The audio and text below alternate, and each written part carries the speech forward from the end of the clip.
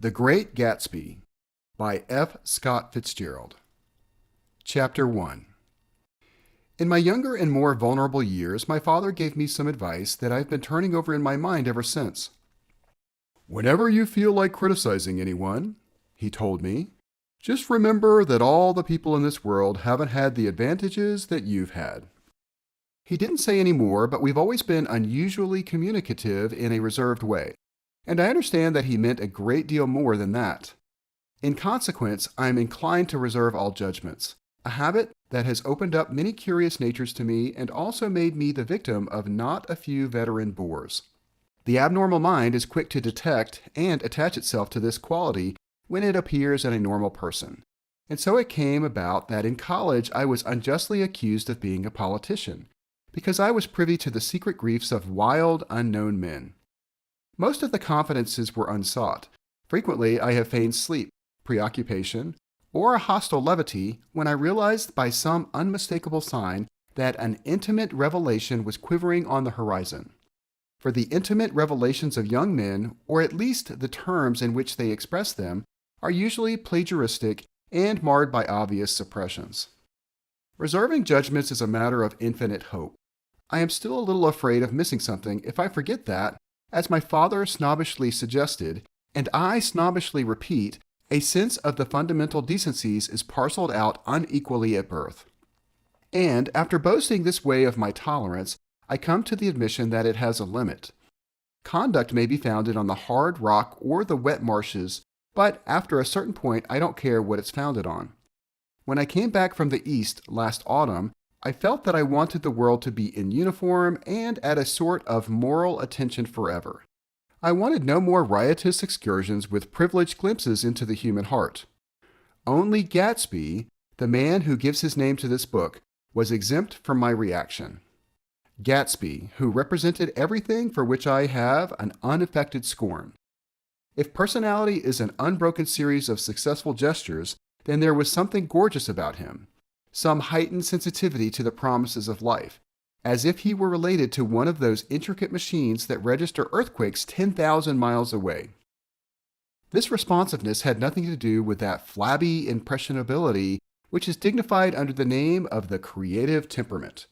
It was an extraordinary gift for hope, a romantic readiness such as I have never found in any other person, and which it is not likely I shall ever find again. No, Gatsby turned out all right at the end.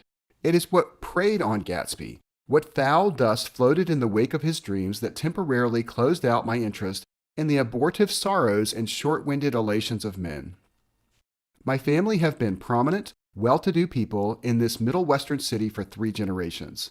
The Carraways are something of a clan, and we have a tradition that we're descended from the Dukes of Buccleuch. But the actual founder of my line was my grandfather's brother, who came here in '51, sent a substitute to the Civil War, and started the wholesale hardware business that my father carries on today. I never saw this great-uncle, but I'm supposed to look like him, with special reference to the rather hard-boiled painting that hangs in Father's office. I graduated from New Haven in 1915, just a quarter of a century after my father, and a little later I participated in the delayed Teutonic migration known as the Great War. I enjoyed the counter-raid so thoroughly that I came back restless. Instead of being the warm center of the world, the Middle West now seemed like the ragged edge of the universe. So I decided to go east and learn the bond business. Everybody I knew was in the bond business, so I supposed it could support one more single man. All my aunts and uncles talked it over as if they were choosing a prep school for me and finally said, "Why, yes," with very grave, hesitant faces. Father agreed to finance me for a year, and after various delays I came east, permanently, I thought, in the spring of '22. The practical thing was to find rooms in the city, but it was a warm season and I had just left a country of wide lawns and friendly trees. So when a young man at the office suggested that we take a house together in a commuting town, it sounded like a great idea. He found the house, a weather-beaten cardboard bungalow at $80 a month, but at the last minute the firm ordered him to Washington and I went out to the country alone. I had a dog, at least I had him for a few days until he ran away, and an old Dodge and a Finnish woman who made my bed and cooked breakfast and muttered Finnish wisdom to herself over the electric stove. It was lonely for a day or so until one morning some man, more recently arrived than I, stopped me on the road. "How do you get to West Egg Village?" he asked helplessly. I told him, and as I walked on, I was lonely no longer. I was a guide, a pathfinder, an original settler. He had casually conferred on me the freedom of the neighborhood. And so, with the sunshine and the great bursts of leaves growing on the trees, just as things grow in fast movies, I had that familiar conviction that life was beginning over again with the summer. There was so much to read, for one thing, and so much fine health to be pulled down out of the young, breath-giving air. I bought a dozen volumes on banking and credit and investment securities, and they stood on my shelf in red and gold like new money from the mint, promising to unfold the shiny secrets that only Midas and Morgan and Maecenas knew. And I had the high intention of reading many other books besides. I was rather literary in college. One year I wrote a series of very solemn and obvious editorials for the Yale News, and now I was going to bring back all such things into my life and become again that most limited of all specialists, the well-rounded man. This isn't just an epigram. Life is much more successfully looked at from a single window, after all. It was a matter of chance that I should have rented a house in one of the strangest communities in North America. It was on that slender, riotous island which extends itself due east of New York and where there are, among other natural curiosities, two unusual formations of land. 20 miles from the city, a pair of enormous eggs, identical in contour and separated only by a courtesy bay, jut out into the most domesticated body of salt water in the Western Hemisphere, the Great Wet Barnyard of Long Island Sound. They are not perfect ovals. Like the egg in the Columbus story, they are both crushed flat at the contact end, but their physical resemblance must be a source of perpetual confusion to the gulls that fly overhead. To the wingless, a more arresting phenomenon is their dissimilarity in every particular except shape and size. I lived at West Egg, the less fashionable of the two, though this is a most superficial tag to express the bizarre and not a little sinister contrast between them. My house was at the very tip of the egg, only 50 yards from the Sound, and squeezed between two huge places that rented for $12,000 or $15,000 a season. The one on my right was a colossal affair by any standard. It was a factual imitation of some Hotel de Ville in Normandy, with a tower on one side, spanking new under a thin beard of raw ivy, and a marble swimming pool, and more than 40 acres of lawn and garden. It was Gatsby's mansion. Or rather, as I didn't know Mr. Gatsby, it was a mansion inhabited by a gentleman of that name. My own house was an eyesore, but it was a small eyesore, and it had been overlooked, so I had a view of the water, a partial view of my neighbor's lawn, and the consoling proximity of millionaires, all for $80 a month. Across the courtesy bay, the white palaces of fashionable East Egg glittered along the water, and the history of the summer really begins on the evening I drove over there to have dinner with the Tom Buchanans. Daisy was my second cousin once removed, and I'd known Tom in college, and just after the war I spent 2 days with them in Chicago. Her husband, among various physical accomplishments, had been one of the most powerful ends that ever played football at New Haven. A national figure in a way, one of those men who reached such an acute limited excellence at 21 that everything afterwards savors of anticlimax. His family were enormously wealthy. Even in college, his freedom with money was a matter for reproach. But now he'd left Chicago and come east in a fashion that rather took your breath away. For instance, he'd brought down a string of polo ponies from Lake Forest. It was hard to realize that a man in my own generation was wealthy enough to do that. Why they came east, I don't know. They had spent a year in France, for no particular reason, and then drifted here and there unrestfully wherever people played polo and were rich together. This was a permanent move, said Daisy over the telephone, but I didn't believe it. I had no sight into Daisy's heart, but I felt that Tom would drift on forever, seeking a little wistfully for the dramatic turbulence of some irrecoverable football game. And so it happened that on a warm, windy evening, I drove over to East Egg to see two old friends whom I scarcely knew at all. Their house was even more elaborate than I expected, a cheerful red and white Georgian colonial mansion overlooking the bay. The lawn started at the beach and ran toward the front door for a quarter of a mile, jumping over sundials and brick walks and burning gardens. Finally, when it reached the house, drifting up the side in bright vines as though from the momentum of its run. The front was broken by a line of French windows, glowing now with reflected gold, and wide open to the warm, windy afternoon. And Tom Buchanan, in riding clothes, was standing with his legs apart on the front porch. He had changed since his New Haven years. Now he was a sturdy, straw-haired man of 30 with a rather hard mouth and a supercilious manner. Two shining, arrogant eyes had established dominance over his face and gave him the appearance of always leaning aggressively forward. Not even the effeminate swank of his riding clothes could hide the enormous power of that body.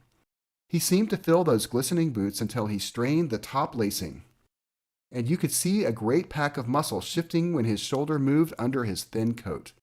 It was a body capable of enormous leverage, a cruel body. His speaking voice, a gruff, husky tenor, added to the impression of fractiousness he conveyed. There was a touch of paternal contempt in it, even toward people he liked, and there were men at New Haven who had hated his guts. "Now, don't think my opinion on these matters is final," he seemed to say, "just because I'm stronger and more of a man than you are." We were in the same senior society, and while we were never intimate, I always had the impression that he approved of me and wanted me to like him with some harsh, defiant wistfulness of his own. We talked for a few minutes on the sunny porch. "I've got a nice place here," he said, his eyes flashing about restlessly. Turning me around by one arm, he moved a broad, flat hand across the front vista, including in its sweep a sunken Italian garden, a half-acre of deep, pungent roses, and a snub-nosed motorboat that bumped the tide offshore. "It belonged to Domain, the oil man." He turned me around again, politely and abruptly. "We'll go inside." We walked through a high hallway into a bright, rosy-colored space, fragilely bound into the house by French windows at either end. The windows were ajar and gleaming white against the fresh grass outside that seemed to grow a little way into the house.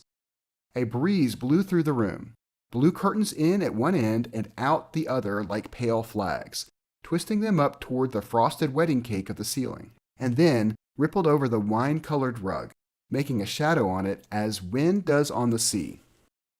The only completely stationary object in the room was an enormous couch on which two women were buoyed up as though upon an anchored balloon. They were both in white, and their dresses were rippling and fluttering as if they had just been blown back in after a short flight around the house. I must have stood for a few moments listening to the whip and snap of the curtains and the groan of a picture on the wall. Then there was a boom as Tom Buchanan shut the rear windows, and the caught wind died out about the room, and the curtains and the rugs and the two young women ballooned slowly to the floor. The younger of the two was a stranger to me. She was extended full length at her end of the divan, completely motionless and with her chin raised a little as if she were balancing something on it, which was quite likely to fall. If she saw me out of the corner of her eyes, she gave no hint of it. Indeed, I was almost surprised into murmuring an apology for having disturbed her by coming in. The other girl, Daisy, made an attempt to rise. She leaned slightly forward with a conscientious expression. Then she laughed, an absurd, charming little laugh, and I laughed too and came forward into the room. "I'm paralyzed with happiness." She laughed again as if she said something very witty, and held my hand for a moment, looking up into my face, promising that there was no one in the world she so much wanted to see. That was a way she had. She hinted in a murmur that the surname of the balancing girl was Baker. I've heard it said that Daisy's murmur was only to make people lean toward her, an irrelevant criticism that made it no less charming. At any rate, Miss Baker's lips fluttered. She nodded at me almost imperceptibly and then quickly tipped her head back again. The object she was balancing had obviously tottered a little and given her something of a fright. Again, a sort of apology arose to my lips. Almost any exhibition of complete self-sufficiency draws a stunned tribute from me. I looked back at my cousin, who began to ask me questions in her low, thrilling voice. It was the kind of voice that the ear follows up and down as if each speech is an arrangement of notes that will never be played again. Her face was sad and lonely with bright things in it, bright eyes and a bright, passionate mouth. But there was an excitement in her voice that men who had cared for her found difficult to forget. A singing compulsion, a whispered listen, a promise that she had done gay, exciting things just a while since, and that there were gay, exciting things hovering in the next hour. I told her how I had stopped off in Chicago for a day on my way east and how a dozen people had sent their love through me. "Do they miss me?" she cried ecstatically. "The whole town is desolate. All the cars have the left rear wheel painted black as a mourning wreath, and there's a persistent wail all night along the North Shore." "How gorgeous! Let's go back, Tom, tomorrow." Then she added irrelevantly, "You ought to see the baby." "I'd like to." "She's asleep. She's 2 years old. Haven't you ever seen her?" "Never." "Well, you ought to see her. She's—" Tom Buchanan, who had been hovering restlessly about the room, stopped and rested his hand on my shoulder. "What are you doing, Nick?" "I'm a bondman."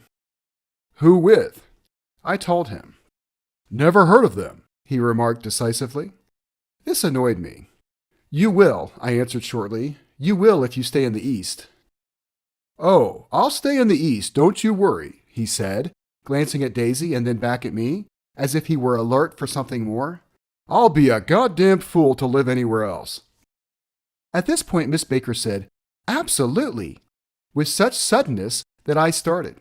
It was the first word she uttered since I came into the room. Evidently, it surprised her as much as it did me, for she yawned and with a series of rapid, deft movements stood up into the room. "I'm stiff," she complained. "I've been lying on that sofa for as long as I can remember." "Don't look at me," Daisy retorted. "I've been trying to get you to New York all afternoon." "No thanks," said Miss Baker to the 4 cocktails just in from the pantry. "I'm absolutely in training." Her host looked at her incredulously. "You are?" He took down his drink as if it were a drop in the bottom of a glass. "How you ever get anything done is beyond me." I looked at Miss Baker, wondering what it was she got done. I enjoyed looking at her. She was a slender, small-breasted girl with an erect carriage, which she accentuated by throwing her body backward at the shoulders like a young cadet. Her gray, sun-strained eyes looked back at me with polite, reciprocal curiosity out of a wan, charming, discontented face. It occurred to me now that I had seen her, or a picture of her somewhere before. "You live in West Egg," she remarked contemptuously. "I know somebody there." "I don't know a single—" "You must know Gatsby." "Gatsby?" demanded Daisy. "What Gatsby?" Before I could reply that he was my neighbor, dinner was announced. Wedging his tense arm imperatively under mine, Tom Buchanan compelled me from the room as though he were moving a checker to another square. Slenderly, languidly, their hands set lightly on their hips, the 2 young women preceded us out onto a rosy-colored porch open toward the sunset where 4 candles flickered on the table in the diminished wind. "Why candles?" objected Daisy, frowning. She snapped them out with her fingers. "In 2 weeks, it'll be the longest day in the year." She looked at us all radiantly. "Do you always watch for the longest day of the year and then miss it?" "I always watch for the longest day in the year and then miss it." "We ought to plan something," yawned Miss Baker, sitting down at the table as if she were getting into bed. "All right," said Daisy. "What'll we plan?" She turned to me helplessly. "What do people plan?" Before I could answer, her eyes fastened with an awed expression on her little finger. "Look," she complained. "I heard it." We all looked. The knuckle was black and blue. "You did it, Tom," she said accusingly. "I know you didn't mean to, but you did do it. That's what I get for marrying a brute of a man, a great big hulking physical specimen of a—" "I hate that word hulking," objected Tom crossly, "even in kidding." "Hulking," insisted Daisy. Sometimes she and Miss Baker talked at once, unobtrusively and with a bantering inconsequence that was never quite chatter, that was as cool as their white dresses and their impersonal eyes in the absence of all desire. They were here, and they accepted Tom and me, making only a polite, pleasant effort to entertain or to be entertained. They knew that presently dinner would be over, and a little later the evening too would be over, and casually put away. It was sharply different from the West, where an evening was hurried from phase to phase toward its close in a continually disappointed anticipation, or else in sheer nervous dread of the moment itself. "You make me feel uncivilized, Daisy," I confessed on my second glass of corky but rather impressive claret. "Can't you talk about crops or something?" I meant nothing in particular by this remark, but it was taken up in an unexpected way. "Civilization's going to pieces," broke out Tom violently. "I've gotten to be terribly pessimistic about things. Have you read The Rise of the Colored Empires by this man Goddard?" "Why, no," I answered, rather surprised by his tone. "Well, it's a fine book, and everybody ought to read it. The idea is, if we don't look out, the white race will be utterly submerged. It's all scientific stuff. It's been proved." "Tom's getting very profound," said Daisy, with an expression of unthoughtful sadness. "He reads deep books with long words in them. What was that word we—" "Well, these books are all scientific," insisted Tom, glancing at her impatiently. "This fellow has worked out the whole thing. It's up to us, who are the dominant race, to watch out, or these other races will have control of things." "We've got to beat them down," whispered Daisy, winking ferociously toward the fervent sun. "You ought to live in California," began Miss Baker, but Tom interrupted her by shifting heavily in his chair. "This idea is that we're Nordics. I am, and you are, and—" After an infinitesimal hesitation, he included Daisy with a slight nod, and she winked at me again. "And we've produced all the things that go to make civilization. Oh, science and art and all that. Do you see?" There was something pathetic in his concentration, as if his complacency, more acute than of old, was not enough to him any more. When almost immediately the telephone rang inside and the butler left the porch, Daisy seized upon the momentary interruption and leaned toward me. "I'll tell you a family secret," she whispered enthusiastically. "It's about the butler's nose. Do you want to hear about the butler's nose?" "That's why I came over tonight." "Well, he wasn't always a butler. He used to be the silver polisher for some people in New York that had a silver service for 200 people. He had to polish it from morning till night until finally it began to affect his nose." "Things went from bad to worse," suggested Miss Baker.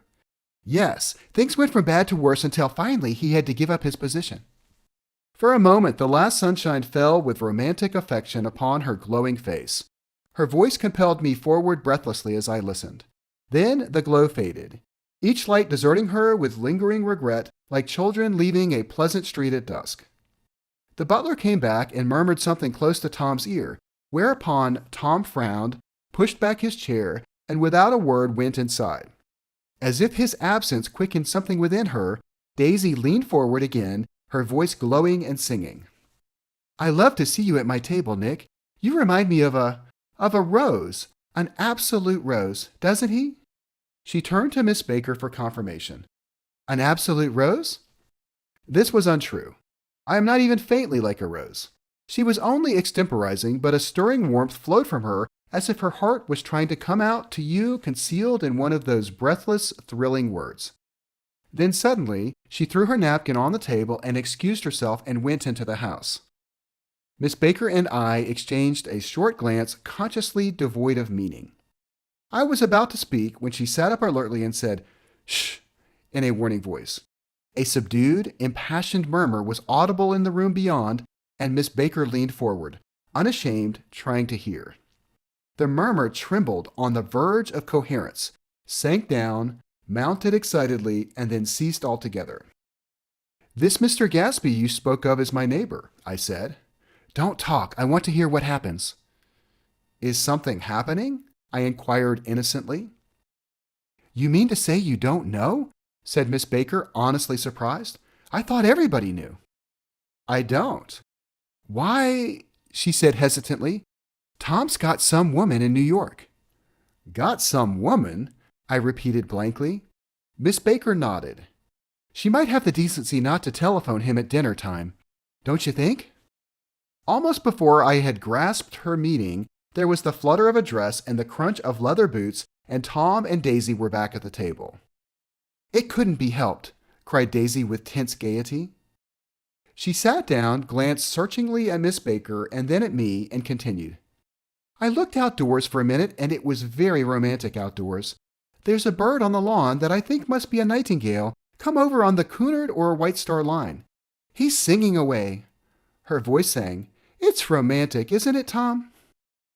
Very romantic, he said, and then miserably to me, If it's light enough after dinner, I want to take you down to the stables. The telephone rang inside, startlingly, and as Daisy shook her head decisively at Tom, the subject of the stables, in fact all subjects, vanished into air. Among the broken fragments of the last 5 minutes at the table, I remember the candles being lit again, pointlessly, and I was conscious of wanting to look squarely at everyone and yet to avoid all eyes. I couldn't guess what Daisy and Tom were thinking, but I doubt if even Miss Baker, who seemed to have mastered a certain hearty skepticism, was able utterly to put this fifth guest's shrill metallic urgency out of mind. To a certain temperament, the situation might have seemed intriguing. My own instinct was to telephone immediately for the police. The horses, needless to say, were not mentioned again. Tom and Miss Baker, with several feet of twilight between them, strolled back into the library, as if to a vigil beside a perfectly tangible body. While trying to look pleasantly interested and a little deaf, I followed Daisy around a chain of connecting verandas to the porch in front. In its deep gloom, we sat down side by side on a wicker settee. Daisy took her face in her hands, as if feeling its lovely shape, and her eyes moved gradually out into the velvet dusk. I saw that turbulent emotions possessed her, so I asked what I thought would be some sedative questions about her little girl. We don't know each other very well, Nick, she said suddenly. Even if we are cousins, you didn't come to my wedding. I wasn't back from the war. That's true, she hesitated. Well, I've had a very bad time, Nick, and I'm pretty cynical about everything. Evidently, she had reason to be. I waited, but she didn't say any more, and after a moment I returned rather feebly to the subject of her daughter. I suppose she talks and eats and everything? Oh, yes. She looked at me absently. Listen, Nick, let me tell you what I said when she was born. Would you like to hear? Very much. It'll show you how I've gotten to feel about things. Well, she was less than an hour old, and Tom was God knows where. I woke up out of the ether with an utterly abandoned feeling and asked the nurse right away if it was a boy or a girl. She told me it was a girl, and so I turned my head away and wept. All right, I said, I'm glad it's a girl, and I hope she'll be a fool. That's the best thing a girl can be in this world, a beautiful little fool. You see, I think everything's terrible anyhow, she went on in a convinced way. Everybody thinks so, the most advanced people, and I know. I've been everywhere and seen everything and done everything. Her eyes flashed around her in a defiant way, rather like Tom's, and she laughed with thrilling scorn. Sophisticated. God, I'm sophisticated. The instant her voice broke off, ceasing to compel my attention, my belief, I felt the basic insincerity of what she had said. It made me uneasy, as though the whole evening had been a trick of some sort to exact a contributory emotion from me. I waited, and sure enough, in a moment she looked at me with an absolute smirk on her lovely face, as if she had asserted her membership in a rather distinguished secret society to which she and Tom belonged. Inside, the crimson room bloomed with light. Tom and Miss Baker sat at either end of the long couch, and she read aloud to him from the Saturday Evening Post. The words, murmurous and uninflected, running together in a soothing tune. The lamplight, bright on his boots and dull on the autumn leaf yellow of her hair, glinted along the paper as she turned a page with a flutter of slender muscles in her arms. When we came in, she held us silent for a moment with a lifted hand. To be continued, she said, tossing the magazines on the table. "In our very next issue." Her body asserted itself with a restless movement of her knee, and she stood up. 10 o'clock, she remarked, apparently finding the time on the ceiling. "Time for this good girl to go to bed." "Jordan's going to play in the tournament tomorrow," explained Daisy, "over at Westchester." "Oh, you're Jordan Baker." I knew now why her face was familiar. Its pleasing, contemptuous expression had looked out at me from many rotogravure pictures of the sporting life at Asheville and Hot Springs and Palm Beach. I had heard some story of her too, a critical, unpleasant story, but what it was I had forgotten long ago. "Good night," she said softly. "Wake me at 8, won't you?" "If you'll get up." "I will. Good night, Mr. Carraway. See you anon." "Of course you will," confirmed Daisy. "In fact, I think I'll arrange a marriage. Come over often, Nick, and I'll sort of, fling you together. You know, lock you up accidentally in linen closets and push you out to sea in a boat, and all that sort of thing." "Good night," called Miss Baker from the stairs. "I haven't heard a word." "She's a nice girl," said Tom after a moment. "They oughtn't to let her run around the country this way." "Who oughtn't to?" inquired Daisy coldly. "Her family." "Her family is one aunt about 1,000 years old. Besides, Nick's going to look after her, aren't you, Nick? She's going to spend lots of weekends out here this summer. I think the home influence will be very good for her." Daisy and Tom looked at each other for a moment in silence. "Is she from New York?" I asked quickly. "From Louisville. Our white girlhood was passed together there. Our beautiful white—" "Did you give Nick a little heart-to-heart talk on the veranda?" demanded Tom suddenly. "Did I?" She looked at me. "I can't seem to remember, but I think we talked about the Nordic race. Yes, I'm sure we did. It sort of crept up on us, and first thing you know—" "Don't believe everything you hear, Nick," he advised me. I said lightly that I had heard nothing at all, and a few minutes later I got up to go home. They came to the door with me and stood side by side in a cheerful square of light. As I started my motor, Daisy peremptorily called, "Wait! I forgot to ask you something, and it's important. We heard you were engaged to a girl out west." "That's right," corroborated Tom kindly. "We heard that you were engaged." "It's libel. I'm too poor." "But we heard it," insisted Daisy, surprising me by opening up again in a flower-like way. "We heard it from 3 people, so it must be true." Of course I knew what they were referring to, but I wasn't even vaguely engaged. The fact that gossip had published the bans was one of the reasons I had come east. You can't stop going with an old friend on account of rumors, and, on the other hand, I had no intention of being rumored into marriage. Their interest rather touched me, and made them less remotely rich. Nevertheless, I was confused and a little disgusted as I drove away. It seemed to me that the thing for Daisy to do was to rush out of the house, child in arms, but apparently there were no such intentions in her head. As for Tom, the fact that he had some woman in New York was really less surprising than that he had been depressed by a book. Something was making him nibble at the edge of stale ideas, as if his sturdy physical egotism no longer nourished his peremptory heart. Already it was deep summer on roadhouse roofs and in front of wayside garages, where new red gas pumps sat out in pools of light, and when I reached my estate at West Egg, I ran the car under its shed and sat for a while on an abandoned grass roller in the yard. The wind had blown off, leaving a loud, bright night with wings beating in the trees and a persistent organ sound as the full bellows of the earth blew the frogs full of life. The silhouette of a moving cat wavered across the moonlight, and turning my head to watch it, I saw that I was not alone. 50 feet away, a figure had emerged from the shadow of my neighbor's mansion and was standing with his hands in his pockets, regarding the silver pepper of the stars. Something in his leisurely movements and the secure position of his feet upon the lawn suggested that it was Mr. Gatsby himself, come out to determine what share was his of our local heavens. I decided to call to him. Miss Baker had mentioned him at dinner, and that would do for an introduction. But I didn't call to him, for he gave a sudden intimation that he was content to be alone. He stretched out his arms towards the dark waters in a curious way, and far as I was from him, I could have sworn he was trembling. Involuntarily, I glanced seaward. and distinguished nothing except a single green light, minute and far away, that might have been the end of a dock. When I looked once more for Gatsby, he had vanished, and I was alone again in the unquiet darkness.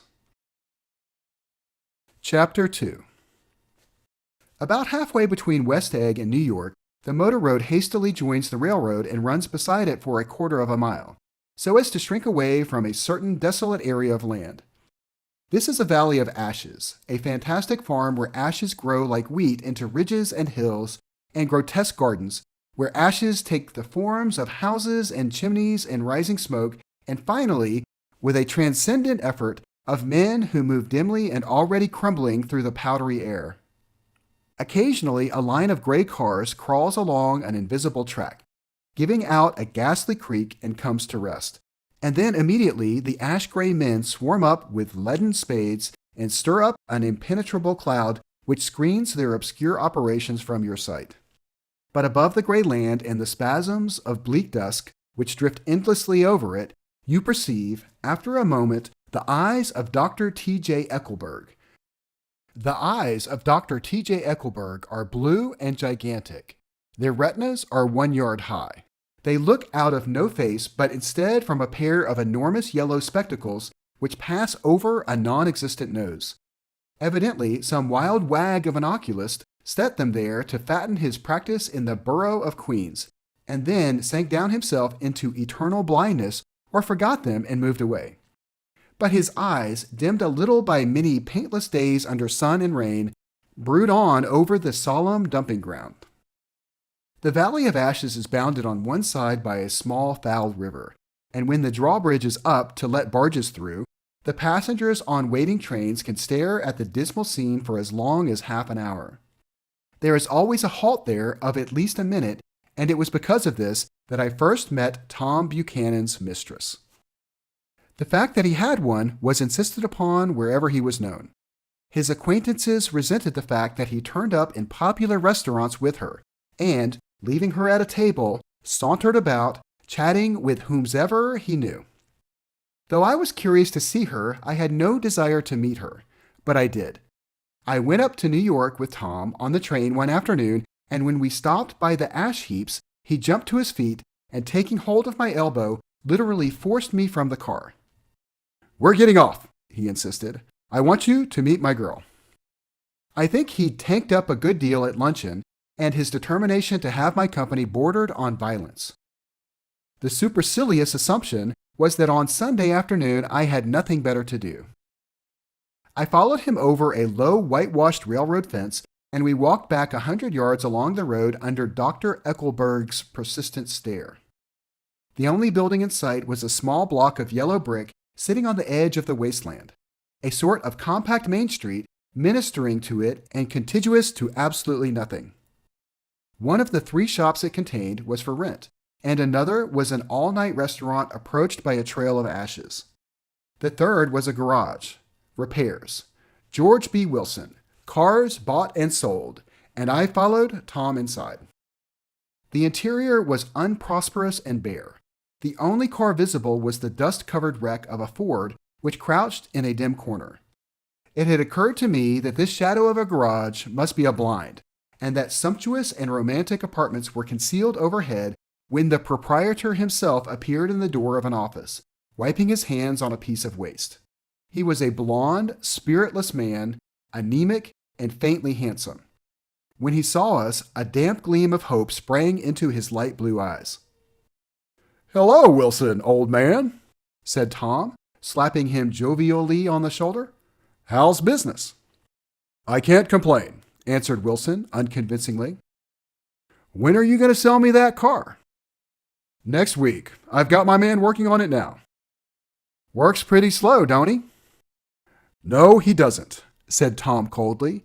"And if you feel that way about it, maybe I'd better sell it somewhere else after all." "I don't mean that," explained Wilson quickly. "I just meant—" His voice faded off, and Tom glanced impatiently around the garage. Then I heard footsteps on the stairs, and in a moment the thickish figure of a woman blocked out the light from the office door.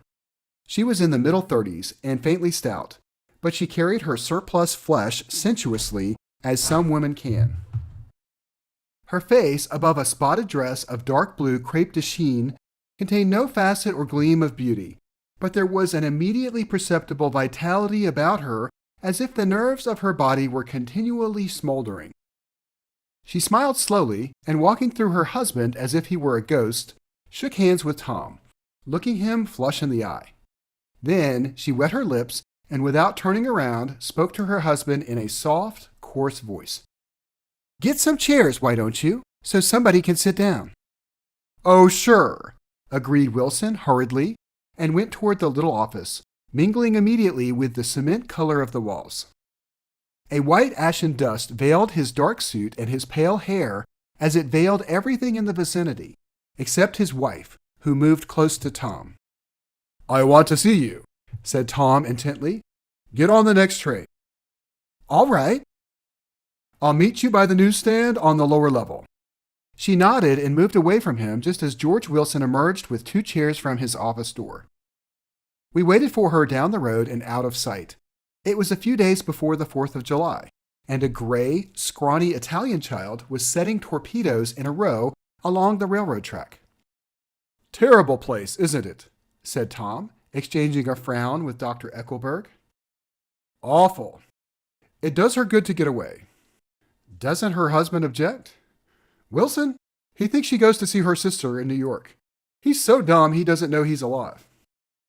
So Tom Buchanan and his girl and I went up together to New York. Or not quite together, for Mrs. Wilson sat discreetly in another car. Tom deferred that much to the sensibilities of those East Eggers who might be on the train. She had changed her dress to a brown figured muslin, which stretched tight over her rather wide hips as Tom helped her to the platform in New York. At the newsstand, she bought a copy of Town Tattle and a moving picture magazine, and in the station drugstore some cold cream and a small flask of perfume. Upstairs, in the solemn, echoing drive, she let 4 taxicabs drive away before she selected a new one, lavender-colored with gray upholstery, and in this we slid out from the mass of the station into the glowing sunshine. But immediately she turned sharply from the window and, leaning forward, tapped on the front glass. "I want to get one of those dogs," she said earnestly. "I want to get one for the apartment. They're nice to have, a dog." We backed up to a gray old man who bore an absurd resemblance to John D. Rockefeller. In a basket swung from his neck cowered a dozen very recent puppies of an indeterminate breed. "What kind are they?" asked Mrs. Wilson eagerly as she came to the taxi window. "All kinds. What kind do you want, lady?" "I'd like to get one of those police dogs. I don't suppose you got that kind."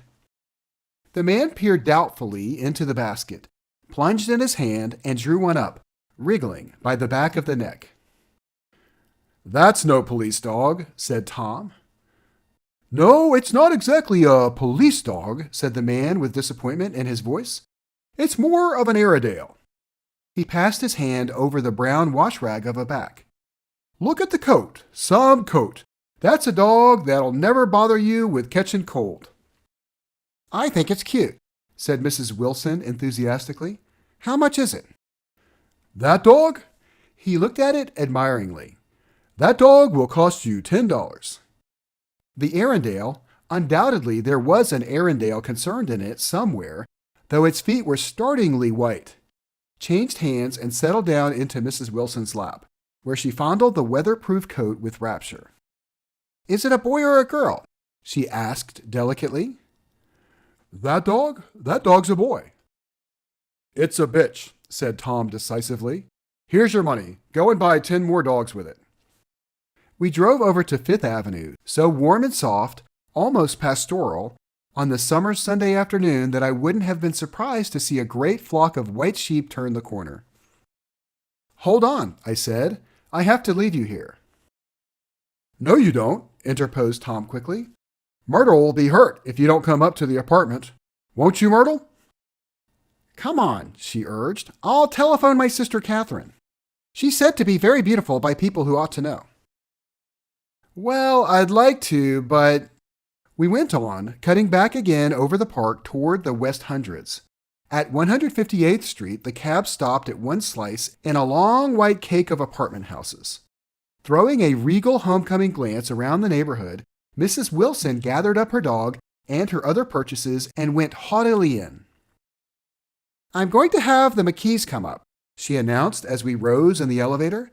"And of course, I got to call up my sister too." The apartment was on the top floor, a small living room, a small dining room, a small bedroom, and a bath. The living room was crowded to the doors with a set of tapestried furniture entirely too large for it, so that to move about was to stumble continually over scenes of ladies swinging in the gardens of Versailles. The only picture was an over-enlarged photograph, apparently a hen sitting on a blurred rock. Looked at from a distance, however, the hen resolved itself into a bonnet, and the countenance of a stout old lady beamed down into the room. Several old copies of Town Tattle lay on the table together with a copy of Simon Called Peter, and some of the small scandal magazines of Broadway. Mrs. Wilson was concerned with the dog. A reluctant elevator boy went for a box full of straw and some milk, to which he added to his own initiative of a tin of large hard dog biscuits, one of which decomposed apathetically in the saucer of milk all afternoon. Meanwhile, Tom brought out a bottle of whiskey from a locked bureau drawer. "I have been drunk just twice in my life, and the second time was that afternoon, so everything that happened has a dim, hazy cast over it, although until after 8 o'clock the apartment was full of cheerful sun." Sitting on Tom's lap, Mrs. Wilson called up several people on the telephone. Then there were no cigarettes, and I went out to buy some at the drugstore on the corner. When I came back, they had disappeared, so I sat down discreetly in the living room and read a chapter of Simon Called Peter. Either it was terrible stuff, or the whiskey distorted things because it didn't make any sense to me. Just as Tom and Myrtle, after the first drink, Mrs. Wilson and I called each other by our first names, reappeared, company commenced to arrive at the apartment door. The sister, Catherine, was a slender, worldly girl of about 30 with a solid, sticky bob of red hair and a complexion powdered milky white. Her eyebrows had been plucked and then drawn on again at a more rakish angle, but the efforts of nature toward the restoration of the old alignment gave a blurred air to her face. When she moved about, there was an incessant clicking as innumerable pottery bracelets jingled up and down upon her arms. She came in with such a proprietary haste and looked around so positively at the furniture that I wondered if she lived there. But when I asked her, she laughed immoderately, repeated my question aloud, and told me she lived with a girlfriend at a hotel. Mr. Mackey was a pale, feminine man from the flat below. He had just shaved, for there was a white spot of lather on his cheekbone, and he was most respectful in his greeting to everyone in the room. He informed me that he was in the artistic game, and I gathered later that he was a photographer and had made the dim enlargement of Mrs. Wilson's mother, which hovered like an ectoplasm on the wall. His wife was shrill, languid, handsome, and horrible. She told me with pride that her husband had photographed her 127 times since they had been married. Mrs. Wilson had changed her costume some time before and was now attired in an elaborate afternoon dress of cream-colored chiffon, which gave out a continual rustle as she swept about the room. With the influence of the dress, her personality had also undergone a change. The intense vitality that had been so remarkable in the garage was converted into impressive hauteur. Her laughter, her gestures, her assertions became more violently affected moment by moment, and as she expanded, the room grew smaller around her, till she seemed to be revolving on a noisy, creaking pivot through the smoky air. "My dear," she told her sister in a high, mincing shout, "most of these fellows will cheat you every time. All they think of is money. I had a woman up here last week to look at my feet, and when she gave me the bill, you'd have thought she had my appendicitis out." "What was the name of the woman?" asked Mrs. Mackey. "Mrs. Eberhardt. She goes around looking at people's feet in their own homes." "I like your dress," remarked Mrs. Mackey. "I think it's adorable." Mrs. Wilson rejected the compliment by raising her eyebrow in disdain. "It's just a crazy old thing," she said. "I just slip it on sometimes when I don't care what I look like." "But it looks wonderful on you, if you know what I mean," pursued Mrs. Mackey. "If Chester could only get you in that pose, I think he could make something of it." We all looked in silence at Mrs. Wilson, who removed a strand of hair from over her eyes and looked back at us with a brilliant smile. Mr. Mackey regarded her intently with his head on one side and then moved his hand back and forth slowly in front of his face. "I should change the light," he said after a moment. "I'd like to bring out the modeling of the features, and I'd try to get hold of all the back hair." "I wouldn't think of changing the light," cried Mrs. Mackey. "I think it's—" Her husband said shh, and we all looked at the subject again, whereupon Tom Buchanan yawned audibly and got to his feet. "You Mackeys have something to drink," he said. "Get some more ice and mineral water, Myrtle, before everybody goes to sleep." "I told that boy about the ice." Myrtle raised her eyebrows in despair at the shiftlessness of the lower orders. "These people, you have to keep after them all the time." She looked at me and laughed pointlessly. Then she flounced over to the dog, kissed it with ecstasy, and swept into the kitchen, implying that a dozen chefs awaited her orders there. "I've done some nice things out on Long Island," asserted Mr. Mackey. Tom looked at him blankly. "Two of them we had framed downstairs." "Two what?" demanded Tom. "Two studies. One of them I call Montauk Point, the Gulls, and the other I call Montauk Point, the Sea." The sister Catherine sat down beside me on the couch. "Do you live down on Long Island too?" she inquired. "I live at West Egg." "Really? I was down there at a party about a month ago, at a man named Gatsby's. Do you know him?" "I live next door to him." "Well, they say he's a nephew or a cousin of Kaiser Wilhelm's. That's where all his money comes from." "Really?" She nodded. "I'm scared of him. I'd hate to have him get anything on me." This absorbing information about my neighbor was interrupted by Mrs. Mackey's pointing suddenly at Catherine. "Chester, I think you could do something with her." She broke out, but Mr. Mackey only nodded in a bored way and turned his attention to Tom. "I'd like to do more work on Long Island, if I could get the entry. All I ask is that they should give me a start." "Ask Myrtle," said Tom, breaking into a short shout of laughter as Mrs. Wilson entered with a tray. "She'll give you a letter of introduction, won't you, Myrtle?" "Do what?" she asked, startled. "You'll give Mackey a letter of introduction to your husband, so he can do some studies of him." His lips moved silently for a moment as he invented, "George B. Wilson at the gasoline pump," or something like that. Catherine leaned close to me and whispered in my ear, "Neither of them can stand the person they're married to." "Can't they?" "Can't stand them." She looked at Myrtle and then at Tom. "What I say is, why go on living with them if you can't stand them? If I was them, I'd get a divorce and get married to each other right away." "Doesn't she like Wilson either?" The answer to this was unexpected. It came from Myrtle, who had overheard the question, and it was violent and obscene. "You see," cried Catherine triumphantly. She lowered her voice again. "It's really his wife that's keeping them apart. She's a Catholic, and they don't believe in divorce." Daisy was not a Catholic, and I was a little shocked at the elaborateness of the lie. "When they do get married," continued Catherine, "they're going west to live for a while until it blows over. It'd be more discreet to go to Europe." "Oh, do you like Europe?" she exclaimed surprisingly. "I just got back from Monte Carlo." "Really?" "Just last year. I went over there with another girl." "Stay long?" "No, we just went to Monte Carlo and back. We went by way of Marseille. We had over $1,200 when we started, but we got gypped out of it all in 2 days in the private rooms. We had an awful time getting back, I can tell you. God, how I hated that town." The late afternoon sky bloomed in the window for a moment like the blue honey of the Mediterranean. Then the shrill voice of Mrs. Mackey called me back into the room. "I almost made a mistake, too," she declared vigorously.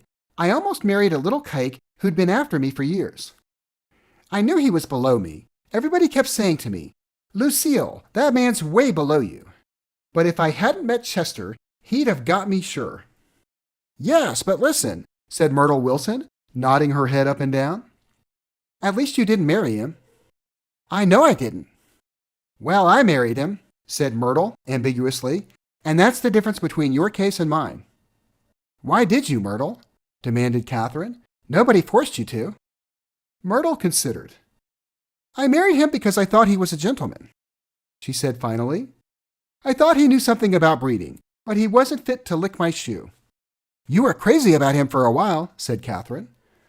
Crazy about him? Cried Myrtle incredulously. Who said I was crazy about him? I never was any more crazy about him than I was about that man there. She pointed suddenly at me, and everyone looked at me accusingly. I tried to show by my expression that I had played no part in her past. The only crazy I was when I married him. I knew right away I made a mistake. He borrowed somebody's best suit to get married in and never even told me about it. And the man came after it one day when he was out. She looked around to see who was listening. Suit? I said. This is the first I ever heard about it. But I gave it to him, and then I lay down and cried to beat the band all afternoon. She really ought to get away from him, resumed Catherine to me. They've been living over that garage for 11 years, and Tom's the first sweetie she ever had. The bottle of whiskey, a second one, was now in constant demand by all present, excepting Catherine, who felt just as good on nothing at all. Tom rang for the janitor and sent him for some celebrated sandwiches, which were a complete supper in themselves. I wanted to get out and walk eastward toward the park through the soft twilight, but each time I tried to go, I became entangled in some wild, stringent argument which pulled me back, as if with ropes, into my chair. Yet high over the city, our line of yellow windows must have contributed their share of human secrecy to the casual watcher in the darkening streets, and I was him too, looking up and wondering. I was within and without, simultaneously enchanted and repelled by the inexhaustible variety of life. Myrtle pulled her chair close to mine, and suddenly her warm breath poured over me the story of her first meeting with Tom. It was on the two little seats facing each other that are always the last ones left on the train. I was going up to New York to see my sister and spend the night. He had on a dress suit and patent leather shoes, and I couldn't keep my eyes off of him, but every time he looked at me, I had to pretend to be looking at the advertisement over his head. When we came into the station, he was next to me, and his white shirt front pressed against my arm, and so I told him that I'd have to call a policeman, but he knew I lied.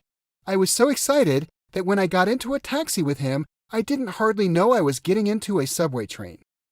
All I kept thinking about over and over was, "You can't live forever, you can't live forever." She turned to Mrs. Mackey, and the room rang full of her artificial laughter. "My dear," she cried, "I'm going to give you this dress as soon as I'm through with it. I've got to get another one tomorrow. I'm going to make a list of things I've got to get. A massage and a wave and a collar for the dog and one of those cute little ashtrays where you touch a spring. And a wreath with a black silk bow for Mother's grave that'll last all summer. I got to write down a list so I won't forget all the things I got to do." It was 9 o'clock. Almost immediately afterward, I looked at my watch and found it was 10. Mr. Mackey was asleep on a chair with his fists clenched in his lap, like a photograph of a man of action. Taking out my handkerchief, I wiped from his cheek the remains of the spot of dried lather that had worried me all the afternoon. The little dog was sitting on the table, looking with blind eyes through the smoke, and from time to time groaning faintly. People disappeared, reappeared, made plans to go somewhere, and then lost each other, searched for each other, found each other a few feet away. Some time toward midnight, Tom Buchanan and Mrs. Wilson stood face to face, discussing in impassioned voices whether Mrs. Wilson had any right to mention Daisy's name. "Daisy! Daisy! Daisy!" shouted Mrs. Wilson. "I'll say it whenever I want to. Daisy! Making a short, deft movement, Tom Buchanan broke her nose with his open hand. Then there were bloody towels upon the bathroom floor, and women's voices scolding, and high over the confusion a long broken wail of pain. Mr. Mackey awoke from his doze and started in a daze toward the door. When he had gone halfway, he turned around and stared at the scene. His wife and Catherine scolding and consoling as they stumbled here and there among the crowded furniture with articles of aid, and the despairing figure on the couch bleating fluently and trying to spread a copy of Town Tattle over the tapestry scenes of Versailles. Then Mr. Mackey turned and continued on out the door. Taking my hat from the chandelier, I followed. "Come to lunch some day," he suggested, as we groaned down in the elevator. "Where?" "Anywhere." "Keep your hands off the lever," snapped the elevator boy. "I beg your pardon?" said Mr. Mackey with dignity. "I didn't know I was touching it." "All right," I agreed. "I'll be glad to." I was standing beside his bed, and he was sitting up between the sheets, clad in his underwear, with a great portfolio in his hands. Beauty and the Beast, Loneliness, Old Grocery Horse, Broken Bridge. Then I was lying half asleep in the cold lower level of the Pennsylvania station, staring at the Morning Tribune and waiting for the 4 o'clock train. Chapter 3. There was music from my neighbor's house through the summer nights. In his blue gardens, men and girls came and went like moths among the whisperings and the champagne and the stars. At high tide in the afternoon, I watched his guests diving from the tower of his raft or taking the sun on the hot sand of his beach while his 2 motorboats slit the waters of the Sound, drawing aquaplanes over cataracts of foam.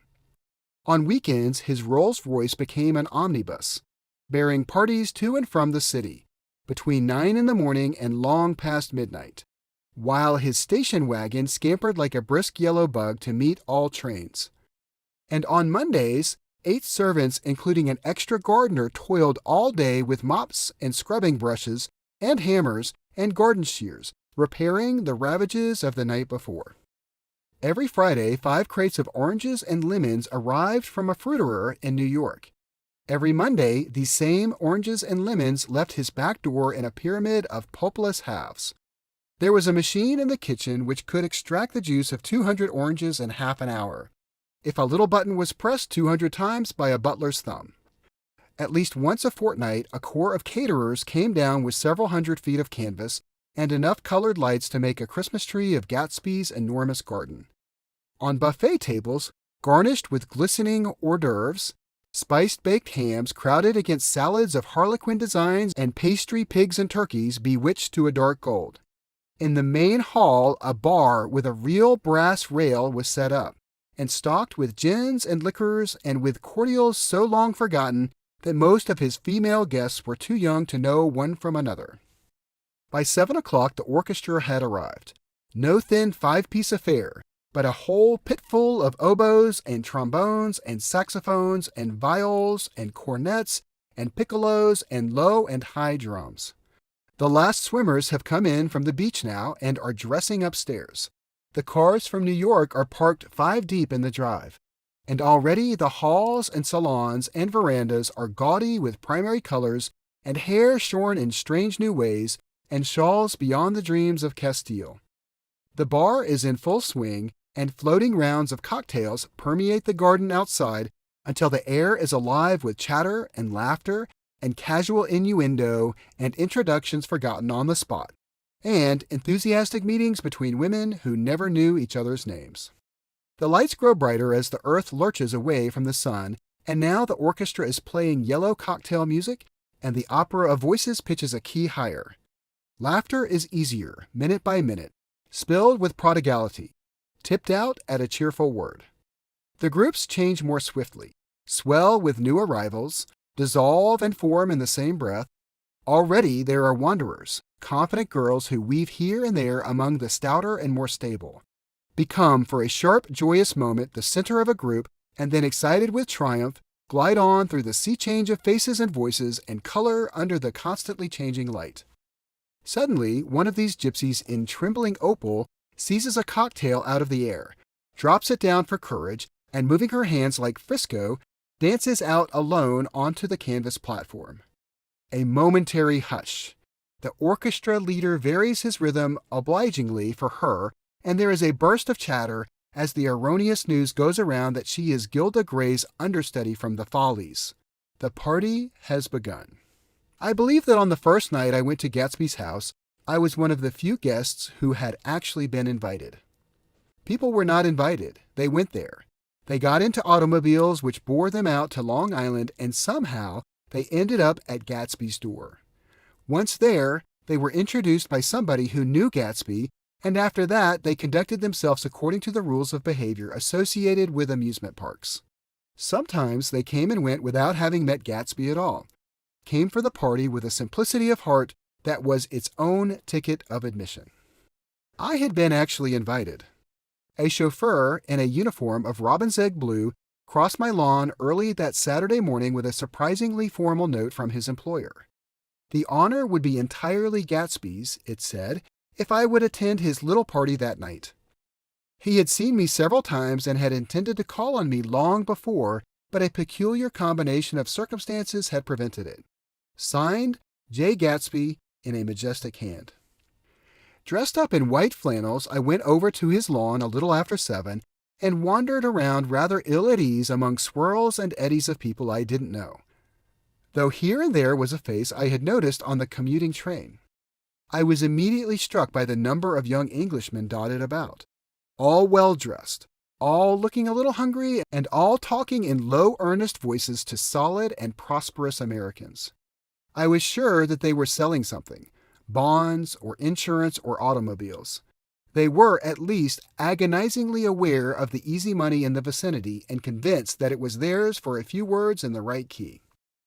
As soon as I arrived, I made an attempt to find my host, but the 2 or 3 people of whom I asked his whereabouts stared at me in such an amazed way and denied so vehemently any knowledge of his movements that I slunk off in the direction of the cocktail table, the only place in the garden where a single man could linger without looking purposeless and alone.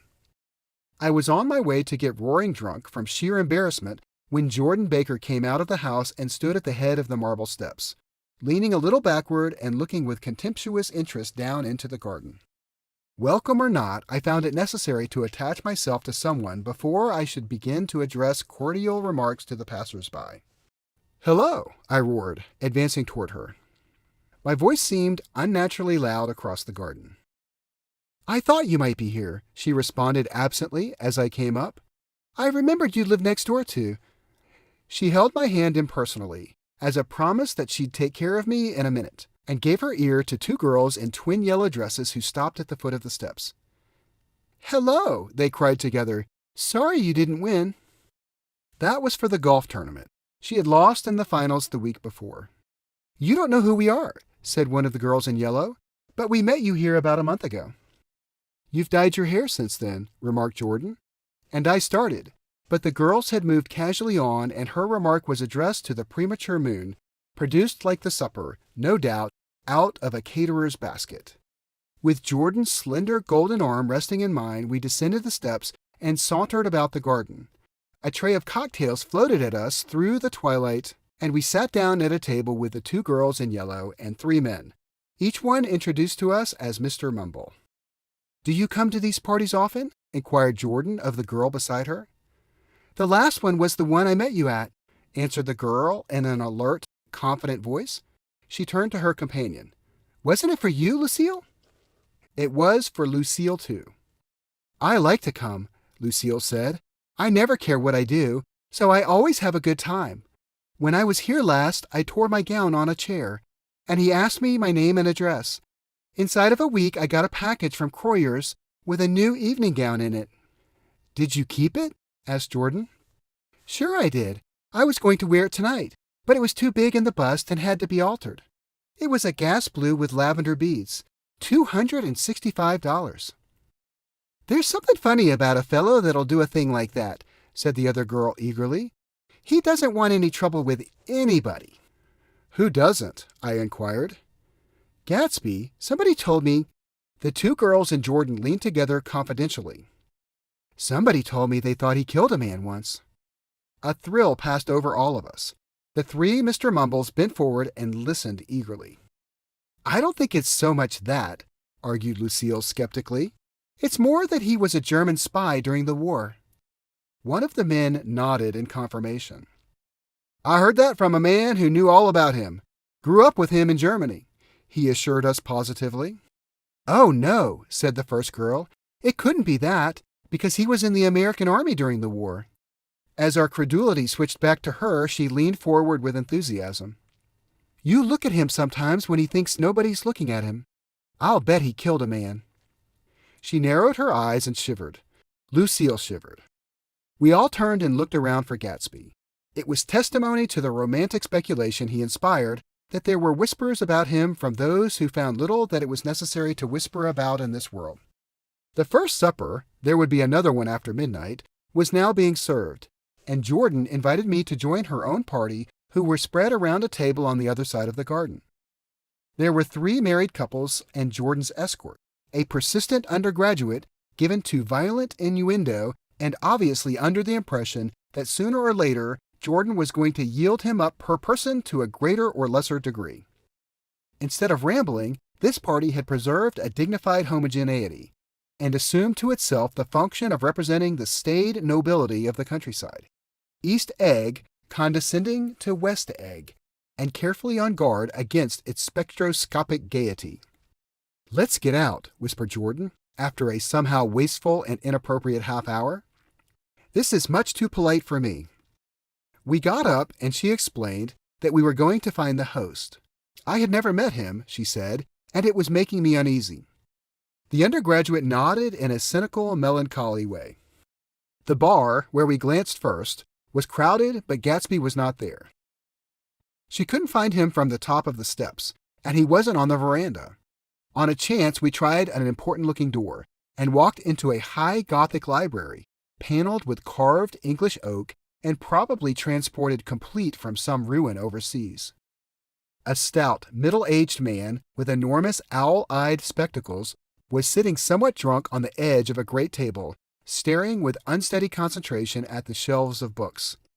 As we entered, he wheeled excitedly around and examined Jordan from head to foot. "What do you think?" he demanded impetuously. "About what?" He waved his hand toward the bookshelves. "About that. As a matter of fact, you needn't bother to ascertain." I ascertained. They're real. "The books?" He nodded. "Absolutely real. Have pages and everything. I thought they'd be a nice durable cardboard. Matter of fact, they're absolutely real. Pages and... Here, let me show you."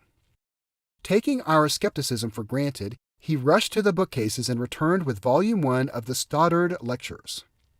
"See," he cried triumphantly, "it's a bona fide piece of printed material. It fooled me. This fellow's a regular Belasco. It's a triumph. What thoroughness! What realism! Knew when to stop, too. Didn't cut the pages. But what do you want? What do you expect?" He snatched the book from me and replaced it hastily on its shelf, muttering that if one brick was removed, the whole library was liable to collapse. "Who brought you here?" he demanded. "Or did you just come?" "I was brought. Most people were brought." Jordan looked at him alertly, cheerfully, without answering. "I was brought by a woman named Roosevelt," he continued. "Mrs. Claude Roosevelt. Do you know her? I met her somewhere last night. I've been drunk for about a week now, and I thought it might sober me up to sit in a library." "Has it?" "A little bit, I think. I can't tell yet. I've only been here an hour. Did I tell you about the books? They're real. They're—" "You told us." We shook hands with him gravely and went back outdoors. There was dancing now on the canvas in the garden. Old men pushing young girls backward in eternal graceless circles. Superior couples holding each other tortuously, fashionably, and keeping in the corners. And a great number of single girls dancing individualistically or relieving the orchestra for a moment of the burden of the banjo or the traps. By midnight, the hilarity had increased. A celebrated tenor had sung in Italian, and a notorious contralto had sung in jazz. And between the numbers, people were doing stunts all over the garden, while happy, vacuous bursts of laughter rose toward the summer sky. A pair of stage twins, who turned out to be the girls in yellow, did a baby act in costume, and champagne was served in glasses bigger than finger bowls. The moon had risen higher, and floating in the south was a triangle of silver scales, trembling a little to the stiff, tiny drip of the banjos on the lawn. I was still with Jordan Baker. We were sitting at a table with a man of about my age and a rowdy little girl who gave way upon the slightest provocation to uncontrollable laughter. I was enjoying myself now. I had taken 2 finger bowls of champagne, and the scene had changed before my eyes into something significant, elemental, and profound. At a lull in the entertainment, the man looked at me and smiled. "Your face is familiar," he said, politely. "Weren't you in the 3rd Division during the war?" "Why, yes, I was in the 9th Machine Gun Battalion." "I was in the 7th Infantry until June 1918. "I knew I'd seen you somewhere before." We talked for a moment about some wet, gray little villages in France. Evidently, he lived in this vicinity, for he told me that he had just bought a hydroplane and was going to try it out in the morning. Want to go with me, old sport? Just near the shore along the Sound. What time? Any time that suits you best. It was on the tip of my tongue to ask his name when Jordan looked around and smiled. Having a gay time now? She inquired. Much better. I turned again to my new acquaintance. This is an unusual party for me. I haven't even seen the host. I live over there. I waved my hand at the invisible hedge in the distance, and this man Gatsby sent over his chauffeur with an invitation. For a moment, he looked over at me as if he failed to understand. I'm Gatsby, he said suddenly. What? I exclaimed. Oh, I beg your pardon. I thought you knew, old sport. I'm afraid I'm not a very good host. He smiled understandingly, much more than understandingly. It was one of those rare smiles with a quality of eternal reassurance in it, that you may come across 4 or 5 times in life. It faced, or seemed to face, the whole external world for an instant, and then concentrated on you with an irresistible prejudice in your favor. It understood you just as far as you wanted to be understood, believed in you just as you would like to believe in yourself, and assured you that it had precisely the impression of you that, at your best, you hoped to convey. Precisely at that point, it vanished, and I was looking at an elegant young roughneck, a year or 2 over 30, whose elaborate formality of speech just missed being absurd. Some time before he introduced himself, I'd got a strong impression that he was picking his words with care. Almost at the moment when Mr. Gatsby identified himself, a butler hurried toward him with the information that Chicago was calling him on the wire. He excused himself with a small bow that included each of us in turn. If you want anything, just ask for it, old sport, he urged me. Excuse me, I will rejoin you later. When he was gone, I turned immediately to Jordan, constrained to assure her of my surprise. I had expected that Mr. Gatsby would be a florid and corpulent person in his middle years. Who is he? I demanded. Do you know? He's just a man named Gatsby. Where is he from, I mean, and what does he do? Now you're started on the subject, she answered with a wan smile. Well, he told me once he was an Oxford man. A dim background started to take shape behind him, but at her next remark it faded away. However, I don't believe it. Why not? I don't know, she insisted. I just don't think he went there. Something in her tone reminded me of the other girls' I think he killed a man, and had the effect of stimulating my curiosity. I would have accepted without question the information that Gatsby sprang from the swamps of Louisiana or from the Lower East Side of New York. That was comprehensible. But young men didn't, at least in my provincial inexperience I believe they didn't, drift coolly out of nowhere and buy a palace on Long Island Sound. Anyhow, he gives large parties, said Jordan, changing the subject with an urbane distaste for the concrete. And I like large parties. They're so intimate. At small parties, there isn't any privacy. There was the boom of a bass drum, and the voice of the orchestra leader rang out suddenly above the echolalia of the garden. Ladies and gentlemen, he cried, at the request of Mr. Gatsby, we are going to play for you Mr. Vladimir Tolstoy's latest work, which attracted so much attention at Carnegie Hall last May. If you read the papers, you know there was a big sensation. He smiled with jovial condescension and added, some sensation. Whereupon everybody laughed. The piece is known, he concluded lustfully, as Vladimir Tolstoy's Jazz History of the World. The nature of Mr. Tolstoy's composition eluded me, because just as it began, my eyes fell on Gatsby, standing alone on the marble steps and looking from one group to another with approving eyes. His tanned skin was drawn attractively tight on his face, and his short hair looked as though it were trimmed every day. I could see nothing sinister about him. I wondered if the fact that he was not drinking helped him to set off from his guests, for it seemed to me that he grew more correct as the fraternal hilarity increased. When the Jazz History of the World was over, girls were putting their heads on men's shoulders in a puppyish, convivial way. Girls were swooning backward playfully into men's arms, even into groups, knowing that someone would arrest their falls. But no one swooned backward on Gatsby. and no French bob touched Gatsby's shoulder, and no singing quartets were formed with Gatsby's head for one link. "I beg your pardon?" Gatsby's butler was suddenly standing beside us. "Mrs. Baker?" he inquired. "I beg your pardon, but Mr. Gatsby would like to speak to you alone." "With me?" she exclaimed in surprise. "Yes, madame." She got up slowly, raising her eyebrows at me in astonishment, and followed the butler toward the house. I noticed that she wore her evening dress, all her dresses, like sports clothes. There was a jauntiness about her movements as if she had first learned to walk upon golf courses on clean, crisp mornings. I was alone, and it was almost 2. For some time confused and intriguing sounds had issued from a long, many-windowed room which overhung the terrace. Eluding Jordan's undergraduate, who was now engaged in an obstetrical conversation with 2 chorus girls, and who implored me to join him, I went inside. The large room was full of people. One of the girls in yellow was playing the piano, and beside her stood a tall, red-haired young lady from a famous chorus, engaged in song. She had drunk a quantity of champagne, and during the course of her song she had decided ineptly that everything was very, very sad. She was not only singing, she was weeping too. Whenever there was a pause in the song, she filled it with gasping, broken sobs, and then took up the lyric again in a quavering soprano. The tears coursed down her cheeks, not freely, however, for when they came into contact with her heavily beaded eyelashes, they assumed an inky color, and pursued the rest of their way in slow black rivulets. A humorous suggestion was made that she sing the notes on her face, whereupon she threw up her hands, sank into a chair, and went off into a deep, vinous sleep. "She had a fight with a man who says he's her husband," explained a girl at my elbow. I looked around.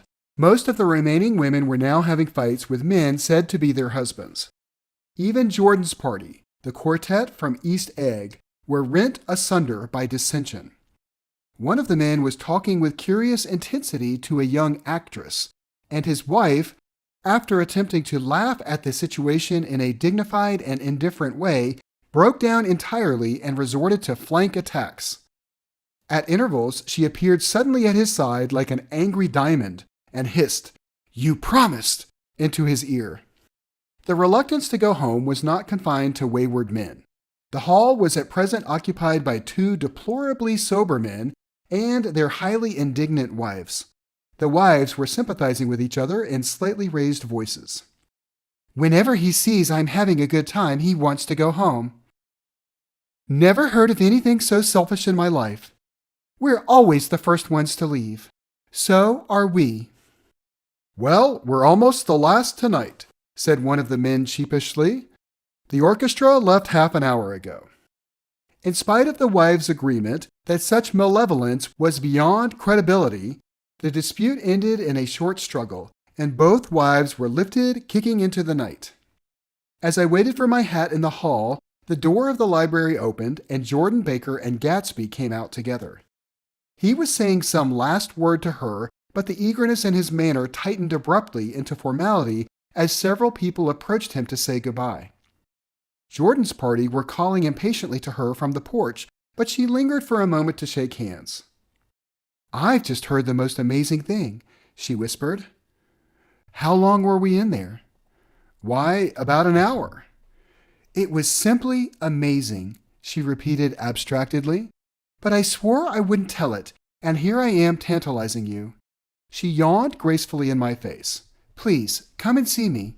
Phone book, under the name of Mrs. Sigourney Howard. My aunt." She was hurrying off as she talked. Her brown hand waved a jaunty salute as she melted into her party at the door.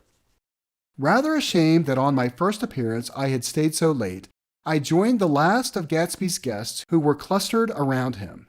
I wanted to explain that I'd hunted for him early in the evening and to apologize for not having known him in the garden. "Don't mention it," he enjoined me eagerly. "Don't give it another thought, old sport." The familiar expression held no more familiarity than the hand which reassuringly brushed my shoulder. "And don't forget, we're going up in the hydroplane tomorrow morning at 9 o'clock. Then the butler behind his shoulder. "Philadelphia wants you on the phone, sir." "All right, in a minute. Tell them I'll be right there. Good night, he smiled, and suddenly there seemed to be a pleasant significance in having been among the last to go, as if he had desired it all the time. Good night, old sport, good night. But as I walked down the steps, I saw that the evening was not quite over. 50 feet from the door, a dozen headlights illuminated a bizarre and tumultuous scene. In the last ditch beside the road, right side up but violently shorn of one wheel, rested a new coupe which had left Gatsby's drive not 2 minutes before. The sharp jut of a wall accounted for the detachment of the wheel, which was now getting considerable attention from half a dozen curious chauffeurs. However, as they had left their cars blocking the road, a harsh, discordant din from those in the rear had been audible for some time, and added to the already violent confusion of the scene. A man in a long duster had dismounted from the wreck and now stood in the middle of the road, looking from the car to the tire, and from the tire to the observers in a pleasant, puzzled way. See, he explained, it went in the ditch. The fact was infinitely astonishing to him, and I recognized first the unusual quality of wonder and then the man. It was the late patron of Gatsby's library. How did it happen? He shrugged his shoulders. I know nothing whatever about mechanics, he said decisively. But how did it happen? Did you run into the wall? Don't ask me, said Owl Eyes, washing his hands of the whole matter. I know very little about driving, next to nothing. It happened, and that's all I know.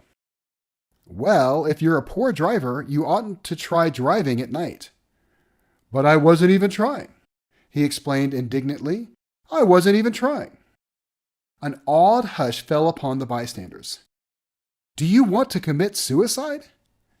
You're lucky it was just a wheel, a bad driver, and not even trying. You don't understand, explained the criminal. I wasn't driving. There's another man in the car. The shock that followed this declaration found voice in a sustained "Ah!" as the door of the coupe swung slowly open. The crowd, it was now a crowd, stepped back involuntarily, and when the door had opened wide, there was a ghostly pause. Then, very gradually, part by part, a pale, dangling individual stepped out of the wreck, pawing tentatively at the ground with a large, uncertain dancing shoe. Blinded by the glare of the headlights and confused by the incessant groaning of the horns, the apparition stood swaying for a moment before he perceived the man in the duster. What's matter? He inquired calmly. Did we run out of gas? Look! Half a dozen fingers pointed at the amputated wheel. He stared at it for a moment and then looked upward as though he suspected that it had dropped from the sky. It came off, someone explained. He nodded. At first I didn't notice we'd stopped. A pause. Then taking a long breath and straightening his shoulders, he remarked in a determined voice, Wonder if tell me where there's a gas line station. At least a dozen men, some of them little better off than he was, explained to him that the wheel and car were no longer joined by any physical bond. Back out, he suggested after a moment. Put her in reverse. But the wheel's off. He hesitated. No harm in trying, he said. The caterwauling horns had reached a crescendo, and I turned away and cut across the lawn toward home. I glanced back once. A wafer of a moon was shining over Gatsby's house, making the night fine as before and surviving the laughter and the sound of his still glowing garden. A sudden emptiness seemed to flow now from the windows and the great doors, endowing with complete isolation the figure of the host who stood on the porch, his hand up in a formal gesture of farewell. Reading over what I have written so far, I see I have given the impression that the events of 3 nights several weeks apart were all that absorbed me. On the contrary, they were merely casual events in a crowded summer, and, until much later, they absorbed me infinitely less than my personal affairs. Most of the time I worked. In the early morning the sun threw my shadow westward as I hurried down the white chasms of lower New York to the Probity Trust. I knew the other clerks and young bond salesmen by their first names, and lunched with them in dark, crowded restaurants on little pig sausages and mashed potatoes and coffee. I even had a short affair with a girl who lived in Jersey City and worked in the accounting department. But her brother began throwing mean looks in my direction, so when she went on her vacation in July, I let it blow quietly away. I took dinner usually at the Yale Club. For some reason, it was the gloomiest event of my day. And then I went upstairs to the library and studied investments and securities for a conscientious hour. There were generally a few rioters around, but they never came into the library, so it was a good place to work.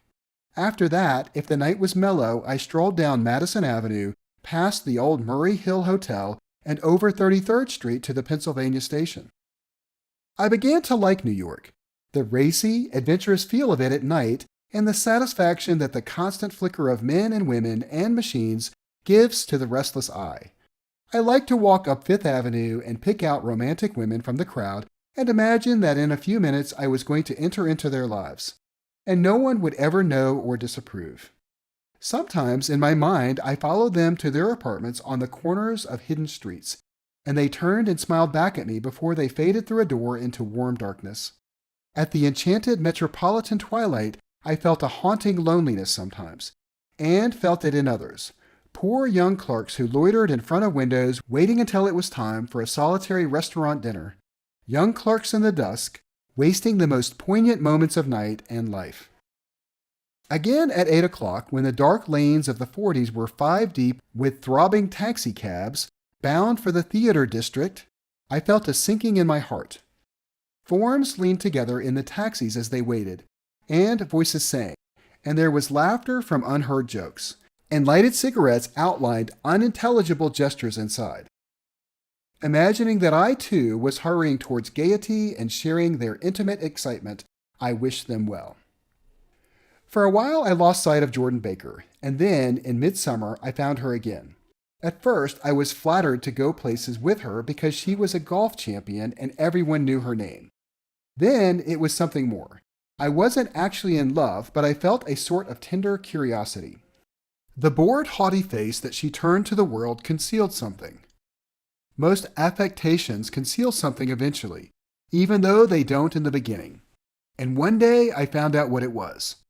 We were on a house party together up in Warwick. She left a borrowed car out in the rain with the top down, and then lied about it. And suddenly I remembered the story about her that had eluded me that night at Daisy's. At her first big golf tournament, there was a row that nearly reached the newspapers. A suggestion that she had moved her ball from a bad lie in the semi-final round. The thing approached the proportions of a scandal, then died away. A caddy retracted his statement, and the only other witness admitted that he might have been mistaken. The incident and the name had remained together in my mind. Jordan Baker instinctively avoided clever, shrewd men, and now I saw that this was because she felt safer on a plane where any divergence from a code would be thought impossible. She was incurably dishonest.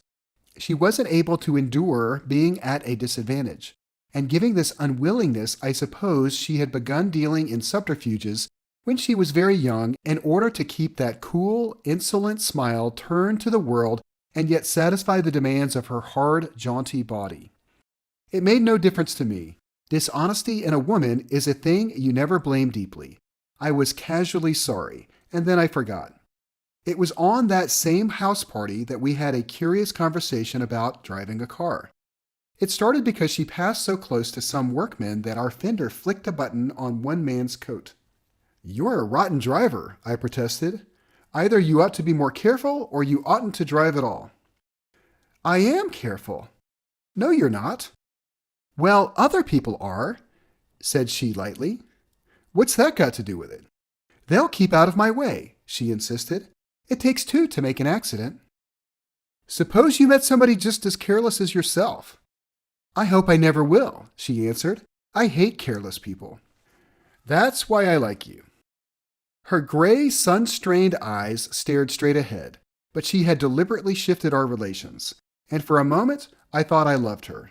But I am slow-thinking and full of interior rules that act as brakes on my desires, and I knew that first I had to get myself definitely out of that tangle back home. I'd been writing letters once a week and signing them. "Love, Nick." And all I could think of was how, when that certain girl played tennis, A faint mustache of perspiration appeared on her upper lip. Nevertheless, there was a vague understanding that had to be tactfully broken off before I was free. Everyone suspects himself of at least one of the cardinal virtues, and this is mine. I am one of the few honest people that I have ever known. Chapter 4. On Sunday morning, while church bells rang in the villages, along shore the world and its mistress returned to Gatsby's house and twinkled hilariously on his lawn. "He's a bootlegger," said the young ladies, moving somewhere between his cocktails and his flowers. "One time he killed a man who had found out that he was nephew to von Hindenburg and second cousin to the devil. Reach me a rose, honey, and pour me a last drop into that there crystal glass." Once I wrote down on the empty spaces of a timetable the names of those who came to Gatsby's house that summer. It is an old timetable now, disintegrating at its folds and headed, "This schedule in effect July 5th, 1922. But I can still read the gray names, and they will give you a better impression than my generalities of those who accepted Gatsby's hospitality and paid him the subtle tribute of knowing nothing whatever about him. From East Egg, then, came the Chester Beckers, and the Leaches, and a man named Bunsen, whom I knew at Yale, and Dr. Weber Civet, who was drowned last summer up in Maine, and the Hornbeams, and the Willie Voltaires, and a whole clan named Blackbuck, who always gathered in a corner and flipped up their noses like goats at whosoever came near, and the Ismays, and the Christies, or rather Hubert Auerbach and Mr. Christie's wife, and Edgar Beaver, whose hair, they say, turned cotton white one winter afternoon for no good reason at all. Clarence Endive was from East Egg, as I remember. He came only once, in white knickerbockers, and had a fight with a bum named Eddie in the garden. From farther out on the island came the Cheadles, and the O.R.P. Schraders, and the Stonewall Jackson Abrams of Georgia, and the Fishguards and the Ripley Snells. Snell was there 3 days before he went to the penitentiary, so drunk out on the gravel drive that Mrs. Ulysses Sweat's automobile ran over his right hand. The Danceys came too, and S.B. Whitebait, who was well over 60, and Morris A. Flink, and the Hammerheads, and Beluga the tobacco importer, and Beluga's girls. From West Egg came the Poles, and the Mulreadys, and Civil Roebuck, and Civil Schoen, and Gulick, the state senator, and Newton Orchid, who controlled films par excellence, and Eckhoust, and Clyde Cohen, and Don S. Schwartzy, the son, and Arthur McCarty, all connected with the movies in one way or another, and the Catlips, and the Bimbergs, and G. Earl Muldoon, brother to that Muldoon who afterward strangled his wife. Da Fontano, the promoter, came there, and Ed Legros, and James B. Rotgut Ferret, and the De Jongs, and Ernest Lilly. They came to gamble, and when Ferret wandered into the garden, it meant he was cleaned out, and Associated Traction would have to fluctuate profitably next day. A man named Klipspringer was there so often and so long that he became known as the Boarder. I doubt if he had any other home. Of theatrical people there were Gus Ways, and Horace O'Donovan, and Lester Meyer, and George Duckweed, and Francis Bull. Also from New York were the Cromes, and the Backhysons, and the Denekers, and Russell Beatty, and the Corrigans, and the Kelleher's, and the Dewars, and the Scullys, and S.W. Belcher, and the Smirks, and the Young Quinns, divorced now, and Henry L. Palmetto, who killed himself by jumping in front of a subway train in Times Square. Benny McClanahan arrived always with 4 girls. They were never quite the same ones in physical person, but they were so identical one with another that it inevitably seemed that they had been there before. I have forgotten their names, Jacqueline, I think, or else Consuela, or Gloria, or Judy, or June, and their last names were either the melodious names of flowers and months, or the sterner ones of the great American capitalists whose cousins, if pressed, they would confess themselves to be. In addition to all these, I can remember that Faustina O'Brien came there at least once, and the Baedeker girls, and young Brewer, who had his nose shot off in the war, and Mr. Albrucksberger, and Miss Haig, his fiancée, and Ardita Fitzpeters, and Mr. P. Jewett, once head of the American Legion, and Miss Claudia Hipp, with a man reputed to be her chauffeur, and a prince of something whom we called Duke, and whose name, if I ever knew it, I have forgotten. All these people came to Gatsby's house in the summer. At 9 o'clock one morning late in July, Gatsby's George's car lurched up the rocky drive to my door and gave out a burst of melody from its three-noted horn. It was the first time he had called on me, though I had gone to 2 of his parties, mounted in his hydroplane, and, at his urgent invitation, made frequent use of his beach. "Good morning, old sport. You're having lunch with me today, and I thought we'd ride up together." He was balancing himself on the dashboard of his car with that resourcefulness of movement that is so peculiarly American, that comes, I suppose, with the absence of lifting work or rigid sitting in youth, and, even more, with the formless grace of our nervous, sporadic games. This quality was continually breaking through his punctilious manner in the shape of restlessness. He was never quite still. There was always a tapping foot somewhere or the impatient opening and closing of a hand. He saw me looking with admiration at his car. "It is pretty, isn't it, old sport?" He jumped off to give me a better view. "Haven't you ever seen it before?" I'd seen it. Everybody had seen it. It was a rich cream color, bright with nickel, swollen here and there in its monstrous length with triumphant hat boxes and supper boxes and toolboxes, and terraced with a labyrinth of windshields that mirrored a dozen suns. Sitting down behind many layers of glass in a sort of green leather conservatory, we started to town. I had talked with him perhaps half a dozen times in the past month and found, to my disappointment, that he had little to say. So my first impression, that he was a person of some undefined consequence, had gradually faded, and he had become simply the proprietor of an elaborate roadhouse next door. And then came that disconcerting ride. We hadn't reached West Egg Village before Gatsby began leaving his elegant sentences unfinished and slapping himself indecisively on the knee of his caramel-colored suit. "Look here, old sport," he broke out surprisingly. "What's your opinion of me, anyhow?" A little overwhelmed, I began the generalized evasions which that question deserves. "Well, I'm going to tell you something about my life." He interrupted. "I don't want you to get a wrong idea of me from all these stories you hear." So he was aware of the bizarre accusations that flavored conversation in his halls. "I'll tell you God's truth." His right hand suddenly ordered divine retribution to stand by. "I am the son of some wealthy people in the Middle West, all dead now. I was brought up in America, but educated at Oxford because all my ancestors have been educated there for many years. It is a family tradition." He looked at me sideways, and I knew why Jordan Baker had believed he was lying. He hurried the phrase "educated at Oxford," or swallowed it, or choked on it as though it had bothered him before. And with this doubt, his whole statement fell to pieces, and I wondered if there was something a little sinister about him after all. "What part of the Middle West?" I inquired casually. "San Francisco." "I see. My family all died, and I came into a good deal of money." His voice was solemn, as if the memory of that sudden extinction of a clan still haunted him. For a moment I suspected that he was pulling my leg, but a glance at him convinced me otherwise.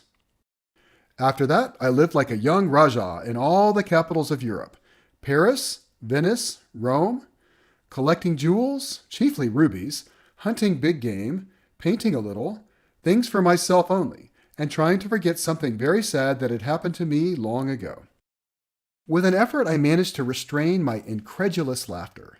The very phrases were worn so threadbare that they evoked no image except that of a turbaned character, leaking sawdust at every pore, as he pursued a tiger through the Bois de Boulogne. "Then came the war, old sport.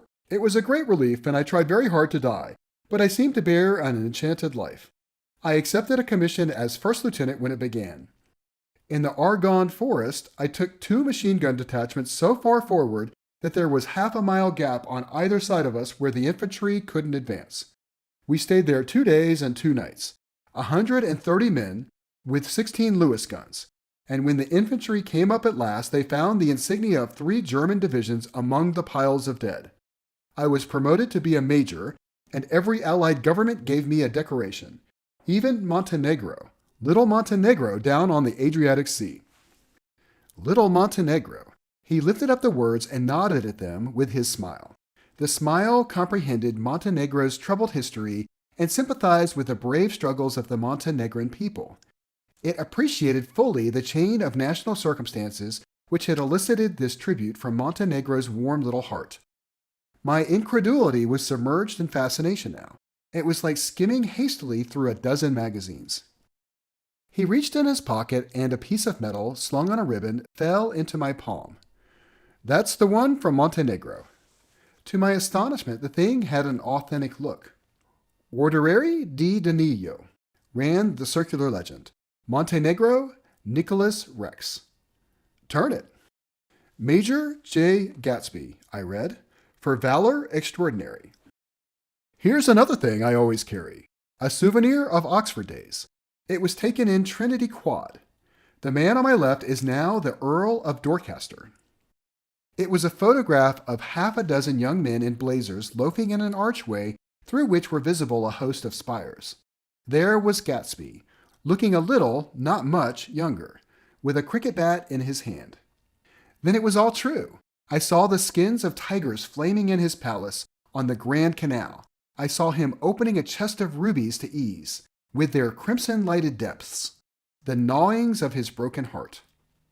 "I'm going to make a big request of you today," he said, pocketing his souvenirs with satisfaction.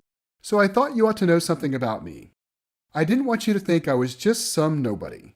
You see, I usually find myself among strangers because I drift here and there trying to forget the sad thing that happened to me." He hesitated. "You'll hear about it this afternoon."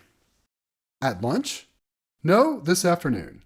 I happened to find out that you're taking Miss Baker to tea." "Do you mean you're in love with Miss Baker?" "No, old sport, I'm not. But Miss Baker has kindly consented to speak to you about this matter." I hadn't the faintest idea what this matter was, but I was more annoyed than interested. I hadn't asked Jordan to tea in order to discuss Mr. J. Gatsby. I was sure the request would be something utterly fantastic, and for a moment I was sorry I'd ever set foot upon his overpopulated lawn. He wouldn't say another word. His correctness grew on him as we neared the city. We passed Port Roosevelt, where there was a glimpse of red-belted ocean-going ships, and sped along a cobbled slum lined with the dark, undeserted saloons of the faded gilt 1900s. Then the Valley of Ashes opened out on both sides of us, and I had a glimpse of Mrs. Wilson straining at the garage pump with panting vitality as we went by. With fenders spread like wings, we scattered light through half Astoria. Only half, for as we twisted among the pillars of the elevated, I heard the familiar jug-jug spat of a motorcycle, and a frantic policeman rode alongside. "All right, old sport," called Gatsby. We slowed down. Taking a white card from his wallet, he waved it before the man's eyes. "Right you are," agreed the policeman, tipping his cap. "Know you next time, Mr. Gatsby. Excuse me." "What was that?" I inquired. "The picture of Oxford?" "I was able to do the commissioner a favor once, and he sends me a Christmas card every year." Over the great bridge, with the sunlight through the girders making a constant flicker upon the moving cars, with the city rising up across the river in white heaps, and sugar lumps all built with a wish out of non-olfactory money. The city seen from the Queensboro Bridge is always the city seen for the first time, in its first wild promise of all the mystery and the beauty in the world. A dead man passed us in a hearse heaped with blooms, followed by 2 carriages with drawn blinds and by more cheerful carriages for friends.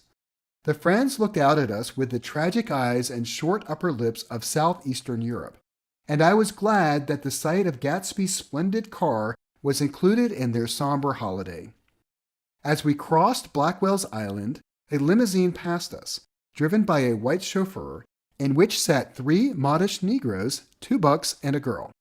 I laughed aloud as the yolks of their eyeballs rolled toward us in haughty rivalry. Anything can happen now that we've slid over this bridge, I thought. Anything at all. Even Gatsby could happen, without any particular wonder. Roaring noon. In a well-fanned 42nd Street cellar, I met Gatsby for lunch. Blinking away the brightness of the street outside, my eyes picked him out obscurely in the anteroom, talking to another man. "Mr. Carraway, this is my friend, Mr. Wolfsheim." A small, flat-nosed Jew raised his large head and regarded me with two fine growths of hair which luxuriated in either nostril. After a moment, I discovered his tiny eyes in the half-darkness. "So, I took one look at him," said Mr. Wolfsheim, shaking my hand earnestly. "And what do you think I did?" "What?" I inquired politely. But evidently he was not addressing me, for he dropped my hand and covered Gatsby with his expressive nose. "I handed the money to Catspaw, and I said, 'All right, Catspaw, don't pay him a penny till he shuts his mouth.' He shut it then and there." Gatsby took an arm of each of us and moved forward into the restaurant, whereupon Mr. Wolfsheim swallowed a new sentence he was starting and lapsed into a somnambulatory abstraction. "Highballs?" asked the head waiter. "This is a nice restaurant here," said Mr. Wolfsheim, looking at the Presbyterian nymphs on the ceiling, "but I like across the street better." "Yes, highballs," agreed Gatsby, and then to Mr. Wolfsheim, "It's too hot over there." "Hot and small, yes," said Mr. Wolfsheim, "but full of memories." "What place is that?" I asked. "The old metropole," brooded Mr. Wolfsheim gloomily. "Filled with faces dead and gone. Filled with friends gone now forever. I can't forget so long as I live the night that they shot Rosie Rosenthal there. It was 6 of us at the table, and Rosie had eat and drunk a lot all evening. When it was almost morning, the waiter came up to him with a funny look and says, 'Somebody wants to speak to him outside.' 'All right,' says Rosie, and begins to get up, and I pulled him down in his chair. 'Let the bastards come in here if they want you, Rosie, but don't you, so help me, move outside this room.' It was 4 o'clock in the morning then, and if we'd have raised the blinds, we'd have seen daylight." "Did he go?" I asked innocently. "Sure he went." Mr. Wolfsheim's nose flashed at me indignantly. "He turned around in the door and says, 'Don't let that waiter take away my coffee.'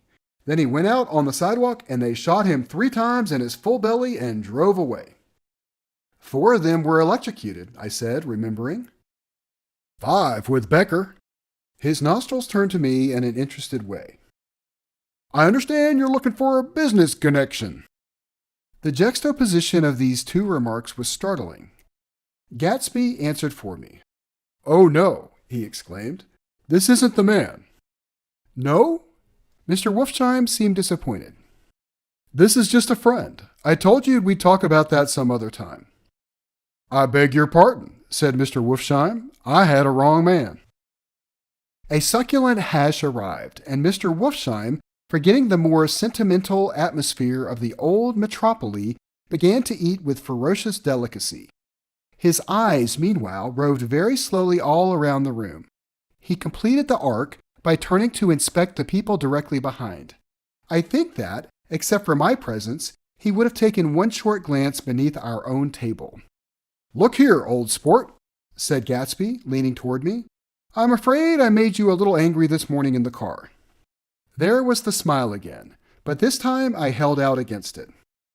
"I don't like mysteries," I answered, "and I don't understand why you won't come out frankly and tell me what you want." "Why has it all got to come through Miss Baker?" "Oh, it's nothing underhand," he assured me. "Miss Baker's a great sportswoman, you know, and she'd never do anything that wasn't all right."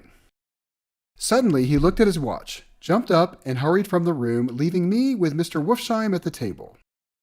"He has to telephone," said Mr. Wolfsheim, following him with his eyes. "Fine fellow, isn't he? Handsome to look at, and a perfect gentleman." "Yes. He's an Oxford man." "Oh. He went to Oxford College in England. You know Oxford College?" "I've heard of it." "It's one of the most famous colleges in the world." "Have you known Gatsby for a long time?" I inquired. "Several years. he answered in a gratified way. I made the pleasure of his acquaintance just after the war, but I knew I had discovered a man of fine breeding after I talked with him an hour. I said to myself, there's the kind of man you'd like to take home and introduce to your mother and sister. He paused. I see you're looking at my cuff buttons. I hadn't been looking at them, but I did now. They were composed of oddly familiar pieces of ivory. Finest specimens of human molars, he informed me. Well, I inspected them. That's a very interesting idea. Yeah, he flipped his sleeves up under his coat. Yeah, Gatsby's very careful about women. He would never so much as look at a friend's wife.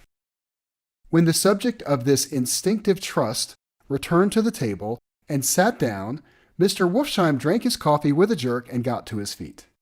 I have enjoyed my lunch, he said, and I'm going to run off from you two young men before I outstay my welcome. Don't hurry, Meyer, said Gatsby without enthusiasm. Mr. Wolfsheim raised his hand in sort of a benediction. You're very polite, but I belong to another generation, he announced solemnly. You sit here and discuss your sports and your young ladies and your... He supplied an imaginary noun with another wave of his hand. As for me, I am 50 years old and I won't impose myself on you any longer. As he shook hands and turned away, his tragic nose was trembling. I wondered if I had said anything to offend him. He becomes very sentimental sometimes, explained Gatsby. This is one of his sentimental days. He's quite a character around New York, a denizen of Broadway. Who is he anyway, an actor? No. A dentist? Mayor Wolfsheim? No, he's a gambler. Gatsby hesitated, then added coolly. He's the man who fixed the World Series back in 1919. Fixed the World Series? I repeated. The idea staggered me. I remembered, of course, that the World Series had been fixed in 1919, but if I had thought of it at all, I would have thought of it as a thing that merely happened, the end of some inevitable chain. It never occurred to me that one man could start to play with the faith of 50 million people, with the single-mindedness of a burglar blowing a safe. How did he happen to do that? I asked after a minute. He just saw the opportunity. Why isn't he in jail? They can't get him, old sport. He's a smart man. I insisted on paying the check. As the waiter brought my change, I caught sight of Tom Buchanan across the crowded room. Come along with me for a minute, I said. I've got to say hello to someone. When he saw us, Tom jumped up and took half a dozen steps in our direction. Where have you been? He demanded eagerly. Daisy's furious because you haven't called up. This is Mr. Gatsby, Mr. Buchanan. They shook hands briefly, and a strained, unfamiliar look of embarrassment came over Gatsby's face. How have you been, anyhow? Demanded Tom of me. How'd you happen to come up this far to eat? I've been having lunch with Mr. Gatsby. I turned toward Mr. Gatsby, but he was no longer there. One October day in 1917, said Jordan Baker that afternoon, sitting up very straight on a straight chair in the tea garden at the Plaza Hotel. I was walking along from one place to another, half on the sidewalks and half on the lawns. I was happier on the lawns because I had on shoes from England with rubber knobs on the soles that bit into the soft ground. I had on a new plaid shirt also that blew a little in the wind, and whenever this happened, the red, white, and blue banners in front of all the houses stretched out stiff and said, "Tut, tut, tut, tut," in a disapproving way. The largest of the banners and the largest of the lawns belonged to Daisy Fay's house. She was just 18, 2 years older than me, and by far the most popular of all the young girls in Louisville. She dressed in white and had a little white roadster, and all day long the telephone rang in her house, and excited young officers from Camp Taylor demanded the privilege of monopolizing her that night. Anyways, for an hour. When I came opposite her house that morning, her white roadster was beside the curb, and she was sitting in it with a lieutenant I had never seen before. They were so engrossed in each other that she didn't see me until I was 5 feet away. "Hello, Jordan," she called unexpectedly. "Please come here." I was flattered that she wanted to speak to me. Because of all the other girls, I admired her most. She asked me if I was going to the Red Cross and make bandages. I was. Well then, would I tell them that she couldn't come that day? The officer looked at Daisy while she was speaking in a way that every young girl wants to be looked at sometime, and because it seemed romantic to me, I have remembered the incident ever since. His name was Great Gatsby, and I didn't lay eyes on him again for over 4 years. Even after I had met him on Long Island, I didn't realize it was the same man. That was 1917. By the next year, I had a few beaux myself, and I began to play in tournaments, so I didn't see Daisy very often. She went with a slightly older crowd, when she went with anyone at all. Wild rumors were circulating about her, how her mother had found her packing her bag one winter night to go to New York and say goodbye to a soldier who was going overseas. She was effectually prevented, but she wasn't on speaking terms with her family for several weeks. After that, she didn't play around with the soldiers anymore, but only with a few flat-footed, short-sighted young men in town who couldn't get into the army at all. By the next autumn, she was gay again, gay as ever. She had a debut after the armistice, and in February she was presumed engaged to a man from New Orleans. In June, she married Tom Buchanan of Chicago with more pomp and circumstance than Louisville ever knew before. He came down with 100 people in 4 private cars and hired a whole floor of the Sealback Hotel, and the day before the wedding, he gave her a string of pearls valued at $350,000. I was bridesmaid. I came into her room half an hour before the bridal dinner and found her lying on her bed as lovely as the June night in her flowered dress, and as drunk as a monkey. She had a bottle of Sauterne in one hand and a letter in the other. "Gratulate me," she muttered. "Never had a drink before, but oh, how do I enjoy it." "What's the matter, Daisy?" "I was scared. I can't tell you. I've never seen a girl like that before." "Here, dearest." She groped around in a wastebasket she had with her on the bed and pulled out the string of pearls. "Take 'em downstairs and give 'em back to whoever they belong to. Tell 'em all Daisy's changed her mind. Say, Daisy's changed her mind." She began to cry. She cried and cried. I rushed out and found her mother's maid, and we locked the door and got her into a cold bath. She wouldn't let go of the letter. She took it into the tub with her and squeezed it up into a wet ball, and only let me leave it in the soap dish when she saw it was coming to pieces like snow. She didn't say another word. We gave her spirits of ammonia and put ice on her forehead and hooked her back into her dress, and half an hour later, when we walked out of the room, the pearls were around her neck and the incident was over. Next day, at 5 o'clock, she married Tom Buchanan without so much as a shiver and started off on a 3-month trip to the South Seas. I saw them in Santa Barbara when they came back, and I thought I'd never seen a girl so mad about her husband. If he left the room for a minute, she'd look around uneasily and say, "Where's Tom gone?" and wear the most abstracted expression until she saw him coming in the door. She used to sit on the sand with his head in her lap by the hour, rubbing her fingers over his eyes and looking at him with unfathomable delight. It was touching to see them together. It made you laugh in a hushed, fascinated way. That was in August.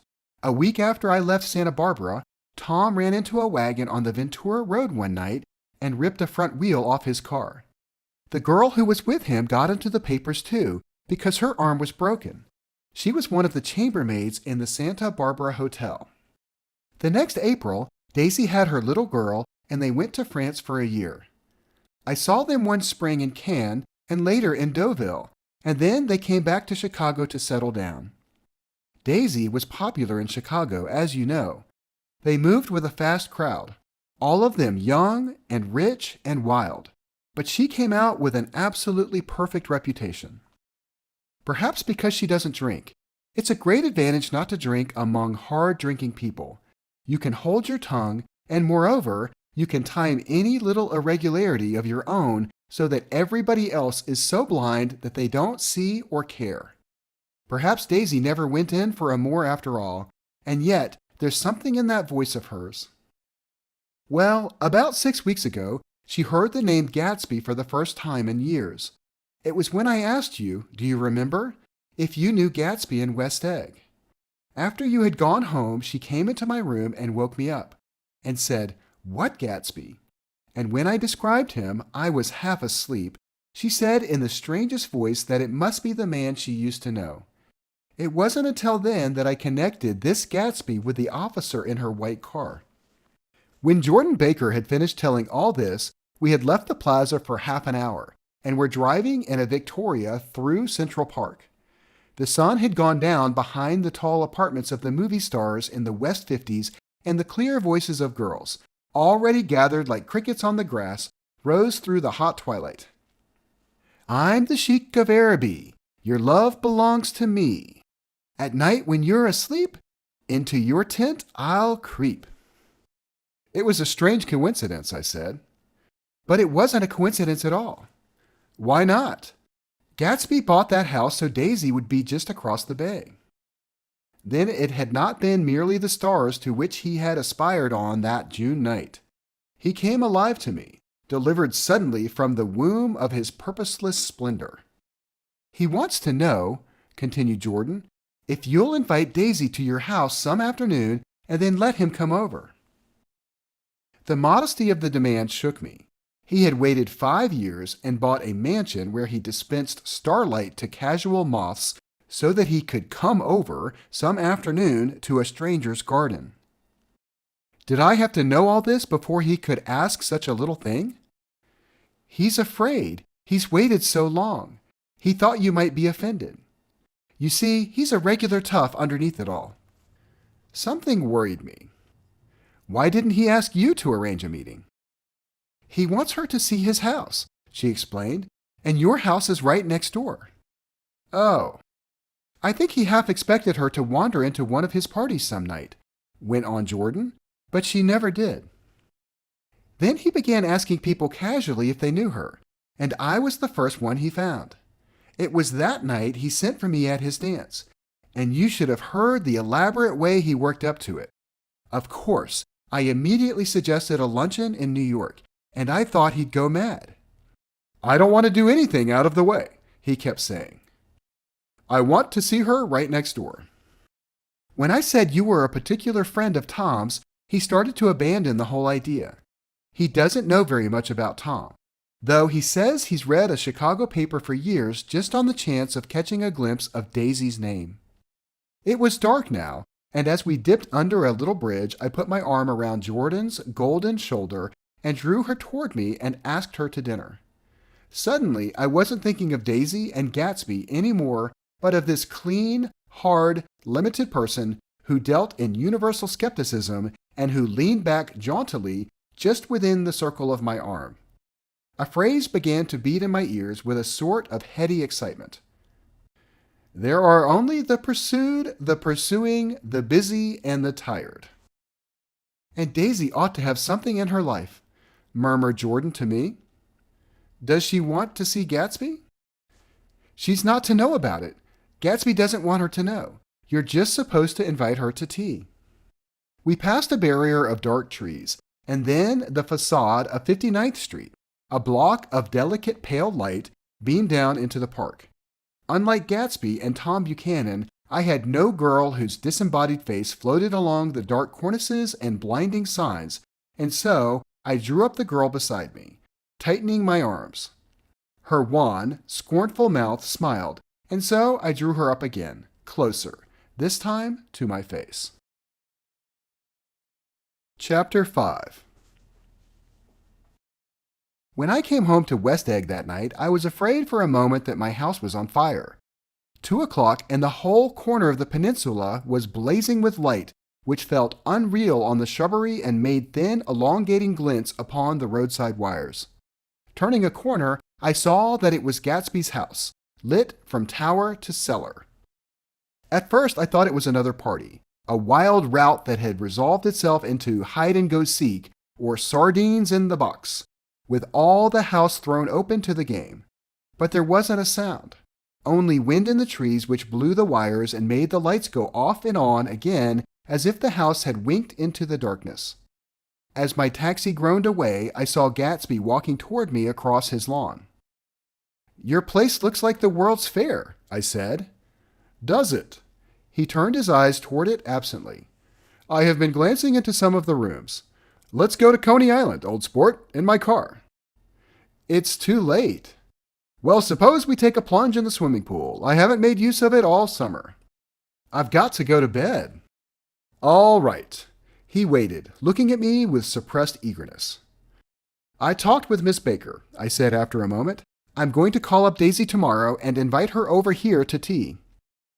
Oh, that's all right, he said carelessly. I don't want to put you to any trouble. What day would suit you? What day would suit you? He corrected me quickly. I don't want to put you to any trouble, you see.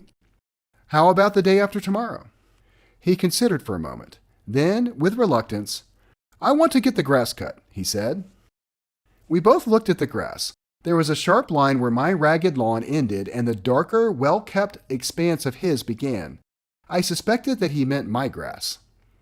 There's another thing, he said uncertainly, and hesitated. Would you rather put it off for a few days? I asked. Oh, it isn't about that. At least, he fumbled with a series of beginnings. Look here, old sport. You don't make much money, do you? Not very much. This seemed to reassure him, and he continued more confidently. I thought you didn't. If you'll pardon you see, I carry on a little business on the side. A sort of sideline, you understand. And I thought that if you don't make very much, you're selling bonds, aren't you, old sport? Trying to. Well, this would interest you. It wouldn't take much of your time, and you might pick up a nice bit of money. It happens to be a rather confidential sort of thing. I realize now that under different circumstances, that conversation might have been one of the crises of my life.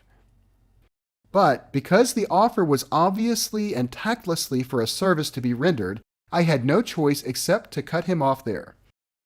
I've got my hands full, I said. I'm much obliged, but I couldn't take on any more work. You wouldn't have to do any business with Wushheim. Evidently, he thought I was shying away from the connection mentioned at lunch. But I assured him he was wrong. He waited a moment longer, hoping I'd begin a conversation, but I was too absorbed to be responsive. So he went unwillingly home. The evening had made me lightheaded and happy. I think I walked into a deep sleep as I entered my front door. So I didn't know whether or not Gatsby went to Coney Island or for how many hours he glanced into rooms while his house blazed gaudily on. I called up Daisy from the office next morning and invited her to come to tea. Don't bring Tom, I warned her. What? Don't bring Tom. Who is Tom? She asked innocently. The day agreed upon was pouring rain. At 11 o'clock, a man in a raincoat dragging a lawnmower tapped at my front door and said that Mr. Gatsby had sent him over to cut my grass. This reminded me that I had forgotten to tell my Finn to come back, so I drove into West Egg Village to search for her among soggy whitewashed alleys and to buy some cups and lemons and flowers. The flowers were unnecessary, for at 2 o'clock a greenhouse arrived from Gatsby's, with innumerable receptacles to contain it. An hour later, the front door opened nervously, and Gatsby, in a white flannel suit, silver shirt, and gold-colored tie, hurried in. He was pale, and there were dark signs of sleeplessness beneath his eyes. Is everything all right? He asked immediately. The grass looks fine, if that's what you mean. What grass? He inquired blankly. Oh, the grass in the yard. He looked out the window at it, but judging from his expression, I don't believe he saw a thing. Looks very good, he remarked vaguely. One of the papers said they thought the rain would stop about 4. I think it was the Journal. Have you got everything you need in the shape of tea? I took him into the pantry, where he looked a little reproachfully at the Finn. Together, we scrutinized the 12 lemon cakes from the delicatessen shop. Will they do? I asked. Of course, they're fine. And he added hollowly, Old sport. The rain cooled off about 3:30 to a damp mist through which occasional thin drops swam like dew. Gatsby looked with vacant eyes through a copy of Clay's Economics, starting at the finished tread that shook the kitchen floor and peering toward the bleared windows from time to time as if a series of invisible but alarming happenings were taking place outside. Finally, he got up and informed me in an uncertain voice that he was going home. Why's that? Nobody's coming to tea. It's too late. He looked at his watch as if there were some pressing demand on his time elsewhere. I can't wait all day. Don't be silly. It's just 2 minutes to 4. He sat down miserably, as if I had pushed him, and simultaneously there was the sound of a motor turning into my lane. We both jumped up, and, a little harrowed myself, I went out into the yard. Under the dripping bare lilac trees, a large open car was coming up the drive. It stopped. Daisy's face, tipped sideways beneath a 3-cornered lavender hat, looked out at me with a bright, ecstatic smile. Is this absolutely where you live, my dearest one? The exhilarating ripple of her voice was a wild tonic in the rain. I had to follow the sound of it for a moment, up and down, with my ear alone, before any words came through. A damp streak of hair lay like a dash of blue paint across her cheek, and her hand was wet with glistening drops as I took it to help her from the car. Are you in love with me? She said low in my ear. Or why did I have to come alone? That's the secret of Castle Rackrent. Tell your chauffeur to go far away and spend an hour. Come back in an hour, Ferdy. Then, in a grave murmur, his name is Ferdy. Does the gasoline affect his nose? I don't think so, she said innocently. Why? We went in. To my overwhelming surprise, the living room was deserted. Well, that's funny, I exclaimed. What's funny? She turned her head as there was a light, dignified knocking at the front door. I went out and opened it. Gatsby, pale as death, with his hands plunged like weights in his coat pockets, was standing in a puddle of water glaring tragically into my eyes. With his hands still in his coat pockets, he stalked by me into the hall, turned sharply as if he were on a wire, and disappeared into the living room. It wasn't a bit funny. Aware of the loud beating of my own heart, I pulled the door to against the increasing rain. For half a minute there wasn't a sound. Then, from the living room, I heard a sort of choking murmur and part of a laugh followed by Daisy's voice on a clear, artificial note. I certainly am awfully glad to see you again. A pause. It endured horribly. I had nothing to do in the hall, so I went into the room. Gatsby, his hands still in his pockets, was reclining against the mantelpiece in a strained counterfeit of perfect ease, even of boredom. His head leaned back so far that it rested against the face of a defunct mantelpiece clock, and from this position his distraught eyes stared down at Daisy, who was sitting frightened but graceful on the edge of a stiff chair. We've met before, muttered Gatsby. His eyes glanced momentarily at me, and his lips parted with an abortive attempt at a laugh. Luckily, the clock took this moment to tilt dangerously at the pressure of his head, whereupon he turned and caught it with trembling fingers and set it back in place. Then he sat down, rigidly, his elbow on the arm of the sofa and his chin in his hand. I'm sorry about the clock, he said. My own face had now assumed a deep tropical burn. I couldn't muster up a single commonplace out of the 1,000 in my head. It's an old clock, I told them idiotically. I think we all believed for a moment that it had smashed in pieces on the floor. We haven't met for many years, said Daisy, her voice as matter-of-fact as it could ever be. 5 years next November. The automatic quality of Gatsby's answer set us all back at least another minute. I had them both on their feet with the desperate suggestion that they help me make tea in the kitchen when the demoniac Finn brought it in on a tray. Amid the welcome confusion of cups and cakes, a certain physical decency established itself. Gatsby got himself into a shadow, and while Daisy and I talked, looked conscientiously from one to the other of us with tense, unhappy eyes. However, as calmness wasn't an end in itself, I made an excuse at the first possible moment and got to my feet. Where are you going? Demanded Gatsby in immediate alarm. I'll be back. I've got to speak to you about something before you go. He followed me wildly into the kitchen, closed the door, and whispered, Oh, God, in a miserable way. What's the matter? This is a terrible mistake, he said, shaking his head from side to side. A terrible, terrible mistake. You're just embarrassed, that's all. And luckily, I added, Daisy's embarrassed too. She's embarrassed? he repeated incredulously. Just as much as you are. Don't talk so loud. You're acting like a little boy, I broke out impatiently. Not only that, but you're rude. Daisy's sitting in there all alone. He raised his hand to stop my words, looked at me with unforgettable reproach, and opening the door, cautiously went back into the other room.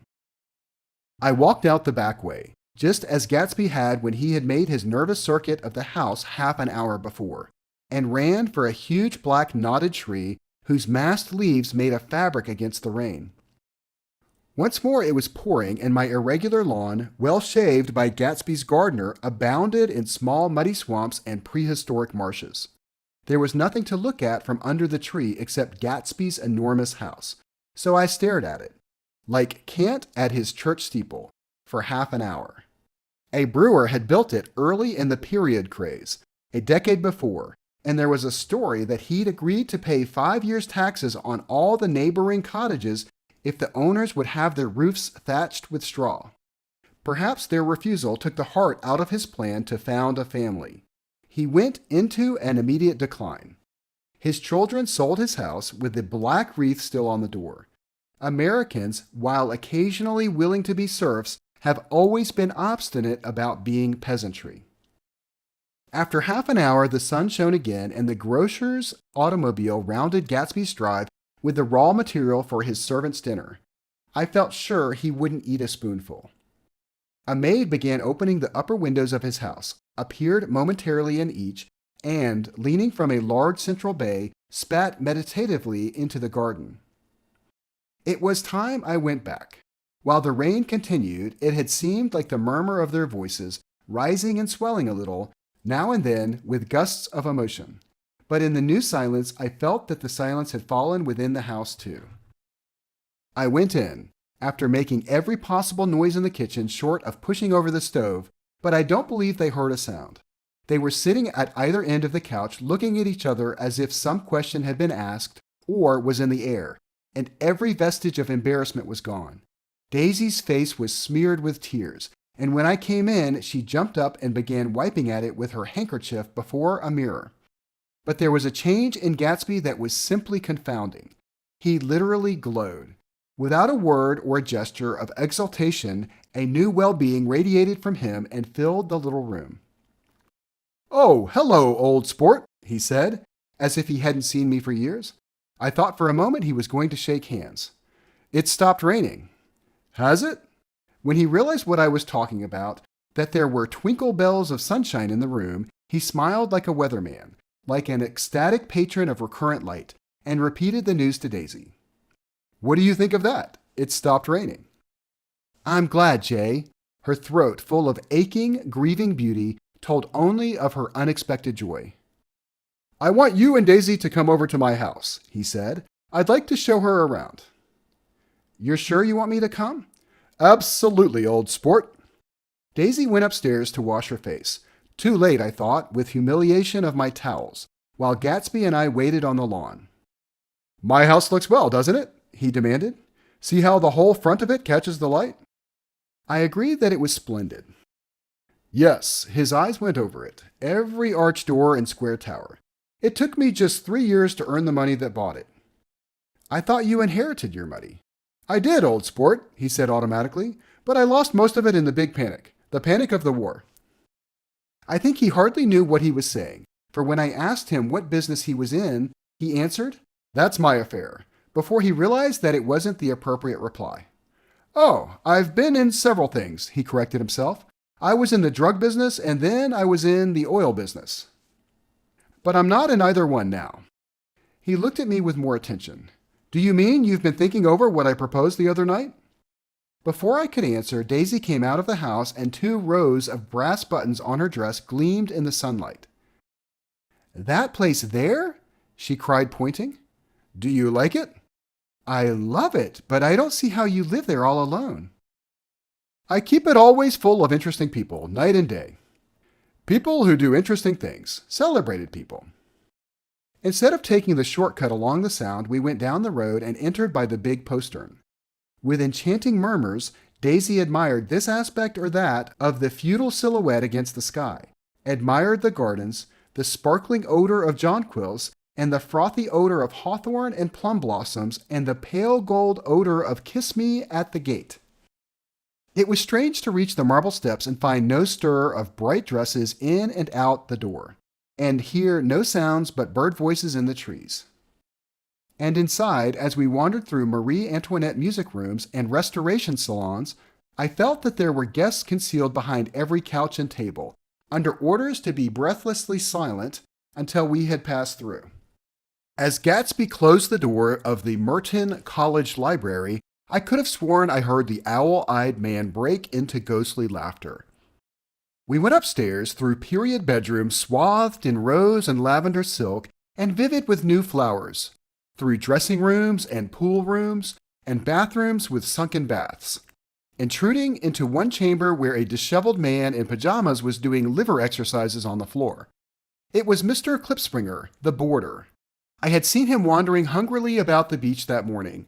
Finally, we came to Gatsby's own apartment, a bedroom and a bath and an Adam's study, where we sat down and drank a glass of some chartreuse he took from a cupboard in the wall. He hadn't once ceased looking at Daisy, and I think he revalued everything in his house according to the measure of response it drew from her well-loved eyes. Sometimes, too, he stared around at his possessions in a dazed way, as though in her actual and astounding presence none of it was any longer real. Once he nearly toppled down a flight of stairs. His bedroom was the simplest room of all, except where the dresser was garnished with a toilet set of pure dull gold. Daisy took the brush with delight and smoothed her hair, whereupon Gatsby sat down and shaded his eyes and began to laugh. "It's the funniest thing, old sport," he said hilariously. "I can't, when I try to—" He had passed visibly through 2 states and was entering upon a third. After his embarrassment and his unreasoning joy, he was consumed with wonder at her presence. He had been full of the idea so long, dreamed it right through to the end, waited with his teeth set, so to speak, at an inconceivable pitch of intensity. Now, in the reaction, he was running down like an overwound clock. Recovering himself in a minute, he opened for us 2 hulking patent cabinets which held his masked suits and dressing gowns and ties and his shirts piled like bricks in stacks a dozen high. "I've got a man in England who buys me clothes. He sends over a selection of things at the beginning of each season, spring and fall." He took out a pile of shirts and began throwing them, one by one, before us. Shirts of sheer linen, thick silk, and fine flannel, which lost their folds as they fell and covered the table in many-colored disarray. While we admired, he brought more, and the soft, rich heap mounted higher. Shirts with stripes and scrolls and plaids in coral and apple green and lavender and faint orange with monograms of Indian blue. Suddenly, with a strained sound, Daisy bent her head into the shirts and began to cry stormily. "They're such beautiful shirts," she sobbed, her voice muffled in the thick folds. "It makes me sad because I've never seen such beauty before." After the house, we were to see the grounds and the swimming pool, and the hydroplane and the midsummer flowers. But outside Gatsby's window, it began to rain again, so we were looking at the corrugated surface of the Sound. "If it wasn't for the mist, we could see your home across the bay," said Gatsby. "You always have a green light that burns all night at the end of your dock." Daisy put her arm through his abruptly, but he seemed absorbed in what he had just said. Possibly it had occurred to him that the colossal significance of that light had now vanished forever. Compared to the great distance that had separated him from Daisy, it had seemed very near to her, almost touching her. It had seemed as close as a star to the moon. Now it was again a green light on a dock. His count of enchanted objects had diminished by 1. I began to walk about the room, examining various indefinite objects in the half-darkness. A large photograph of an elderly man in yachting costume attracted me, hung on the wall over his desk. "Who's this?" That's Mr. Dan Cody, old sport." The name sounded faintly familiar. "He's dead now. He used to be my best friend years ago." There was a small picture of Gatsby, also in yachting costume, on the bureau. Gatsby with his head thrown back defiantly, taken apparently when he was about 18. "I adore it!" exclaimed Daisy. "The pompadour! You never told me you had a pompadour or a yacht." "Look at this," said Gatsby quickly. "Here's a lot of clippings about you." They stood side by side examining it. I was going to ask to see the rubies when the phone rang and Gatsby took up the receiver. "Yes. Well, I can't talk now. I can't talk now, old sport. I said a small town. He must know what a small town is. Well, he's no use to us if Detroit is his idea of a small town." He rang off. "Come here, quick!" cried Daisy at the window. The rain was still falling, but the darkness had parted in the west, and there was a pink and golden billow of foamy clouds above the sea. "Look at that," she whispered, and then, after a moment, "I'd like to just get one of those pink clouds and put you in it and push you around." I tried to go then, but they wouldn't hear of it. Perhaps my presence made them feel more satisfactorily alone. "I know what we'll do," said Gatsby. "We'll have Klipspringer play the piano." He went out of the room calling, "Ewing!" and returned in a few minutes accompanied by an embarrassed, slightly worn young man with shell-rimmed glasses and scanty blonde hair. He was now decently clothed in a sport shirt open at the neck, sneakers, and duck trousers of a nebulous hue. "Did we interrupt your exercises?" inquired Daisy politely. "I was asleep," cried Mr. Klipspringer in a spasm of embarrassment. "That is, I'd been asleep. Then I got up." "Klipspringer plays the piano," said Gatsby, cutting him off. "Don't you, Ewing, old sport?" "I don't play well. I hardly play at all. I'm all out of "We'll go downstairs," interrupted Gatsby. He flipped a switch. The gray windows disappeared as the house glowed full of light. In the music room, Gatsby turned on a solitary lamp beside the piano. He lit Daisy's cigarette from a trembling match and sat down with her on a couch far across the room where there was no light save what the gleaming floor bounced in from the hall. When Klipspringer had played the Love's Nest, he turned around on the bench and searched unhappily for Gatsby in the gloom. "I'm all out of practice, you see. I told you I couldn't play." "I'm all out of "Don't talk so much, old sport," commanded Gatsby. "Play." "In the morning, in the evening, ain't we got fun?" Outside the wind was loud and there was a faint flow of thunder along the sound. All the lights were going on in West Egg now. The electric trains, men carrying, were plunging home through the rain from New York. It was the hour of a profound human change, and excitement was generating on the air. "One thing's sure and nothing sure. The rich get richer and the poor get children. In the meantime, in between time." As I went over to say goodbye, I saw that the expression of bewilderment had come back into Gatsby's face, as though a faint doubt had occurred to him as to the quality of his present happiness. Almost 5 years. There must have been moments even that afternoon when Daisy tumbled short of his dreams, not through her own fault, but because of the colossal vitality of his illusion. It had gone beyond her, beyond everything. He had thrown himself into it with a creative passion, adding to it all the time, decking it out with every bright feather that drifted his way. No amount of fire or freshness can challenge what a man will store up in his ghostly heart. As I watched him, he adjusted himself a little, visibly. His hand took hold of hers, and as she said something low in his ear, he turned toward her with a rush of emotion. I think that voice held him most with its fluctuating, feverish warmth because it couldn't be overdreamed. That voice was a deathless song. They had forgotten me, but Daisy glanced up and held out her hand. Gatsby didn't know me now at all. I looked once more at them, and they looked back at me, remotely, possessed by intense life. Then I went out of the room and down the marble steps into the rain, leaving them there together. Chapter 6. About this time, an ambitious young reporter from New York arrived one morning at Gatsby's door and asked him if he had anything to say.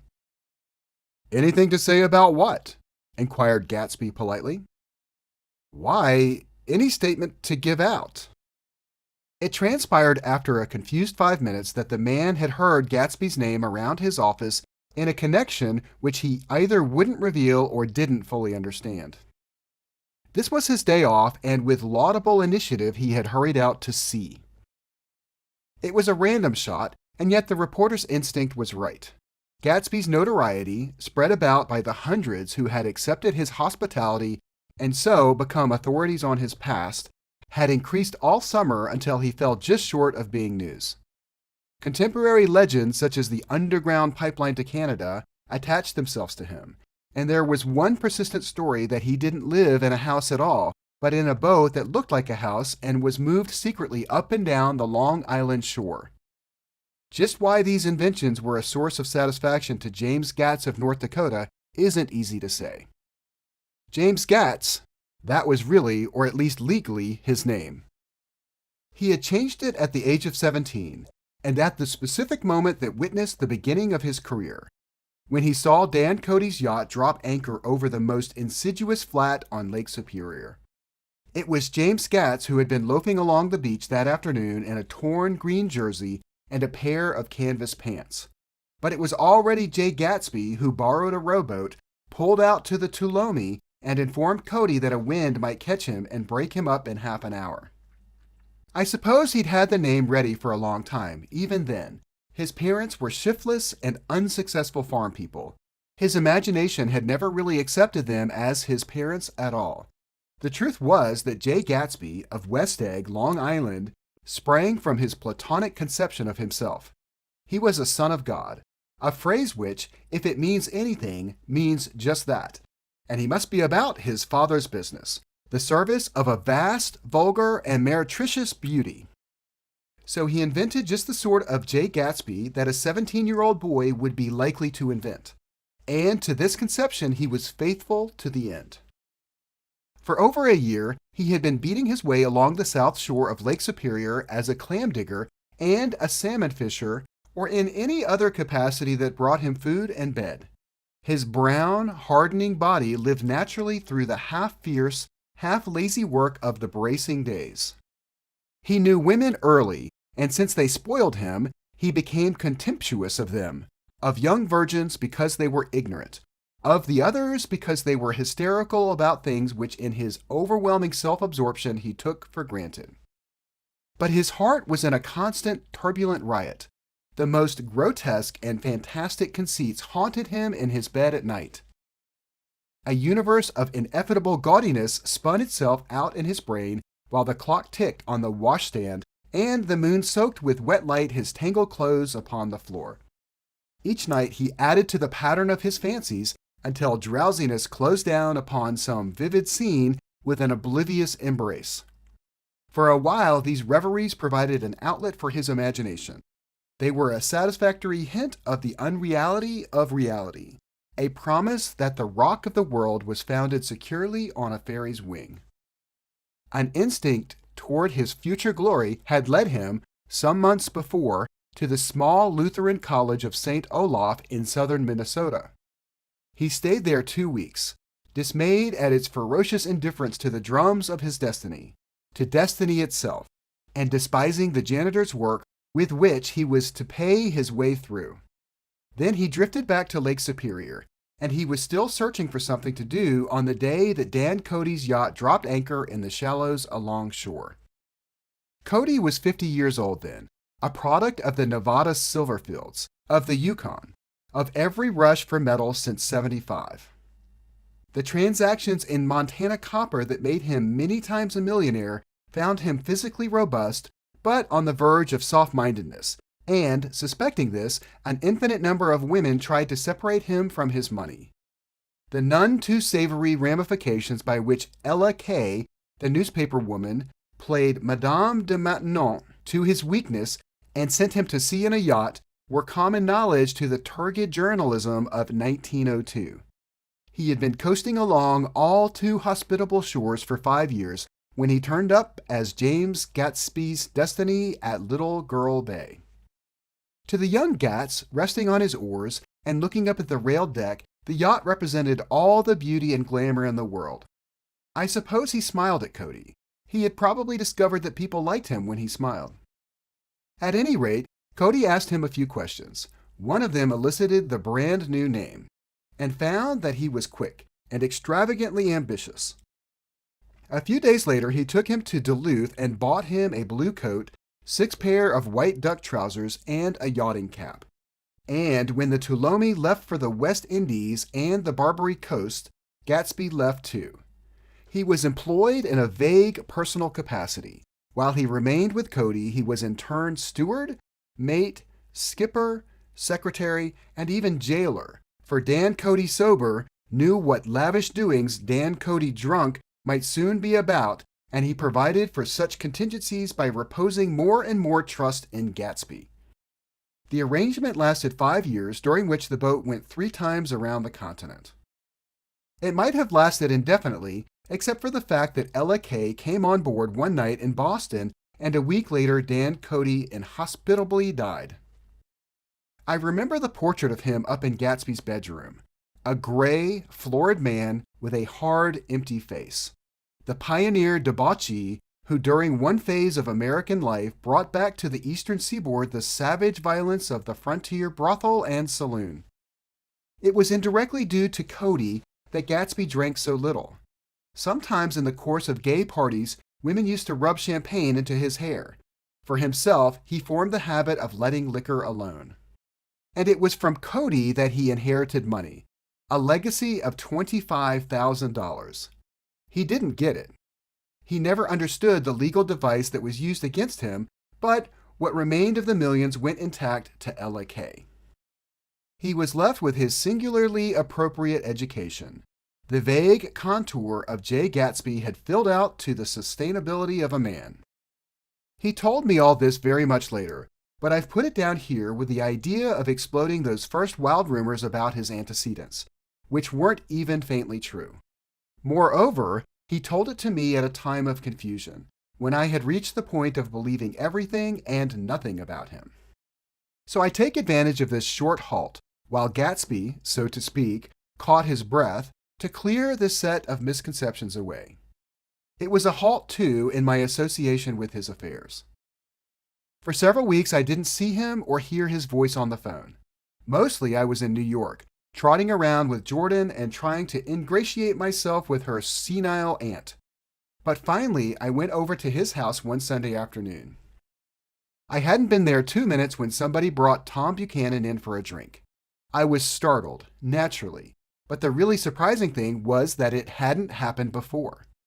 There was a party of 3 on horseback, Tom and a man named Sloane, and a pretty woman in a brown riding habit who had been there previously.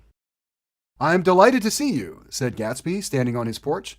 "I'm delighted that you dropped in." As though they cared. "Sit right down. Have a cigarette or a cigar." He walked around the room quickly, ringing bells. "I'll have something to drink for you in just a minute." He was profoundly affected by the fact that Tom was there, but he would be uneasy anyhow until he had given them something, realizing in a vague way that that was all that they came for. Mr. Sloane wanted nothing. A lemonade? No thanks. A little champagne? Nothing at all, thanks. "I'm sorry, did you have a nice ride?" "Very good roads around here." "I suppose the automobiles—" "Yeah." Moved by an irresistible impulse, Gatsby turned to Tom, who had accepted the introduction as a stranger. "I believe we've met somewhere before, Mr. Buchanan." "Oh, yes," said Tom, gruffly polite but obviously not remembering. "So we did. I remember very well." "About 2 weeks ago." "That's right. You were with Nick here." "I know your wife," continued Gatsby, almost aggressively. "That's so." Tom turned to me. "You live near here, Nick?" "Next door." "That's so." Mr. Sloane didn't enter into the conversation, but lounged back haughtily in his chair. The woman said nothing either, until unexpectedly, after 2 highballs, she became cordial. "We'll all come over to your next party, Mr. Gatsby," she suggested. "What do you say?" "Certainly, I'd be delighted to have you." "Be very nice," said Mr. Sloane without gratitude. "Well, think I ought to be starting home." "Please don't hurry," Gatsby urged them. He had control of himself now, and he wanted to see more of Tom. Why don't you stay for supper? I wouldn't be surprised if some other people dropped in from New York." "You come to supper with me," said the lady enthusiastically. "Both of you." This included me. Mr. Sloane got to his feet. "Come along," he said, but to her only. "I mean it," she insisted. "I'd love to have you. Lots of room." Gatsby looked at me questioningly.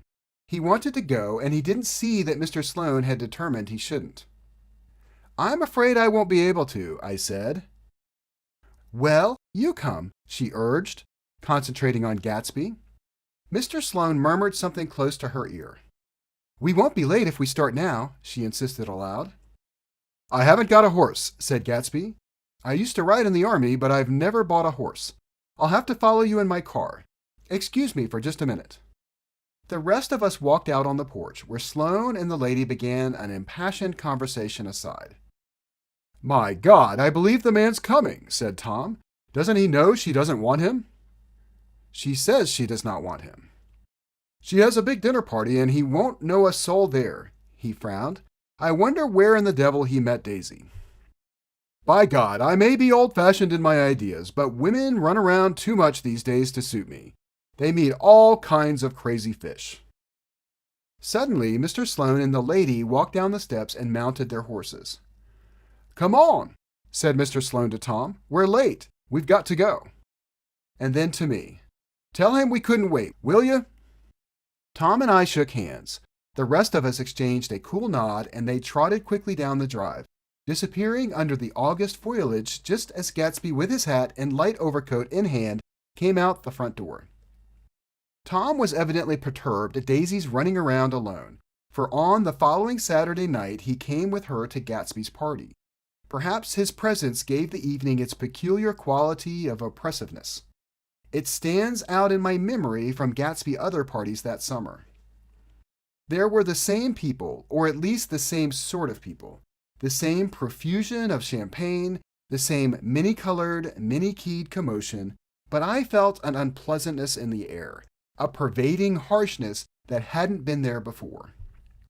Or perhaps I merely had grown used to it, grown to accept West Egg as a world complete in itself, with its own standards and its own great figures, second to nothing because it had no consciousness of being so. And now I was looking at it again, through Daisy's eyes. It is invariably saddening to look through new eyes at things upon which you have expended your own powers of adjustment. They arrived at twilight, and as we strolled out among the sparkling hundreds, Daisy's voice was playing murmurous tricks in her throat.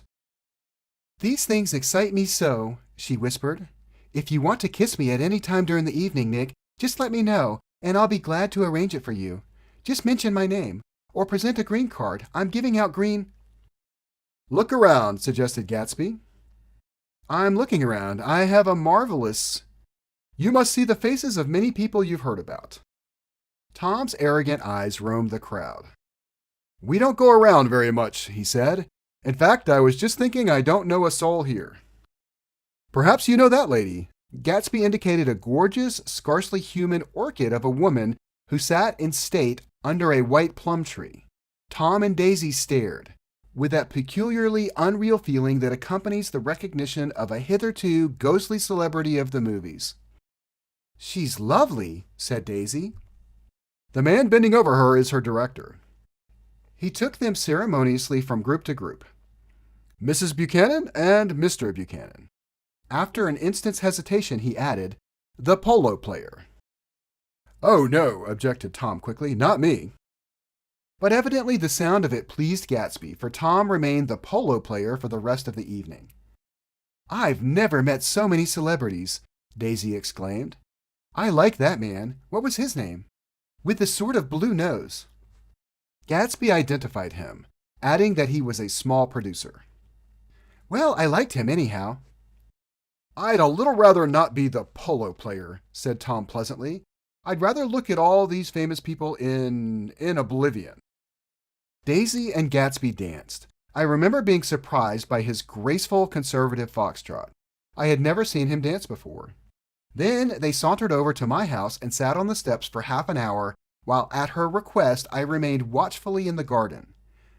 In case there's a fire or a flood, she explained, or any act of God. Tom appeared from his oblivion as we were sitting down to supper together. Do you mind if I eat with some people over here? He said.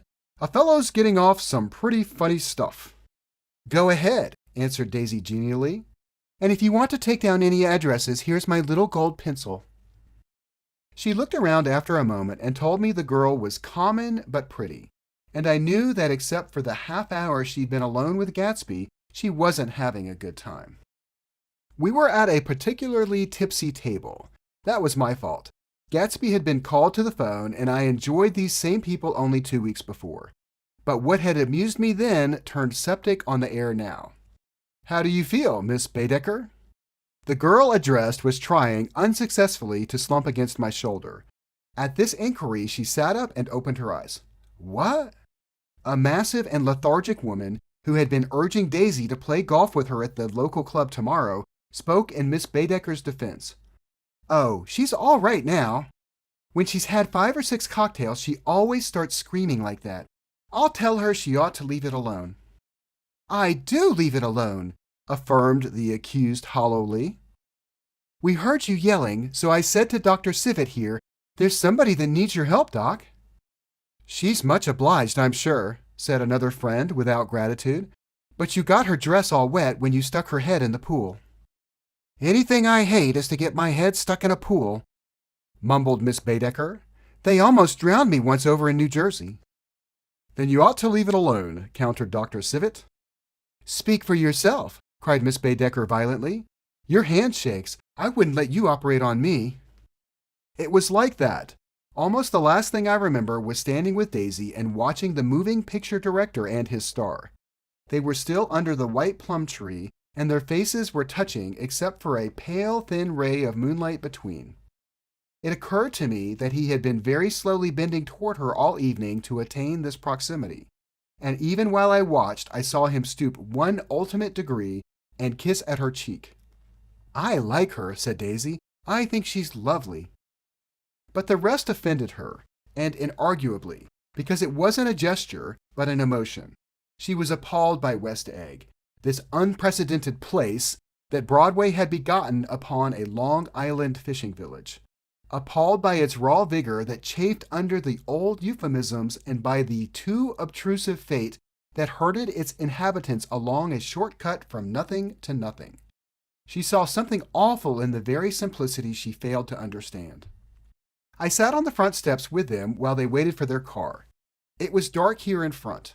Only the bright door sent 10 square feet of light volleying out into the soft black morning.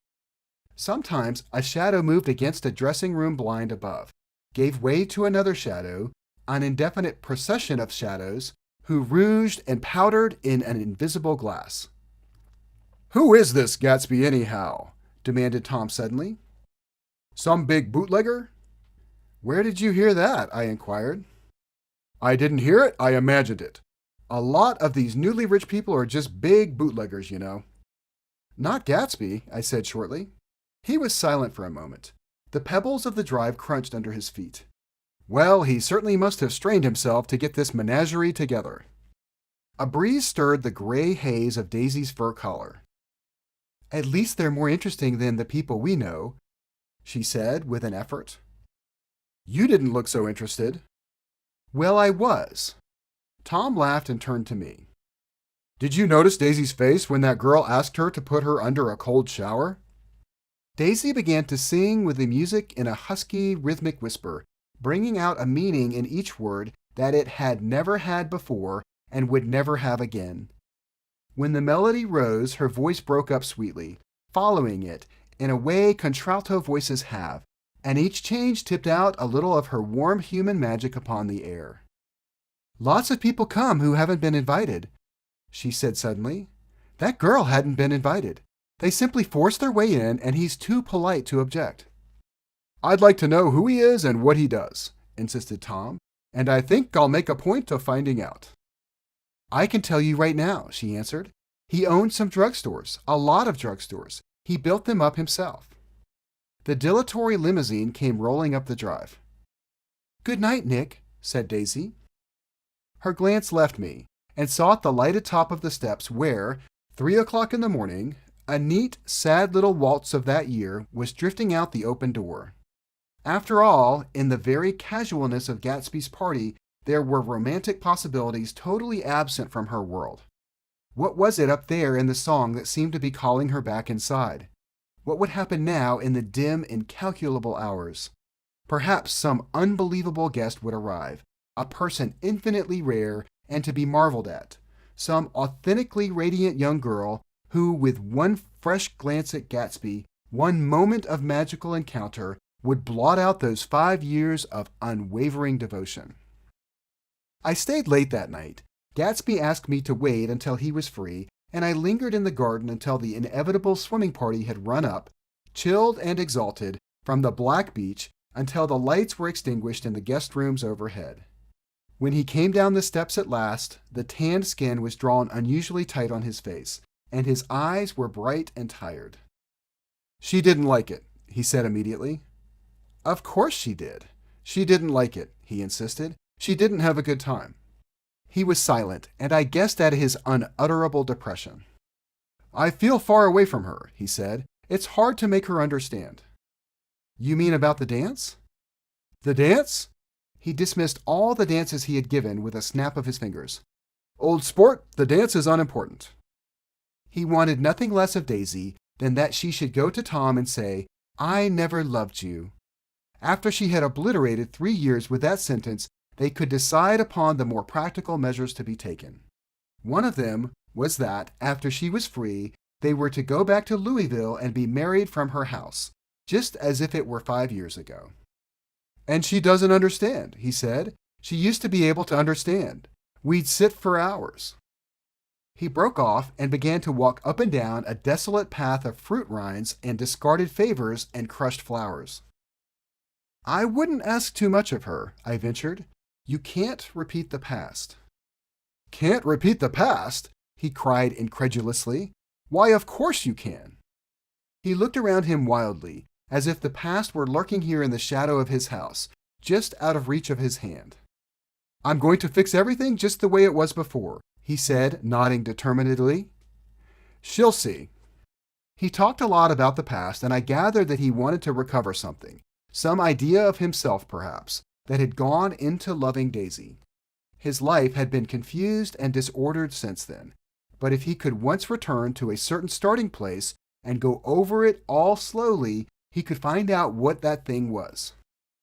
One autumn night, 5 years ago, they had been walking down the street when the leaves were falling, and they came to a place where there were no trees and the sidewalk was white with moonlight. They stopped here and turned toward each other.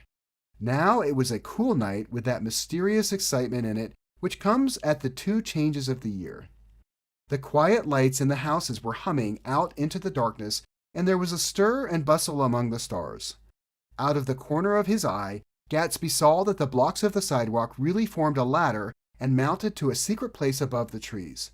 He could climb to it if he climbed alone, and once there, he could suck on the pap of life, gulp down the incomparable milk of wonder. His heart beat faster and faster as Daisy's white face came up to his own. He knew that when he kissed this girl, and forever wed his unutterable visions to her perishable breath, his mind would never romp again like the mind of God. So he waited, listening for a moment longer to the tuning fork that had been struck upon a star. Then he kissed her. At his lips' touch, she blossomed for him like a flower, and the incarnation was complete. Through all he said, even through his appalling sentimentality, I was reminded of something, an elusive rhythm, a fragment of lost words, that I had heard somewhere a long time ago. For a moment, a phrase tried to take shape in my mouth, and my lips parted like a dumb man's, as though they were more struggling upon them than a wisp of startled air. But they made no sound, and what I had almost remembered was uncommunicable forever. Chapter 7. It was when curiosity about Gatsby was at its highest that the lights in his house failed to go on one Saturday night, and, obscurely as it had begun, his career as Trimalchio was over. Only gradually did I become aware that the automobiles which turned expectantly into his drive stayed for just a minute and then drove sulkily away. Wondering if he were sick, I went over to find out. An unfamiliar butler with a villainous face squinted at me suspiciously from the door. "Is Mr. Gatsby sick?" "Nope." After a pause, he added, "Sir," in a dilatory, grudging way. "I haven't seen him around, and I was rather worried. Tell him Mr. Carraway came over." "Who?" he demanded rudely. "Carraway." "Carraway. All right, I'll tell him." Abruptly, he slammed the door. My Finn informed me that Gatsby had dismissed every servant in his house a week ago and replaced them with half a dozen others, who never went into West Egg Village to be bribed by the tradesmen, but ordered moderate supplies over the telephone. The grocery boy reported that the kitchen looked like a pigsty, and the general opinion in the village was that the new people weren't servants at all. Next day, Gatsby called me on the phone. "Going away?" I inquired. "No, old sport." "I hear you fired all your servants." "I wanted somebody who wouldn't gossip. Daisy comes over quite often, in the afternoons." So the whole caravanserai had fallen in like a card house at the disapproval in her eyes. "There's some people Wolfsheim wanted to do something for. They're all brothers and sisters. They used to run a small hotel." "I see." He was calling up at Daisy's request. Would I come to lunch at her house tomorrow? Miss Baker would be there. Half an hour later, Daisy herself telephoned and seemed relieved to find that I was coming. Something was up, and yet I couldn't believe that they would choose this occasion for a scene, especially for the rather harrowing scene that Gatsby had outlined in the garden. The next day was broiling, almost the last, certainly the warmest of the summer. As my train emerged from the tunnel into sunlight, only the hot whistles of the National Biscuit Company broke the simmering hush at noon. The straw seats of the car hovered on the edge of combustion. The woman next to me perspired delicately for a while into her white shirtwaist, and then, as her newspaper dampened under her fingers, lapsed despairingly into deep heat with a desolate cry. Her pocketbook slapped to the floor. "Oh my!" she gasped. I picked it up with a weary bend and handed it back to her, holding it at arm's length and by the extreme tip of the corners to indicate that I had no designs upon it. But everyone nearby, including the woman, suspected me just the same. "Hot," said the conductor to familiar faces. "Some weather. Hot, hot, hot. Is it hot enough for you? Is it hot? Is it?" My commutation ticket came back to me with a dark stain from his hand. That anyone should care in this heat whose flushed lips he kissed, whose head made damp the pajama pocket over his heart. Through the hall of the Buchanan's house blew a faint wind, carrying the sound of the telephone bell out to Gatsby and me as we waited at the door. "The master's body," roared the butler into the mouthpiece. "I'm sorry, madame, but we can't furnish it. It's far too hot to touch this noon." What he really said was, "Yes, yes, I'll see." He set down the receiver and came toward us, glistening slightly, to take our stiff straw hats. "Madame expects you in the salon," he cried, needlessly indicating the direction. In this heat, every extra gesture was an affront to the common store of life. The room, shadowed well with awnings, was dark and cool. Daisy and Jordan lay upon an enormous couch, like silver idols, weighing down their own white dresses against the singing breeze of the fans. "We can't move," they said together. Jordan's fingers, powdered white over their tan, rested for a moment in mine. "And Mr. Thomas Buchanan, the athlete?" I inquired. Simultaneously, I heard his voice, gruff, muffled, husky, at the hall telephone. Gatsby stood in the center of the crimson carpet and gazed around with fascinated eyes. Daisy watched him and laughed, her sweet, exciting laugh. A tiny gust of powder rose from her bosom into the air. "The rumor is," whispered Jordan, "that that's Tom's girl on the telephone." We were silent. The voice in the hall rose high with annoyance. "Very well, then. I won't sell you the car at all. I'm under no obligations to you at all. And as for your bothering me about it at lunchtime, I won't stand that at all." "Holding down the receiver," said Daisy cynically. No, he's not, I assured her. It's a bona fide deal. I happen to know about it. Tom flung open the door, blocked out its space for a moment with his thick body, and hurried into the room. Mr. Gatsby. He put out his broad, flat hand with well-concealed dislike. I'm glad to see you, sir. Nick? Make us a cold drink, cried Daisy. As he left the room again, she got up and went over to Gatsby and pulled his face down, kissing him on the mouth. You know I love you, she murmured. You forget there's a lady present, said Jordan. Daisy looked around doubtfully. You kiss Nick, too. What a low, vulgar girl. I don't care, cried Daisy and began to clog on the brick fireplace.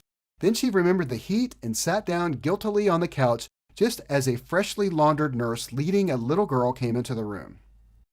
Blessed precious, she crooned, holding out her arms. Come to your own mother that loves you. The child, relinquished by the nurse, rushed across the room and rooted shyly into her mother's dress.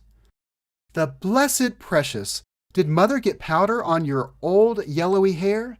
Stand up now and say howdy-do. Gatsby and I, in turn, leaned down and took the small, reluctant hand. Afterward, he kept looking at the child with surprise. I don't think he had ever really believed in its existence before. I got dressed before luncheon, said the child, turning eagerly to Daisy. That's because your mother wanted to show you off. Her face bent into the single wrinkle of the small white neck. You dream, you absolute little dream. Yes, admitted the child calmly. Aunt Jordan's got on a white dress, too. How do you like your mother's friends? Daisy turned around so that she faced Gatsby. Do you think they're pretty? Where's Daddy? She doesn't look like her father, explained Daisy. She looks like me. She's got my hair and shape of the face. Daisy sat back upon the couch. The nurse took a step forward and held out her hand. Come, Pammy. Goodbye, sweetheart. With a reluctant backward glance, the well-disciplined child held to her nurse's hand and was pulled out the door, just as Tom came back, preceding 4 gin rickeys that clicked full of ice. Gatsby took up his drink. They certainly look cool, he said, with visible tension. We drank in long, greedy swallows. I read somewhere that the sun's getting hotter every year, said Tom genially. It seems that pretty soon the Earth's going to fall into the sun. Or wait a minute, it's just the opposite. The sun's getting colder every year. Come outside, he suggested to Gatsby. I'd like you to have a look at the place. I went with him out to the veranda. On the green sound, stagnant in the heat, one small sail crawled slowly toward the fresher sea. Gatsby's eyes followed it momentarily. He raised his hand and pointed across the bay. I'm right across from you. So you are. Our eyes lifted over the rose beds and the hot lawn and the weedy refuse of the dog days along shore. Slowly, the white wings of the boat moved against the blue cool limit of the sky. Ahead lay the scalloped ocean and the abounding blessed isles. There's sport for you, said Tom, nodding. I'd like to be out there with him for about an hour. We had luncheon in the dining room, darkened too against the heat, and drank down nervous gaiety with the cold ale. What'll we do with ourselves this afternoon? Cried Daisy. And the day after that? And the next 30 years? Don't be morbid, Jordan said. Life starts all over again when it gets crisp in the fall. But it's so hot, insisted Daisy, on the verge of tears, and everything's so confused. Let's all go to town. Her voice struggled on through the heat, beating against it, molding its senselessness into forms. I've heard of making a garage out of a stable, Tom was saying to Gatsby, but I'm the first man who ever made a stable out of a garage. Who wants to go to town? Demanded Daisy insistently. Gatsby's eyes floated toward her. Ah, she cried, you look so cool. Their eyes met, and they stared together at each other, alone in space. With an effort, she glanced down at the table. You always look so cool, she repeated. She had told him that she loved him, and Tom Buchanan saw. He was astounded. His mouth opened a little, and he looked at Gatsby and then back at Daisy as if he had just recognized her as someone he knew a long time ago. "You resemble the advertisement of the man," she went on innocently. "You know the advertisement of the man?" "All right," broke in Tom quickly. "I'm perfectly willing to go to town. Come on, we're all going to town." He got up, his eyes still flashing between Gatsby and his wife. No one moved. "Come on." His temper cracked a little. "What's the matter anyhow? If we're going to town, let's start." His hand, trembling with his effort at self-control, bore to his lips the last of his glass of ale. Daisy's voice got us to our feet and out onto the blazing gravel drive. "Are we just going to go?" she objected. "Like this? Aren't we going to let anyone smoke a cigarette first?" "Everybody smoked all through lunch." "Oh, let's have fun," she begged him. "It's too hot to fuss." He didn't answer. "Have it your own way," she said. "Come on, Jordan." They went upstairs to get ready while we three men stood there shuffling the hot pebbles with our feet. A silver curve of the moon hovered already in the western sky. Gatsby started to speak, changed his mind, but not before Tom wheeled and faced him expectantly. "Have you got your stables here?" asked Gatsby with an effort. "About a quarter of a mile down the road." "Oh." A pause. "I don't see the idea of going to town," broke out Tom savagely. "Women get these notions in their heads." "Shall we take anything to drink?" called Daisy from an upper window. "I'll get some whiskey," answered Tom. He went inside. Gatsby turned to me rigidly. "I can't say anything in this house, old sport." "She's got an indiscreet voice," I remarked. "It's full of—" I hesitated. "Her voice is full of money," he said suddenly. That was it. I never understood before. It was full of money. That was the inexhaustible charm that rose and fell in it. The jingle of it. The cymbal's song of it. High in a white palace, the king's daughter, the golden girl. Tom came out of the house wrapping a quart bottle in a towel, followed by Daisy and Jordan, wearing small tight hats of metallic cloth and carrying light capes over their arms. "Shall we all go in my car?" suggested Gatsby. He felt the hot green leather of the seat. "I ought to have left it in the shade." "Is it a standard shift?" demanded Tom. "Yes." "Well, you take my coupe and let me drive your car to town." The suggestion was distasteful to Gatsby. "I don't think there's much gas," he objected. "Plenty of gas," said Tom boisterously. He looked at the gauge. "And if it runs out, I can stop at a drugstore. You can buy anything at a drugstore nowadays." A pause followed this apparently pointless remark.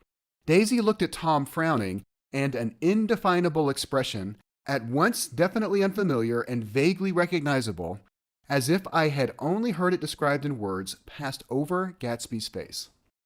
"Come on, Daisy," said Tom, pressing her with his hand toward Gatsby's car. "I'll take you in this circus wagon." He opened the door, but she moved out from the circle of his arm. "You take Mick and Jordan. We'll follow you in the coupe." She walked close to Gatsby, touching his coat with her hand. Jordan and Tom and I got into the front seat of Gatsby's car. Tom pushed the unfamiliar gears tentatively, and we shot off in the oppressive heat, leaving them out of sight behind. "Did you see that?" demanded Tom. "See what?" He looked at me keenly, realizing that Jordan and I must have known all along. "You think I'm pretty dumb, don't you?" he suggested. "Perhaps I am, but I have almost a second sight sometimes that tells me what to do. Maybe you don't believe that, but science—" He paused. The immediate contingency overtook him, pulled him back from the edge of the theoretical abyss. "I've made a small investigation of this fellow," he continued. "I could have gone deeper if I'd known." "Do you mean you've been to a medium?" inquired Jordan humorously. "What?" Confused, he stared at us as we laughed. "A medium?" "About Gatsby." "About Gatsby? No, I haven't. I said I've been making a small investigation of his past." "And you found he was an Oxford man?" said Jordan helpfully. "An Oxford man?" He was incredulous. "Like hell he is. He wears a pink suit." Nevertheless, he's an Oxford man. Oxford, New Mexico, snorted Tom contemptuously. Or something like that. Listen, Tom, if you're such a snob, why did you invite him to lunch? Demanded Jordan crossly. Daisy invited him. She knew him before we were married. God knows where. We were all irritable now with the fading ale, and, aware of it, we drove for a while in silence. Then, as Dr. T.J. Eckelbird's faded eyes came into sight down the road, I remembered Gatsby's caution about gasoline. We've got enough to get us to town, said Tom. But there's a garage right here, objected Jordan. I don't want to get stalled in this baking heat. Tom threw on both brakes impatiently, and we slid to an abrupt, dusty stop under Wilson's sign. After a moment, the proprietor emerged from the interior of his establishment and gazed hollow-eyed at the car. Let's have some gas, cried Tom roughly. What do you think we stop for? To admire the view? I'm sick, said Wilson without moving. I've been sick all day. What's the matter? I'm all run down. Well, shall I help myself? Tom demanded. You sounded well enough on the phone. With an effort, Wilson left the shade in support of the doorway and, breathing hard, unscrewed the cap of the tank. In the sunlight, his face was green. I didn't mean to interrupt your lunch, he said. But I need money pretty bad, and I was wondering what you were going to do with your old car. How do you like this one? Inquired Tom. I bought it last week. It's a nice yellow one, said Wilson as he strained at the handle. Like to buy it? Big chance. Wilson smiled faintly. No, but I could make some money on the other. What do you want money for all of a sudden? I've been here too long. I want to get away. My wife and I want to go west. Your wife does? Exclaimed Tom, startled. She's been talking about it for 10 years. He rested for a moment against the pump, shading his eyes. And now she's going whether she wants to or not. I'm going to get her away. The coupe flashed by us with a flurry of dust and the flash of a waving hand. What do I owe you? Demanded Tom harshly. I just got wised up to something funny the last 2 days, remarked Wilson. That's why I want to get away. That's why I've been bothering you about the car. What do I owe you? $1.20. The relentless beating heat was beginning to confuse me, and I had a bad moment there before I realized that so far his suspicions hadn't alighted on Tom. He had discovered that Myrtle had some sort of life apart from him in another world, and the shock had made him physically sick. I stared at him and then at Tom, who had made a parallel discovery less than an hour before, and it occurred to me that there was no difference between men, in intelligence or race, so profound as the difference between the sick and the well. Wilson was so sick that he looked guilty, unforgivably guilty, as if he had just got some poor girl with child. I'll let you have that car, said Tom. I'll send it over tomorrow afternoon.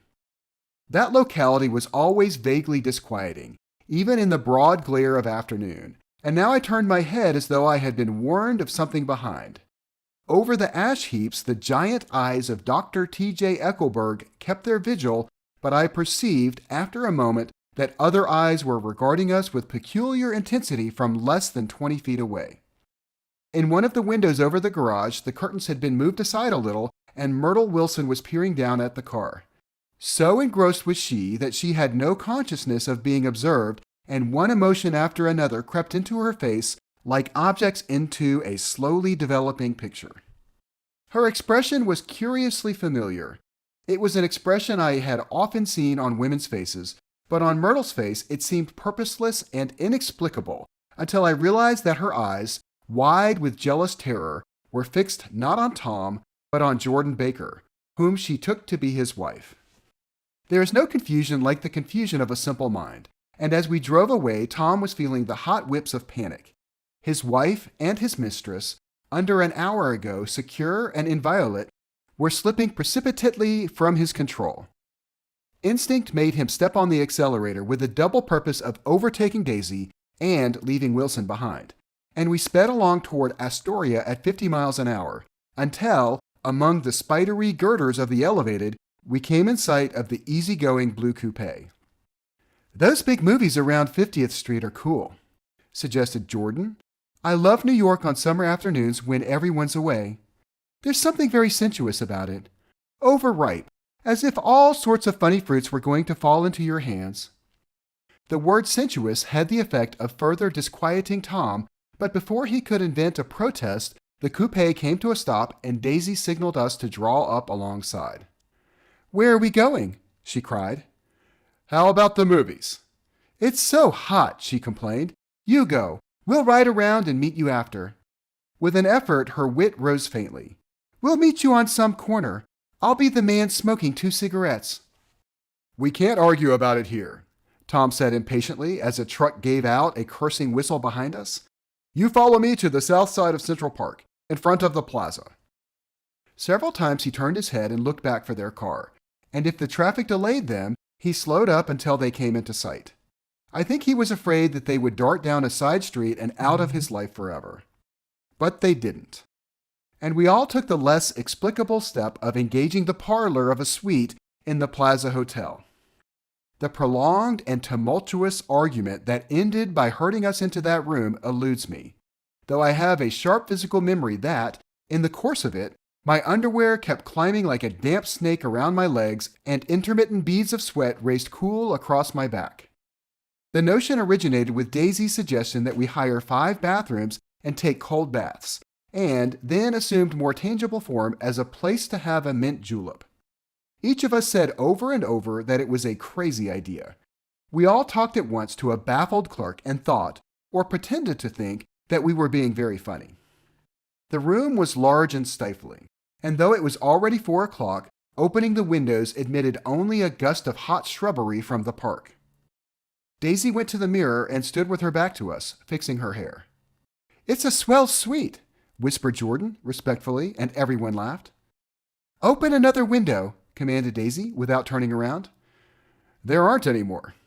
Well, we'd better telephone for an axe. The thing to do is to forget about the heat, said Tom impatiently. You make it 10 times worse by crabbing about it. He unrolled the bottle of whiskey from the towel and put it on the table. Why not let her alone, old sport? Remarked Gatsby. You're the one that wanted to come to town. There was a moment of silence. The telephone book slipped from its nail and splashed to the floor, whereupon Jordan whispered, Excuse me, but this time no one laughed. I'll pick it up, I offered. I've got it. Gatsby examined the parted string, muttered, hum, in an interested way, and tossed the book on a chair. That's a great expression of yours, isn't it? Said Tom sharply. What is? All this old sport business. Where'd you pick that up? Now see here, Tom, said Daisy, turning around from the mirror. If you're going to make personal remarks, I won't stay here a minute. Call up and order some ice for the mint julep. As Tom took up the receiver, the compressed heat exploded into sound, and we were listening to the portentous chords of Mendelssohn's Wedding March from the ballroom below. Imagine marrying anybody in this heat, cried Jordan dismally. Still, I was married in the middle of June, Daisy remembered. Louisville in June. Somebody fainted. Who was it who fainted, Tom? Biloxi, he answered shortly. A man named Biloxi.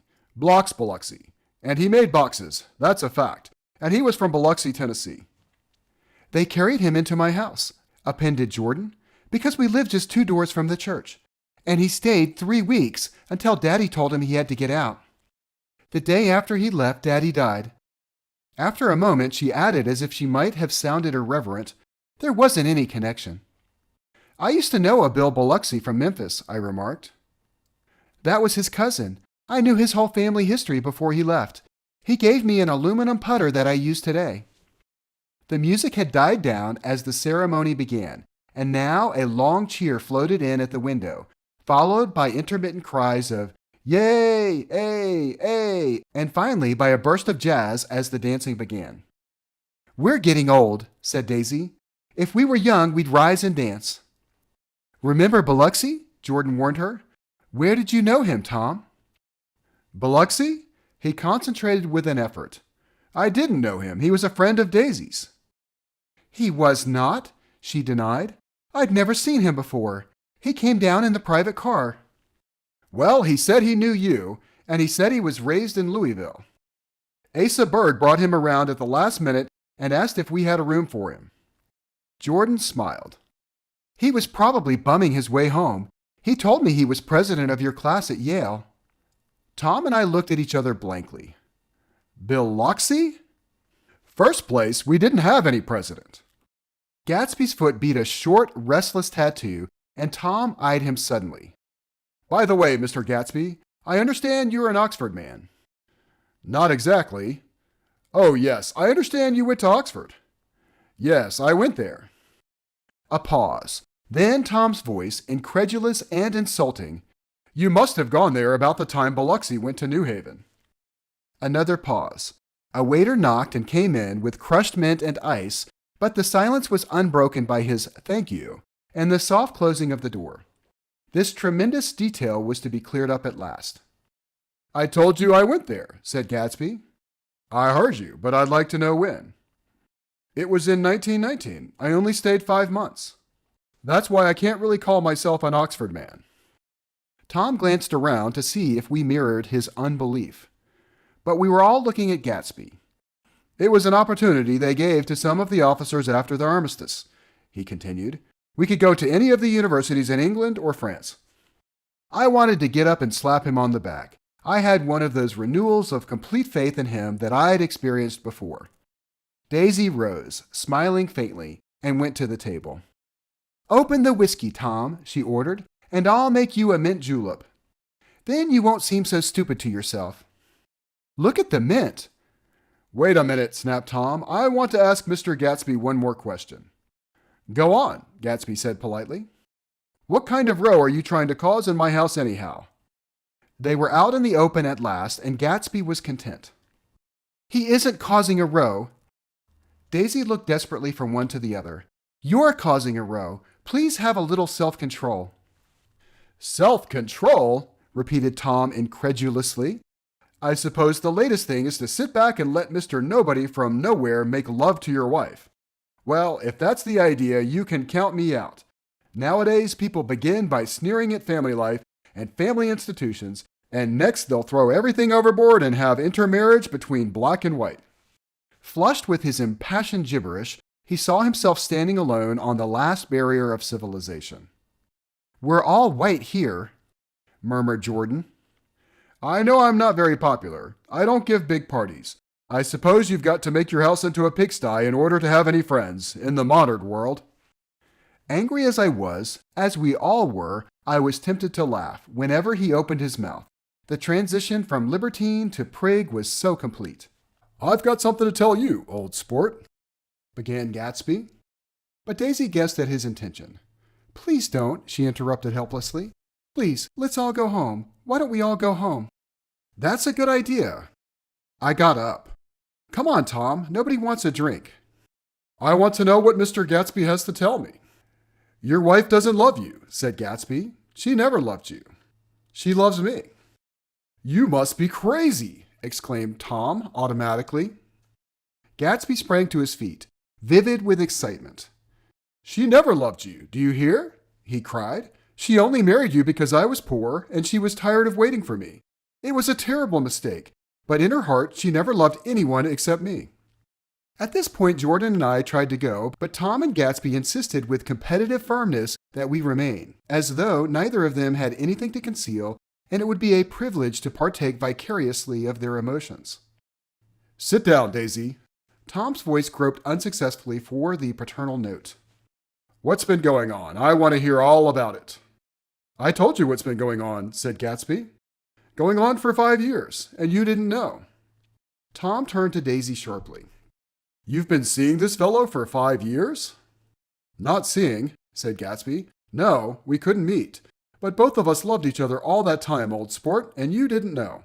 I used to laugh sometimes, but there was no laughter in his eyes. To think that you didn't know. Oh, that's all. Tom tapped his thick fingers together like a clergyman and leaned back in his chair. You're crazy, he exploded. I can't speak about what happened 5 years ago because I didn't know Daisy then, and I'll be damned if I see how you got within a mile of her unless you brought the groceries to the back door. But all the rest of that's a goddamn lie. Daisy loved me when she married me, And she loves me now." "No," said Gatsby, shaking his head. "She does, though. The trouble is that sometimes she gets foolish ideas in her head and she doesn't know what she's doing." He nodded sagely. "And what's more, I love Daisy too. Once in a while, I go off on a spree and make a fool of myself. But I always come back, and in my heart, I love her all the time." "You're revolting," said Daisy.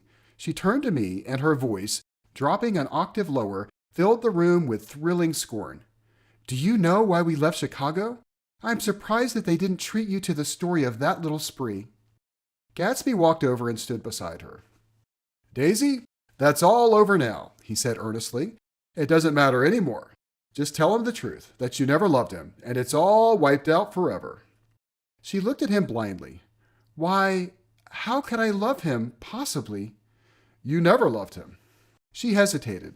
Her eyes fell on Jordan and me with a sort of appeal, as though she realized at last what she was doing, and as though she had never, all along, intended doing anything at all.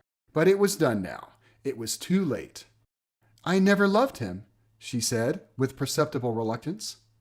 "Not at Kapiolani?" demanded Tom suddenly. "No." From the ballroom beneath, muffled and suffocating chords were drifting up on hot waves of air. "Not that day I carried you down from the punch bowl to keep your shoes dry?" There was a husky tenderness in his tone. "Daisy?" "Please don't."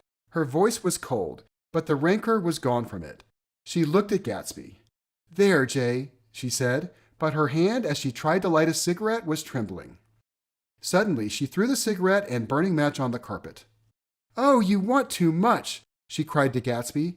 "I love you now. Isn't that enough? I can't help what's past." She began to sob helplessly.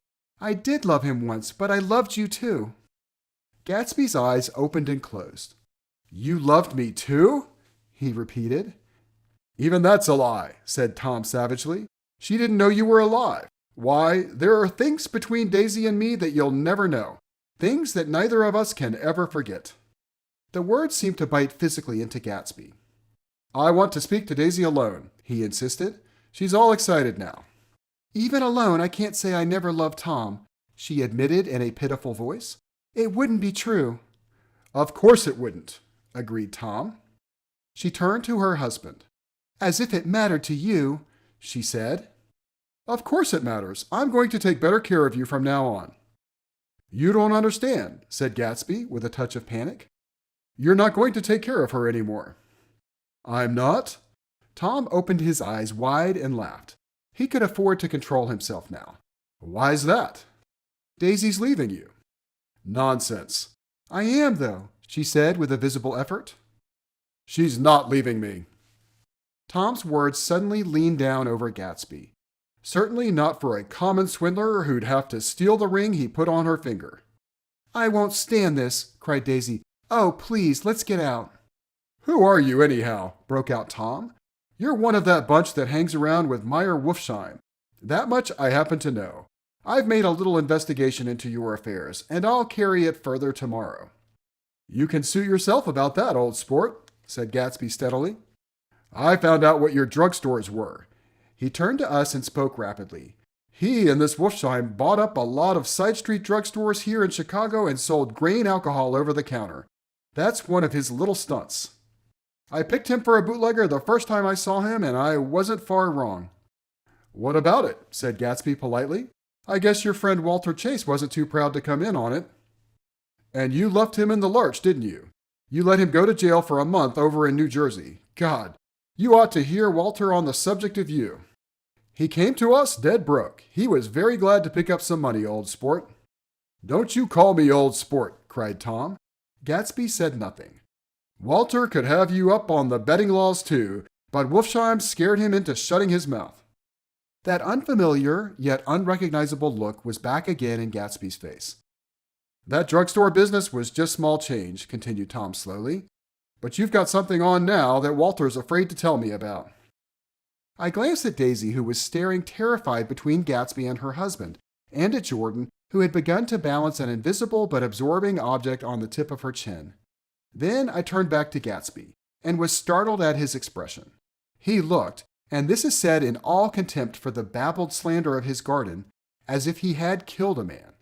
For a moment, the set of his face could be described in just that fantastic way. It passed, and he began to talk excitedly to Daisy, denying everything, defending his name against accusations that had not been made. But with every word, she was drawing further and further into herself. So he gave that up, and only the dead dream fought on as the afternoon slipped away, trying to touch what was no longer tangible, struggling unhappily, undespairingly, toward that lost voice across the room. The voice begged again to go. "Please, Tom, I can't stand this anymore." Her frightened eyes told that whatever intentions, whatever courage she had had, were definitely gone. "You two start on home, Daisy," said Tom, "in Mr. Gatsby's car." She looked at Tom, alarmed now, but he insisted with a magnanimous scorn. "Go on, he won't annoy you. I think he realizes that his presumptuous little flirtation is over." They were gone, without a word, snapped out, made accidental, isolated, like ghosts even from our pity. After a moment, Tom got up and began wrapping the unopened bottle of whiskey in the towel. "Want any of this stuff, Jordan? Nick?" I didn't answer. "Nick?" he asked again. "What? Want any?" "No, I just remembered that today's my birthday." I was 30. Before me stretched the portentous, menacing road of a new decade. It was 7 o'clock when we got into the coupe with him and started for Long Island. Tom talked incessantly, exulting and laughing, but his voice was as remote from Jordan and me as the foreign clamor on the sidewalk or the tumult of the elevated overhead. Human sympathy has its limits, and we were content to let all their tragic arguments fade with the city lights behind. 30. The promise of a decade of loneliness. A thinning list of single men to know. A thinning briefcase of enthusiasm. Thinning hair. But there was Jordan beside me, who, unlike Daisy, was too wise ever to carry well-forgotten dreams from age to age. As we passed over the dark bridge, her wan face fell lazily against my coat's shoulder, and the formidable stroke of 30 died away with the reassuring pressure of her hand. So we drove on toward death through the cooling twilight. The young Greek, Nicholas, who ran the coffee joint beside the ash heaps, was the principal witness at the inquest. He had slept through the heat until after 5, when he strolled over to the garage and found George Wilson sick in his office, really sick, pale as his own pale hair and shaking all over. Nicholas advised him to go to bed, but Wilson refused, saying that he'd miss a lot of business if he did. While his neighbor was trying to persuade him, a violent racket broke out overhead. "I've got my wife locked in up there," explained Wilson calmly. "She's going to stay there till the day after tomorrow, and then we're going to move away." Nicholas was astonished. They had been neighbors for 4 years, and Wilson had never seemed faintly capable of such a statement. Generally, he was one of these worn-out men. When he wasn't working, he sat on a chair in the doorway and stared at the people in the cars that passed along the road. When anyone spoke to him, he invariably laughed in an agreeable, colorless way. He was his wife's man and not his own. So naturally, Nicholas tried to find out what had happened, but Wilson wouldn't say a word. Instead, he began to throw curious, suspicious glances at his visitor and ask him what he'd been doing at certain times on certain days. Just as the latter was getting uneasy, some workmen came past the door bound for his restaurant, and Nicholas took the opportunity to get away, intending to come back later. But he didn't. He supposed he forgot to, that's all. When he came outside again, a little after 7, he was reminded of the conversation because he heard Mrs. Wilson's voice, loud and scolding, downstairs in the garage. "Beat me," he heard her cry. "Throw me down and beat me, you dirty little coward." A moment later, she rushed out into the dusk, waving her hands and shouting. Before he could move from his door, the business was over. The death car, as the newspaper called it, didn't stop. It came out of the gathering darkness, wavered tragically for a moment, and then disappeared around the next bend. Nicholas wasn't even sure of its color. He told the first policeman it was light green. The other car, the one going toward New York, came to rest a few hundred yards beyond. and its driver hurried back to where Myrtle Wilson, her life violently extinguished, knelt in the road and mingled her thick, dark blood with the dust. Nicholas and this man reached her first, but when they had torn open her shirtwaist, still damp with perspiration, they saw that her left breast was swinging loose like a flap, and there was no need to listen for the heart beneath. The mouth was wide open and ripped at the corners, as though she had choked a little in giving up the tremendous vitality she had stored so long. We saw the 3 or 4 automobiles and the crowd when we were still some distance away. "Wreck," said Tom. "That's good. Wilson'll have a little business at last." He slowed down, but still without any intention of stopping until, as we came nearer, the hushed, intent faces of the people at the garage door made him automatically put on the brakes. "We'll take a look," he said doubtfully. "Just a look." I became aware now of a hollow, wailing sound which issued incessantly from the garage, a sound which, as we got out of the coupe and walked toward the door, resolved itself into the words, "Oh my God!" uttered over and over in a gasping moan. "There's some bad trouble here," said Tom excitedly. He reached up on tiptoes and peered over a circle of heads into the garage, which was lit only by a yellow light and a swinging wire basket overhead. Then he made a harsh sound in his throat and with a violent thrusting movement of his powerful arms pushed his way through. The circle closed up again with a running murmur of expostulation. It was a minute before I could see anything at all. Then new arrivals disarranged the line, and Jordan and I were pushed suddenly inside. Myrtle Wilson's body wrapped in a blanket, and then in another blanket as though she suffered from a chill in the hot night, lay on a work table by the wall, and Tom, with his back to us, was bending over it, motionless. Next to him stood a motorcycle policeman, taking down names with much sweat and correction in a little book. At first, I couldn't find the source of the high, groaning words that echoed clamorously through the bare garage. Then I saw Wilson standing on the raised threshold of his office, swaying back and forth and holding to the doorposts with both hands. Some man was talking to him in a low voice and attempting from time to time to lay a hand on his shoulder. But Wilson neither heard nor saw. His eyes would drop slowly from the swinging light to the laden table by the wall, and then jerk back to the light again, and he gave out incessantly his high, horrible call. "Oh my God! Oh my God! Oh my God! Oh my God!"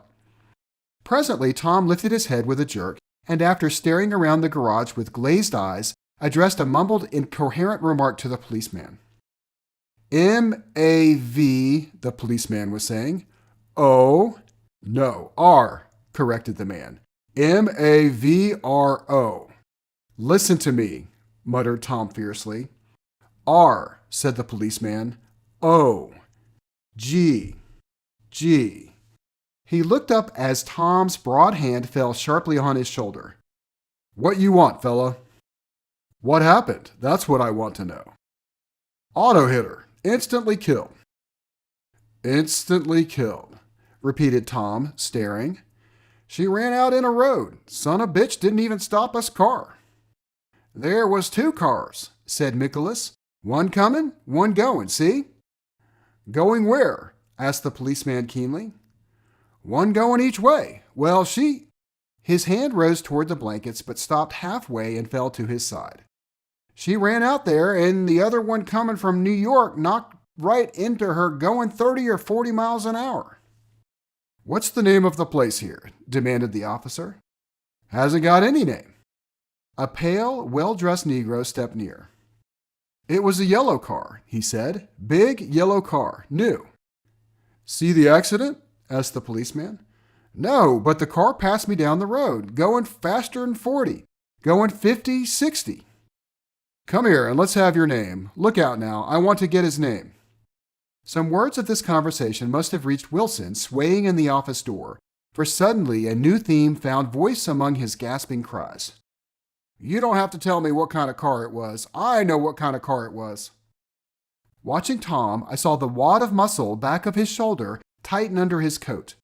He walked quickly over to Wilson and, standing in front of him, seized him firmly by the upper arms.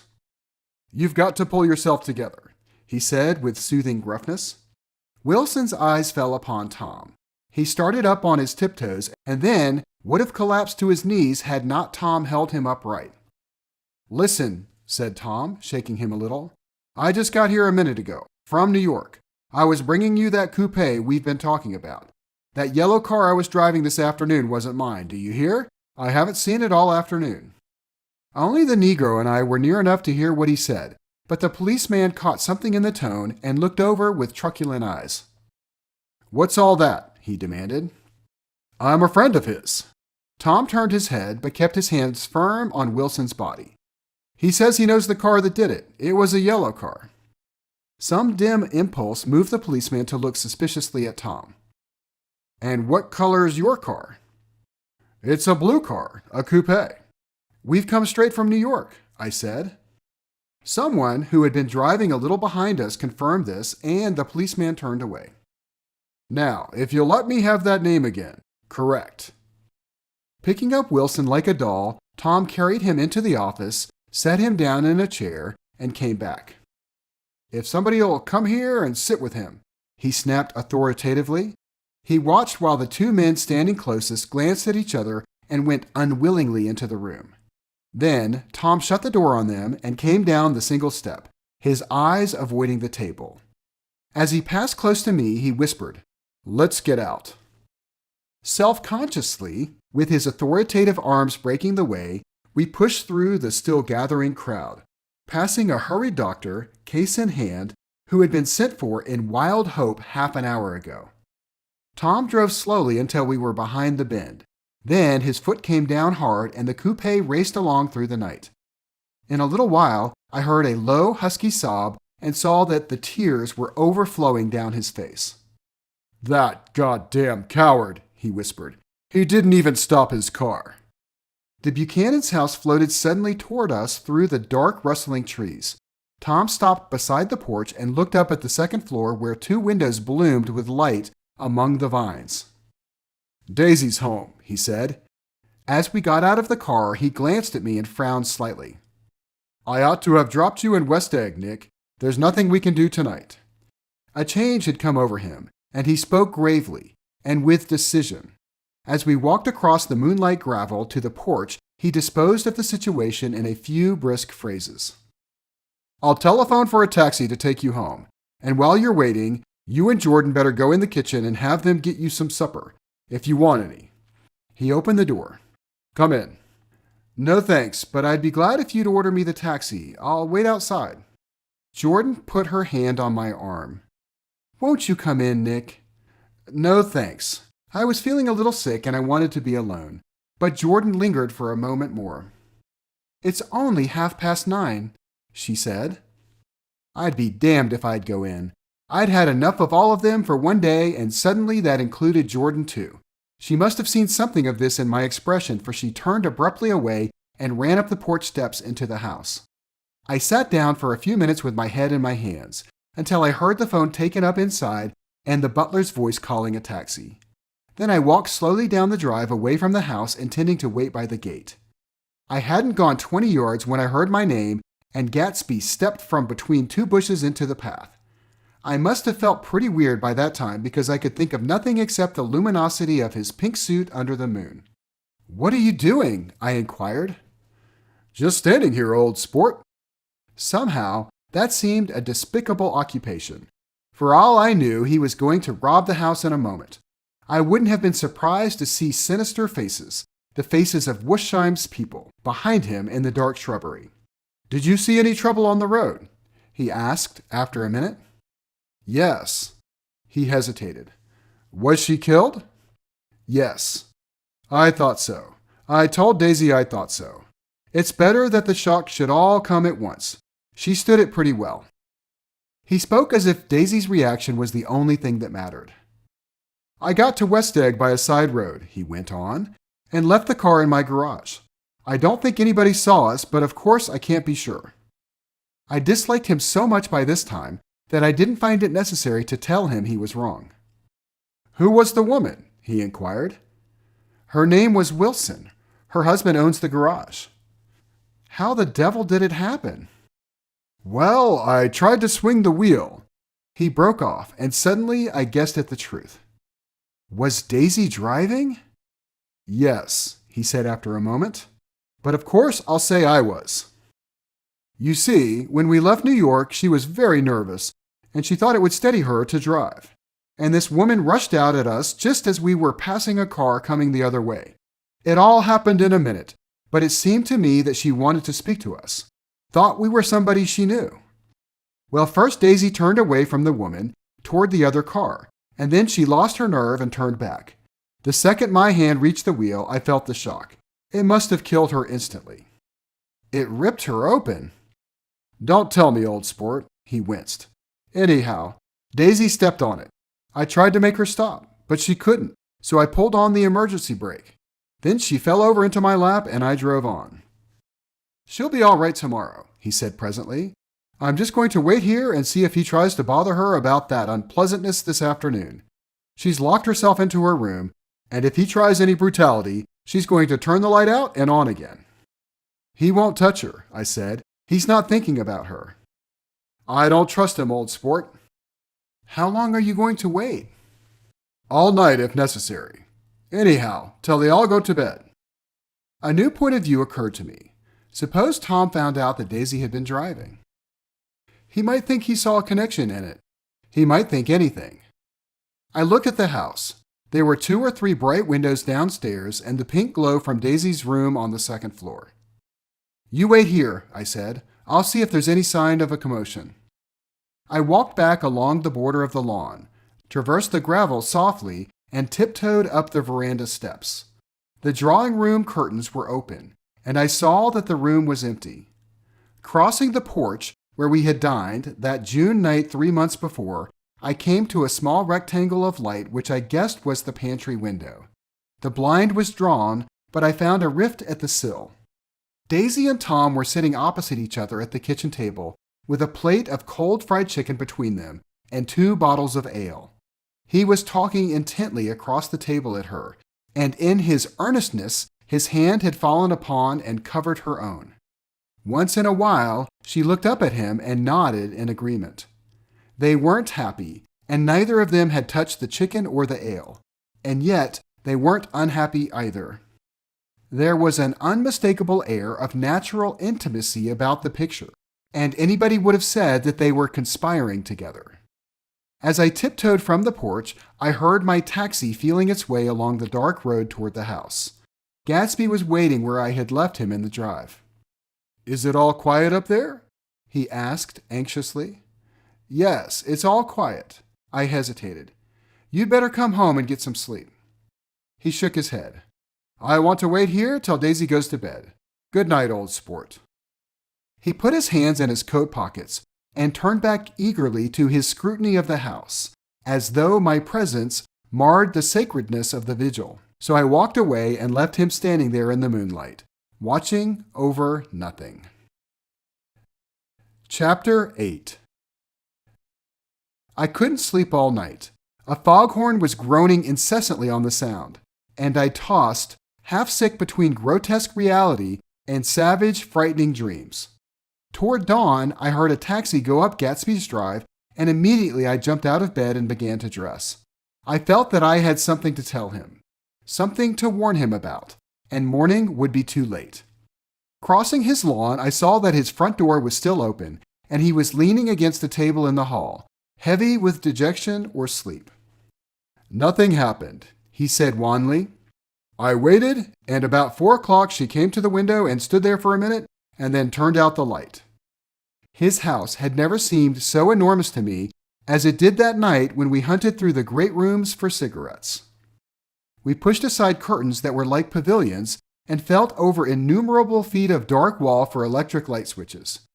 Once I tumbled with a sort of splash upon the keys of a ghostly piano. There was an inexplicable amount of dust everywhere, and the rooms were musty as though they hadn't been aired for many days. I found the humidor on an unfamiliar table with 2 stale dry cigarettes inside. Throwing open the French windows of the drawing room, we sat, smoking out into the darkness. You ought to go away, I said. It's pretty certain they'll trace your car. Go away now, old sport? Go to Atlantic City for a week or up to Montreal. He wouldn't consider it. He couldn't possibly leave Daisy until he knew what she was going to do. He was clutching at some last hope, and I couldn't bear to shake him free. It was this night that he told me the strange story of his youth with Dan Cody. Told it to me because Jay Gatsby had broken up like glass against Tom's hard malice, and the long, secret extravaganza was played out. I think he would have acknowledged anything, now, without reserve, but he wanted to talk about Daisy. She was the first nice girl he had ever known. In various unrevealed capacities, he had come in contact with such people, but always with indiscernible barbed wire between. He found her excitingly desirable. He went to her house, at first with other officers from Camp Taylor, then alone.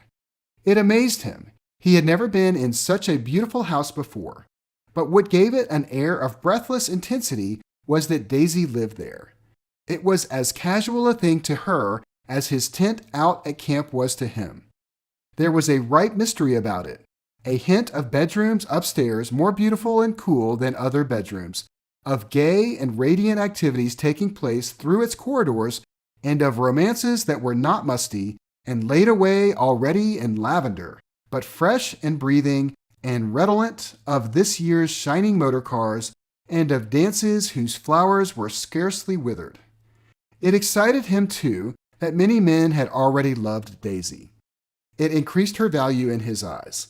He felt their presence all about the house, pervading the air with the shades and echoes of still, vibrant emotions. But he knew that he was in Daisy's house by a colossal accident.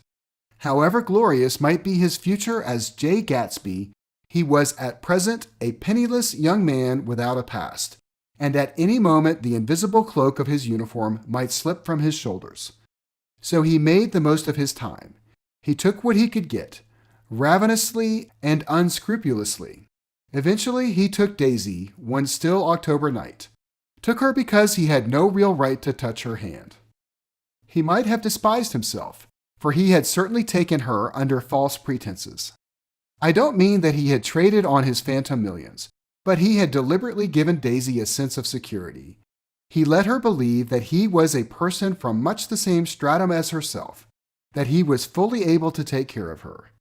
As a matter of fact, he had no such facilities, and he had no comfortable family standing behind him, and he was liable at the whim of an impersonal government to be blown anywhere about the world. But he didn't despise himself, and it didn't turn out as he had imagined. He had intended, probably, to take what he could and go. But now he found that he had committed himself to the following of a grail. He knew that Daisy was extraordinary, but he didn't realize just how extraordinary a nice girl could be.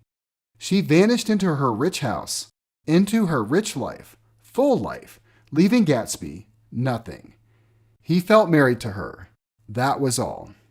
When they met again 2 days later, it was Gatsby who was breathless, who was somehow betrayed. Her porch was bright with the bought luxury of starshine. The wicker of the settee squeaked fashionably as she turned toward him, and he kissed her curious and lovely mouth. She had caught a cold, and it made her voice huskier and more charming than ever. And Gatsby was overwhelmingly aware of the youth and mystery that wealth imprisons and preserves, of the freshness of many clothes, and of Daisy, gleaming like silver, safe and proud above the hot struggles of the poor. I can't describe to you how surprised I was to find out I loved her, old sport. I even hoped for a while that she'd throw me over, but she didn't, because she was in love with me too. She thought I knew a lot because I knew different things from her. Well, there I was, way off my ambitions, getting deeper in love every minute, and all of a sudden I didn't care. What was the use of doing great things if I could have a better time telling her what I was going to do? On the last afternoon before he went abroad, he sat with Daisy in his arms for a long, silent time. It was a cold fall day with fire in the room and her cheeks flushed. Now and then she moved, and he changed his arm a little, and once he kissed her dark shining hair. The afternoon had made them tranquil for a while, as if to give them a deep memory for the long parting the next day promised. They had never been closer in their month of love, nor communicated more profoundly one with another than when she brushed silent lips against his coat's shoulder or when he touched the end of her fingers, gently as though she were asleep. He did extraordinarily well in the war. He was a captain before he went to the front, and following the Argonne battles, he got his majority and the command of the divisional machine guns. After the armistice, he tried frantically to get home, but some complication or misunderstanding sent him to Oxford instead. He was worried now. There was a quality of nervous despair in Daisy's letters. She didn't see why he couldn't come. She was feeling the pressure of the world outside, and she wanted to see him and feel his presence beside her and be reassured that she was doing the right thing after all. For Daisy was young, and her artificial world was redolent of orchids and pleasant, cheerful snobbery and orchestras which set the rhythm of the year, summing up the sadness and suggestiveness of life in new tunes. All night the saxophones wailed the hopeless comment of the Beale Street Blues, while 100 pairs of golden and silver slippers shuffled the shining dust. At the gray tea hour there were always rooms that throbbed incessantly with this low, sweet fever, while fresh faces drifted here and there like rose petals blown by the sad horns around the floor. Through this twilight universe, Daisy began to move again with the season. Suddenly, she was again keeping half a dozen dates a day with half a dozen men, and drowsing asleep at dawn with the beads and chiffon of an evening dress tangled among dying orchids on the floor beside her bed. And all the time something within her was crying for a decision. She wanted her life shaped now, immediately, and the decision must be made by some force. Of love, of money, of unquestionable practicality that was close at hand. That force took shape in the middle of spring with the arrival of Tom Buchanan. There was a wholesome bulkiness about his person and position, and Daisy was flattered. Doubtless there was a certain struggle and a certain relief. The letter reached Gatsby while he was still at Oxford. It was dawn now on Long Island, and we went about opening the rest of the windows downstairs, filling the house with gray turning, gold turning light. The shadow of a tree fell abruptly across the dew, and ghostly birds began to sing among the blue leaves. There was a slow, pleasant movement in the air, scarcely a wind, promising a cool, lovely day. I don't think she ever loved him. Gatsby turned around from a window and looked at me challengingly. You must remember, old sport, she was very excited this afternoon. He told her those things in a way that frightened her, that made it look as if I was some kind of cheap sharper, and the result was she hardly knew what she was saying. He sat down gloomily. Of course she might have loved him, just for a minute, when they were first married, and loved me more even then. Do you see? Suddenly he came out with a curious remark. In any case, he said, it was just personal. What could you make of that, except to suspect some intensity in his conception of the affair that couldn't be measured? He came back from France when Tom and Daisy were still on their wedding trip, and made a miserable but irresistible journey to Louisville on the last of his army pay. He stayed there a week, walking the streets where their footsteps had clicked together through the November night and revisiting the out-of-the-way places to which they had driven in her white car. Just as Daisy's house had always seemed to him more mysterious and gay than other houses, so his idea of the city itself, even though she was gone from it, was pervaded with a melancholy beauty. He left feeling that if he had searched harder, he might have found her, that he was leaving her behind. The day coach, he was penniless now, was hot. He went out to the open vestibule and sat down on a folding chair, and then the station slid away and the backs of unfamiliar buildings moved by. Then out into the spring fields, where a yellow trolley raced them for a minute with people in it who might once have seen the pale magic of her face along the casual street. The track curved, and now it was going away from the sun, which, as it sunk lower, seemed to spread itself in benediction over the vanishing city where she had drawn her breath. He stretched out his hand desperately, as if to snatch only a wisp of air, to save a fragment of the spot that she had made lovely for him. But it was all going by too fast now for his blurred eyes, and he knew that he had lost that part of it, the freshest and the best, forever. It was 9 o'clock when we finished breakfast and went out on the porch. The night had made a sharp difference in the weather, and there was an autumn flavor in the air. The gardener, the last one of Gatsby's former servants, came to the foot of the steps. "I'm going to drain the pool today, Mr. Gatsby. Leaves'll start falling pretty soon, and then there's always trouble with the pipes." "Don't do it today," Gatsby answered. He turned to me apologetically. "You know, old sport, I've never used that pool all summer." I looked at my watch and stood up. 12 minutes to my train. I didn't want to go to the city. I wasn't worth a decent stroke of work, but it was more than that. I didn't want to leave Gatsby. I missed the train, and then another, before I could get myself away. "I'll call you up," I said finally. "Do, old sport. I'll call you about noon." We walked slowly down the steps. "I suppose Daisy'll call too." He looked at me anxiously as if he hoped I'd corroborate this. "I suppose so." "Well, goodbye." We shook hands and I started away.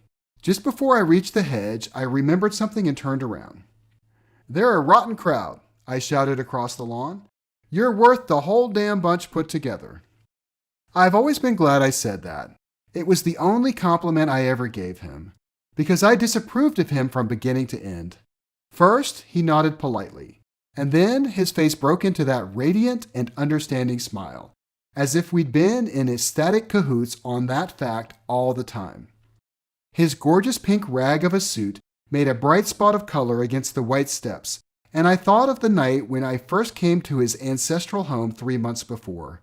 The lawn and drive had been crowded with the faces of those who guessed at his corruption, and he had stood on those steps, concealing his incorruptible dream as he waved them goodbye. I thanked him for his hospitality. We were always thanking him for that, I and the others. "Goodbye," I called. "I enjoyed breakfast, Gatsby." Up in the city, I tried for a while to list the quotations on an interminable amount of stock. Then I fell asleep in my swivel chair. Just before noon, the phone woke me, and I started up with sweat breaking out on my forehead. It was Jordan Baker. She often called me up at this hour because the uncertainty of her own movements between hotels and clubs and private houses made her hard to find in any other way. Usually her voice came over the wire as something fresh and cool, as if a divot from a green golf links had come sailing in at the office window. "I've left Daisy's house," she said. "I'm at Hampstead, and I'm going down to Southampton this afternoon." Probably it had been tactful to leave Daisy's house, but the act annoyed me, and her next remark made me rigid. "You weren't so nice to me last night." How could it have mattered then? Silence for a moment. Then, "However, I want to see you." "I want to see you too." "Suppose I don't go to Southampton and come into town this afternoon." "No, I don't think this afternoon." "Very well." "It's impossible this afternoon. We talked like that for a while, and then abruptly we weren't talking any longer. I don't know which of us hung up with a sharp click, but I know I didn't care. I couldn't have talked to her across a tea table that day if I never talked to her again in this world. I called Gatsby's house a few minutes later, but the line was busy. I tried 4 times. Finally, an exasperated central told me the wire was being kept open for a long distance from Detroit. Taking out my timetable, I drew a small circle around the 3:50 train. Then I leaned back in my chair and tried to think. It was just noon. When I passed the ash heaps on the train that morning, I had crossed deliberately to the other side of the car. I suppose there'd be a curious crowd around there all day with little boys searching for dark spots in the dust and some garrulous man telling over and over again what happened until it became less and less real even to him, and he could tell it no longer. And Myrtle Wilson's tragic achievement was forgotten. Now I want to go back a little and tell what happened at the garage after we left there the night before. They had difficulty in locating the sister, Catherine. She must have broken her rule against drinking that night, for when she arrived she was stupid with liquor and unable to understand that the ambulance had already gone to Flushing. When they convinced her of this, she immediately fainted as if that was the intolerable part of the affair. Someone kind or curious took her in his car and drove her in the wake of her sister's body. until long after midnight, a changing crowd lapped up against the front of the garage while George Wilson rocked himself back and forth on the couch inside. For a while, the door of the office was open, and everyone who came into the garage glanced irresistibly through it. Finally, someone said it was a shame and closed the door. Nicholas and several other men were with him. First 4 or 5 men, later 2 or 3 men. Still later, Nicholas had to ask the last stranger to wait there 15 minutes longer while he went back to his own place and made a pot of coffee. After that, he stayed there alone with Wilson until dawn. About 3 o'clock, the quality of Wilson's incoherent muttering changed. He grew quieter and began to talk about the yellow car. He announced that he had a way of finding out whom the yellow car belonged to. And then he blurted out that a couple of months ago, his wife had come from the city with her face bruised and her nose swollen. But when he heard himself say this, he flinched and began to cry. "Oh my God!" Again in his groaning voice. Nicholas made a clumsy attempt to distract him. "How long have you been married, George? Come on there, try and sit still a minute and answer my question. How long have you been married?" 12 years. Ever had any children? Come on, George, sit still. I asked you a question. Did you ever have any children? The hard brown beetles kept thudding against the dull light, and whenever Nicholas heard a car go tearing along the road outside, it sounded to him like the car that hadn't stopped a few hours before. He didn't like to go into the garage because the workbench was stained where the body had been lying, so he moved uncomfortably around the office. He knew every object in it before morning, and from time to time sat down beside Wilson, trying to keep him more quiet. "Have you got a church you go to sometimes, George? Maybe even if you haven't been there for a long time. Maybe I could call up the church and get a priest to come over and he could talk to you, see?" "Don't belong to any." "You ought to have a church, George, for times like this." "You must have gone to church once. Didn't you get married in a church?" "Listen, George, listen to me. Didn't you get married in a church?" "That was a long time ago." The effort of answering broke the rhythm of his rocking. For a moment, he was silent. Then the same half-knowing, half-bewildered look came back into his faded eyes. "Look in the drawer there," he said, pointing at the desk. "Which drawer?" "That drawer, that one." Nicholas opened the drawer nearest his hand. There was nothing in it but a small, expensive dog leash made of leather and braided silver. It was apparently new. "This?" he inquired, holding it up. Wilson stared and nodded. "I found it yesterday. She tried to tell me about it, but I knew it was something funny." "You mean your wife bought it?" "She had it wrapped in tissue paper on her bureau." Nicholas didn't see anything odd in that, and he gave Wilson a dozen reasons why his wife might have bought the dog leash. But, conceivably, Wilson had heard some of these same explanations before, from Myrtle, because he began saying, "Oh my God," again in a whisper. His comforter left several explanations in the air. "Then he killed her," said Wilson. His mouth dropped open suddenly. "Who did?" "I have a way of finding out." "You're morbid, George," said his friend. "This has been a strain to you, and you don't know what you're saying. You better try and sit quiet till morning." "He murdered her." "It was an accident, George." Wilson shook his head. His eyes narrowed and his mouth widened slightly from the ghost of a superior "I know," he said definitely. "I'm one of those trustin' fellows, and I don't think any harm to nobody. But when I get to know a thing, I know it. It was the man in that car. She ran out to speak to him, and he wouldn't stop." Nicholas had seen this too, but it hadn't occurred to him that there was any special significance in it. He believed that Mrs. Wilson had been running away from her husband, rather than trying to stop any particular car.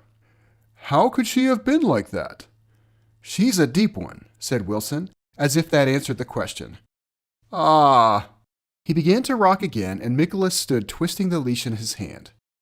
"Maybe you got some friend that I could telephone for, George." This was a forlorn hope. He was almost sure that Wilson had no friend. There was not enough of him for his wife. He was glad a little later when he noticed a change in the room, a blue quickening by the window, and realized that dawn wasn't far off. About 5 o'clock, it was blue enough outside to snap off the light. Wilson's glazed eyes turned out to the ash heaps, where small gray clouds took on fantastic shape and scurried here and there in the faint dawn wind. "I spoke to her," he muttered after a long silence. "I told her she might fool me, but she couldn't fool God. I took her to the window." With an effort, he got up and walked to the rear window and leaned with his face pressed against it. "And I said, God knows what you've been doing. Everything you've been doing. You may fool me, but you can't fool God." Standing behind him, Nicholas saw with a shock that he was looking at the eyes of Dr. T.J. Eckelberg, which had just emerged pale and enormous from the dissolving light. "God sees everything," repeated Wilson. "That's an advertisement," Nicholas assured him. Something made him turn away from the window and look back into the room. But Wilson stood there a long time, his face close to the window pane, nodding into the twilight. By 6 o'clock, Nicholas was worn out and grateful for the sound of a car stopping outside. It was one of the watchers of the night before who had promised to come back, so he cooked breakfast for 3, which he and the other man ate together. Wilson was quieter now, and Nicholas went home to sleep. When he awoke 4 hours later and hurried back to the garage, Wilson was gone. His movements, he was on foot all the time, were afterward traced to Port Roosevelt and then to Gad's Hill, where he bought a sandwich that he didn't eat and a cup of coffee. He must have been tired and walking slowly, for he didn't reach Gad's Hill until noon. Thus far, there was no difficulty in accounting for his time. There were boys who had seen a man acting sort of crazy and motorists at whom he stared oddly from the side of the road. Then, for 3 hours, he disappeared from view. The police, on the strength of what he said to Nicholas, that he had a way of finding out, supposed that he spent that time going from garage to garage, thereabouts inquiring for a yellow car. On the other hand, no garage man who had seen him ever came forward, and perhaps he had an easier, surer way of finding out what he wanted to know. By 2:30, he was in West Egg, where he asked someone the way to Gatsby's house, so by that time he knew Gatsby's name. At 2 o'clock, Gatsby put on his bathing suit and left word with the butler that if anyone phoned, word was to be brought to him at the pool.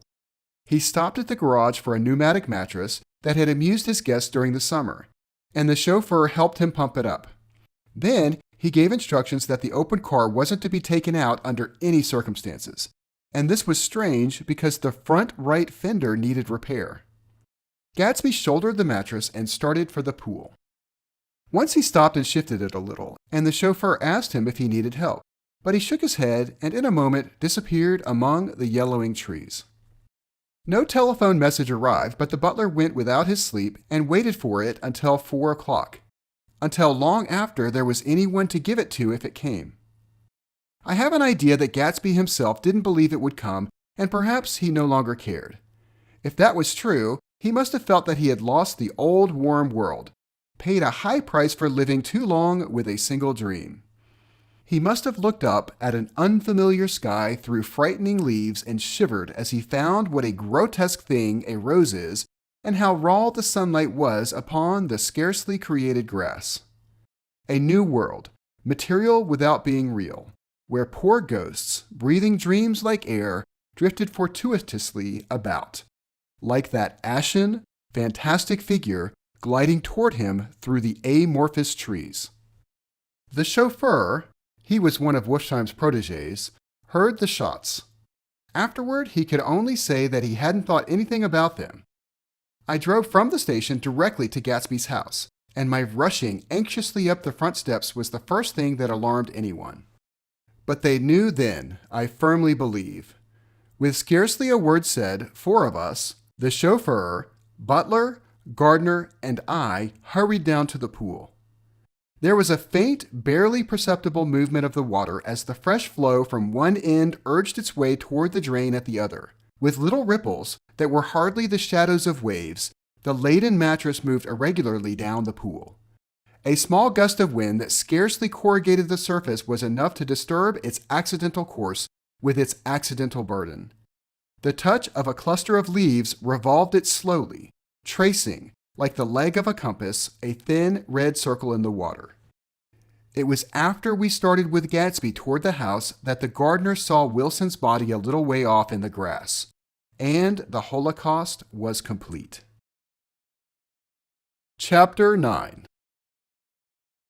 After 2 years, I remember the rest of that day, and that night, and the next day, only as an endless drill of police and photographers and newspapermen in and out of Gatsby's front door. A rope stretched across the main gate, and a policeman by it kept out the curious. But little boys soon discovered that they could enter through my yard, and there were always a few of them clustered open-mouthed at the pool. Someone with a positive manner, perhaps a detective, used the expression madman as he bent over Wilson's body that afternoon. And the adventitious authority of his voice set the key for the newspaper reports next morning. Most of those reports were a nightmare, grotesque, circumstantial, eager, and untrue. When Nicholas's testimony at the inquest brought to light Wilson's suspicions of his wife, I thought the whole tale would shortly be served up in a racy pasquinade.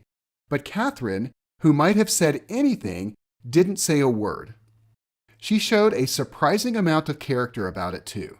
Looked at the coroner with determined eyes under that corrected brow of hers, and swore that her sister had never seen Gatsby, that her sister was completely happy with her husband, that her sister had been into no mischief whatever. She convinced herself of it, and cried into her handkerchief as if the very suggestion was more than she could endure. So Wilson was reduced to a man deranged by grief, in order that the case might remain in its simplest form, and it rested there. But all this part of it seemed remote and unessential. I found myself on Gatsby's side, and alone. From the moment I telephoned news of the catastrophe to West Egg Village, every surmise about him and every practical question was referred to me. At first, I was surprised and confused. Then, as he lay in his house and didn't move or breathe or speak hour upon hour, it grew upon me that I was responsible, because no one else was interested. Interested, I mean, with that intense personal interest to which everyone has some vague right at the end. I called up Daisy half an hour after we found him. Called her instinctively and without hesitation. But she and Tom had gone away early that afternoon, and taken baggage with them. Left no address? No. Say when they'd be back? No. Any idea where they are? How I could reach them? I don't know. Can't say. I wanted to get somebody for him. I wanted to go into the room where he lay and reassure him. I'll get someone for you, Gatsby. Don't worry. Just trust me and I'll get somebody for you. Meyer Wolfsheim's name wasn't in the phone book.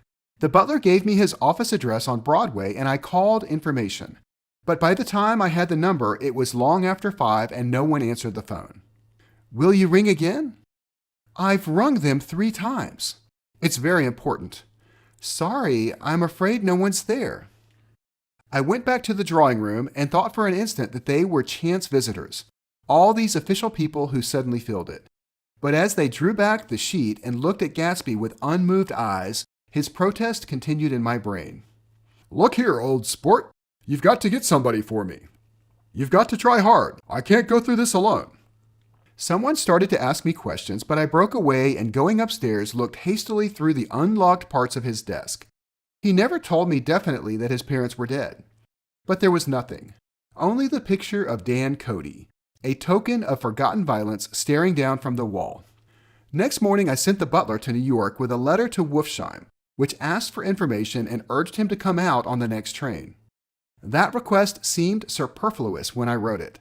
I was sure he'd start when he saw the newspapers, just as I was sure there'd be a wire from Daisy before noon.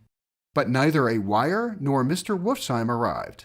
No one arrived except more police and photographers and newspapermen.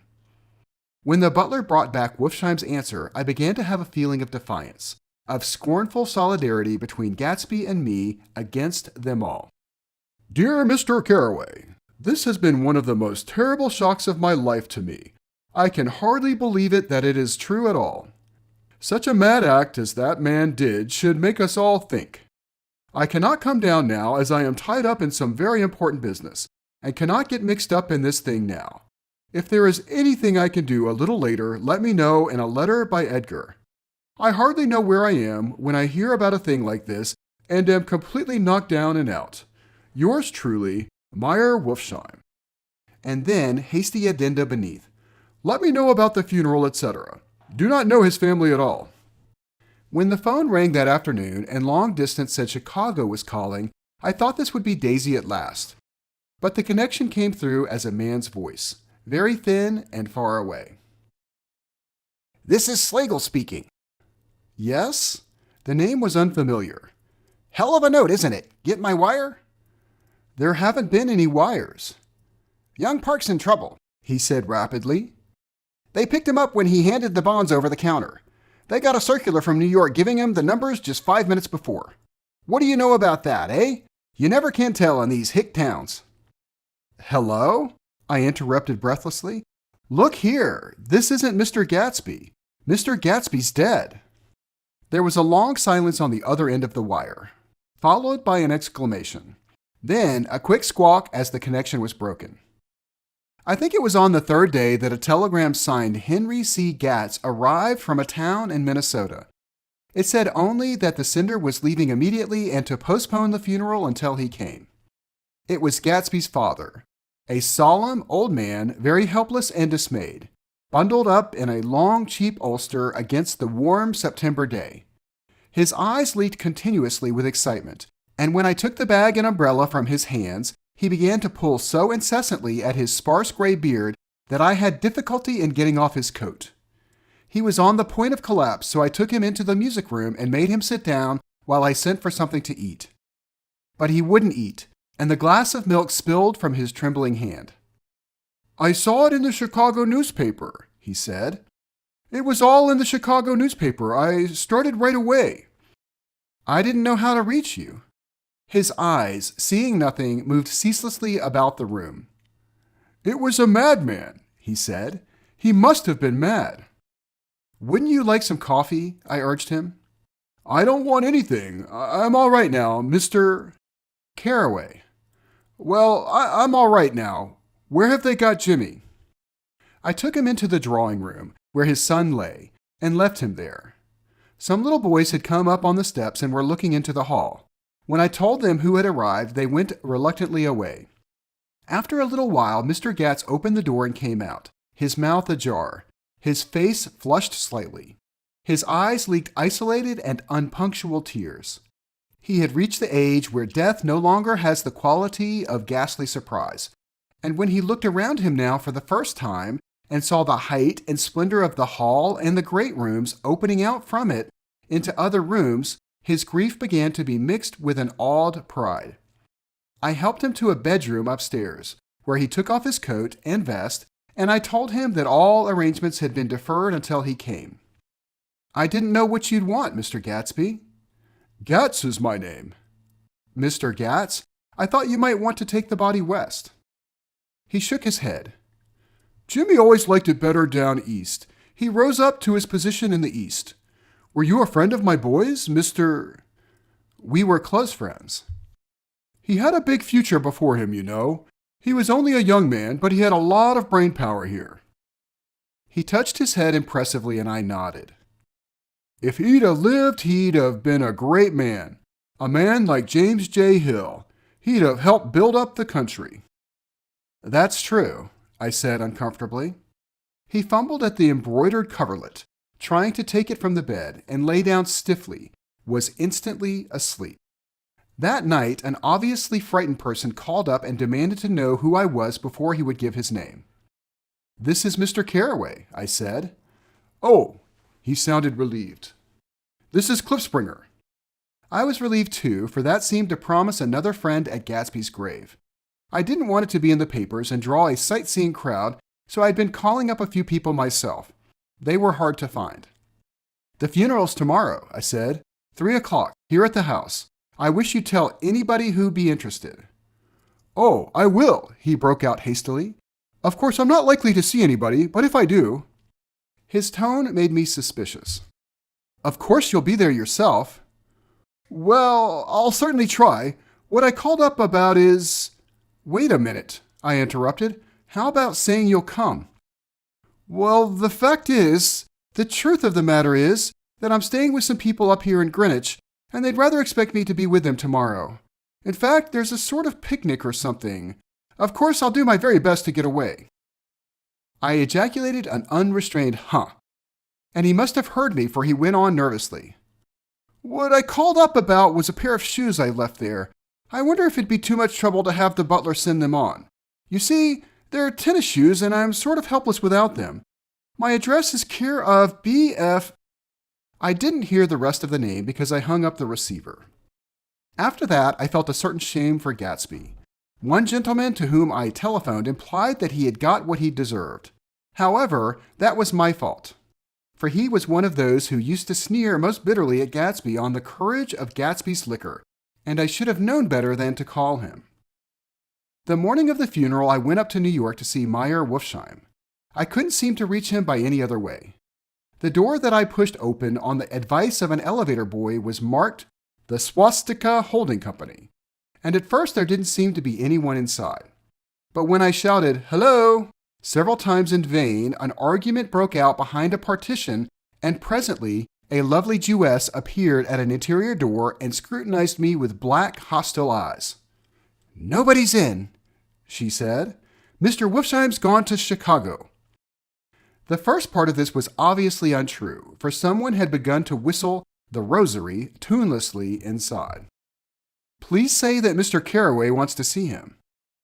"I can't get him back from Chicago, can I?" At this moment, a voice, unmistakably Wolfsheim's, called, "Stella!" from the other side of the door. "Leave your name on the desk," she said quickly. "I'll give it to him when he gets back." "But I know he's there." She took a step toward me and began to slide her hands indignantly up and down her hips. "You young men think you can force your way in here at any time," she scolded. "We're getting sick and tired of it. When I say he's in Chicago, he's in Chicago." I mentioned Gatsby. "Oh!" She looked at me over again. "Will you what was your name?" She vanished. In a moment, Meyer Wolfsheim stood solemnly in the doorway, holding out both hands. He drew me into his office, remarking in a reverent voice that it was a sad time for all of us, and offered me a cigar. "My memory goes back to when I first met him," he said. "A young major just out of the army, and covered over with medals he got in the war. He was so hard up he had to keep on wearing his uniform because he couldn't buy some regular clothes. First time I saw him was when he come into Weinbrenner's pool room at 43rd Street and asked for a job. He hadn't eat anything for a couple of days. 'Come on, have some lunch with me,' I said. He ate more than $4 worth of food in half an hour." "Did you start him in business?" I inquired. "Start him? I made him." "Oh." "I raised him up out of nothing, right out of the gutter. I saw right away he was a fine-appearing, gentlemanly young man, and when he told me he was in Oxford, I knew I could use him good. I got him to join up in the American Legion, and he used to stand high there. Right off, he did some work for a client of mine up to Albany. We were so thick like that and everything." He held up two bulbous fingers. "Always together." I wondered if this partnership had included the World Series transaction in 1919. "Now he's dead," I said after a moment. "You were his closest friend, so I know you'll want to come to his funeral this afternoon." "I'd like to come." "Well, come then." The hair in his nostrils quivered slightly, and as he shook his head, his eyes filled with tears. "I can't do that. I can't do it. I can't get mixed up in it," he said. "There's nothing to get mixed up in. It's all over now." "When a man gets killed, I never like to get mixed up in it in any way. I keep out. When I was a young man, it was different. If a friend of mine died, no matter how, I stuck with them to the end. You may think that's sentimental, but I mean it, to the bitter end." I saw that for some reason of his own, he was determined not to come, so I stood up. "Are you a college man?" he inquired suddenly. For a moment I thought he was going to suggest a connection, but he only nodded and shook my hand.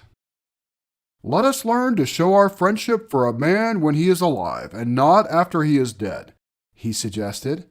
"After that, my own rule is to let everything alone." When I left his office, the sky had turned dark, and I got back to West Egg in a drizzle. After changing my clothes, I went next door and found Mr. Gatz walking up and down excitedly in the hall. His pride in his son and in his son's possessions was continually increasing, and now he had something to show me. "Jimmy sent me this picture." He took out his wallet with trembling fingers. "Look there." It was a photograph of the house, cracked in the corners and dirty with many hands. He pointed out every detail to me eagerly. "Look there," and then sought admiration from my eyes. He had shown it so often that I think it was more real to him now than the house itself. "Jimmy sent it to me. I think it's a very pretty picture. It shows up well." "Very well. Had you seen him lately?" "He come out to see me 2 years ago and bought me the house I live in now. Of course, we was broke up when he run off from home, but I see now there was a reason for it. He knew he had a big future in front of him, and ever since he made a success, he was very generous with me." He seemed reluctant to put away the picture, held it for another minute, lingeringly before my eyes. Then he returned the wallet and pulled from his pocket a ragged old copy of a book called Hopalong Cassidy. "Look here. This is a book he had when he was a boy. It just shows you." He opened it at the back cover and turned it around for me to see. On the last flyleaf was printed the word schedule and the date September 12th, 1906. And underneath, rise from bed, 6 a.m., dumbbell exercise and wall scaling, 6:15 to 6:30 a.m., study electricity, etc., 7:15 to 8:15 a.m., work, 8:30 to 4:30 p.m., baseball and sports, 4:30 to 5 p.m., practice elocution, poise and how to attain it, 5 to 6 p.m., study needed inventions, 7 to 9 p.m. General resolves: no wasting time at shafters, or, a name indecipherable, no more smoking or chewing, bath every other day, read one improving book or magazine per week, save $5, crossed out, $3 per week, be better to parents. "I come across this book by accident," said the old man. "It just shows you, don't it?" "It just shows you." "Jimmy was bound to get ahead. He always had some resolves like this or something. Do you notice what he's got about improving his mind? He was always great for that. He told me I ate like a hog once and I beat him for it." He was reluctant to close the book, reading each item aloud and then looking eagerly at me. I think he rather expected me to copy down the list for my own use. A little before 3, the Lutheran minister arrived from Flushing, and I began to look involuntarily out the windows for other cars. So did Gatsby's father. And as the time passed, and the servants came in and stood waiting in the hall, his eyes began to blink anxiously as he spoke of the rain in a worried, uncertain way. The minister glanced several times at his watch, so I took him aside and asked him to wait for half an hour. But it wasn't any use. Nobody came. About 5 o'clock, our procession of 3 cars reached the cemetery and stopped in a thick drizzle beside the gate. First, a motor hearse, horribly black and wet, and then Mr. Gatz and the minister and I in the limousine. And a little later, 4 or 5 servants and the postman from West Egg in Gatsby's station wagon, all wet to the skin. As we started through the gate into the cemetery, I heard a car stop and then the sound of someone splashing after us over the soggy ground. I looked around. It was the man with owl-eyed glasses whom I had found marveling over Gatsby's books in the library one night 3 months before. I'd never seen him since then. I don't know how he knew about the funeral or even his name. The rain poured down his thick glasses, and he took them off and wiped them to see the protecting canvas unrolled from Gatsby's grave. I tried to think about Gatsby for a moment, but he was already too far away, and I could only remember, without resentment, that Daisy hadn't sent a message or a flower. Dimly, I heard someone murmur, "Blessed are the dead that the rain falls on." And then the owl-eyed man said, "Amen to that," in a brave voice. We straggled down quickly through the rain to the cars. Owl Eyes spoke to me by the gate. "I couldn't get to the house," he remarked. Neither could anybody else. "Go on," he started. "Why, my God, they used to go there by the hundreds." He took off his glasses and wiped them again outside and in. "The poor son of a bitch," he said. One of my most vivid memories is of coming back west from prep school and later from college at Christmas time. Those who went further than Chicago would gather in the old dim Union Station at 6 o'clock of December evening with a few Chicago friends already caught up in their own holiday gaieties to bid them a hasty goodbye. I remember the fur coats of the girls returning from Miss This or That's, and the chatter of frozen breath, and the hands waving overhead as we caught sight of old acquaintances and the matchings of invitations. Are you going to Ordway's? The Hershey's? The Schultz's? And the long green tickets clasped tight in our gloved hands. And last, the murky yellow cars of the Chicago, Milwaukee, and St. Paul Railroad looking cheerful as Christmas itself on the tracks beside the gate. When we pulled out into the winter night and the real snow, our snow, began to stretch out beside us and twinkle against the windows, and the dim lights of small Wisconsin stations moved by, a sharp wild breeze came suddenly into the air. We drew in deep breaths of it as we walked back from dinner through the cold vestibules, unutterably aware of our identity with this country for one strange hour before we melted indistinguishably into it again. That's my Middle West. Not the wheat or the prairies or the lost Swede towns, but the thrilling, returning trains of my youth, and the street lamps and the sleigh bells in the frosty dark, and the shadows of holly wreaths thrown by lighted windows on the snow. I am part of that. A little solemn with the feel of those long winters, a little complacent from growing up in the Caraway House, in a city where dwellings are still called through decades by a family's name. I see now that this has been a story of the West after all. Tom and Gatsby, Daisy and Jordan and I were all Westerners, and perhaps we possessed some deficiency in common which made us subtly unadaptable to Eastern life. Even when the East excited me most, even when I was most keenly aware of its superiority to the bored, sprawling, swollen towns beyond the Ohio, with their interminable inquisitions which spared only the children and the very old, even then it had always for me a quality of distortion. West Egg especially still figures in my more fantastic dreams. I see it as a night scene by El Greco, 100 houses, at once conventional and grotesque, crouching under a sullen, overhanging sky and a lustrous moon. In the foreground, 4 solemn men in dress suits are walking along the sidewalk with a stretcher on which lies a drunken woman in a white evening dress. Her hand, which dangles over the side, sparkles cold with jewels. Gravely, the men turn in at a house, the wrong house, but no one knows the woman's name, and no one cares.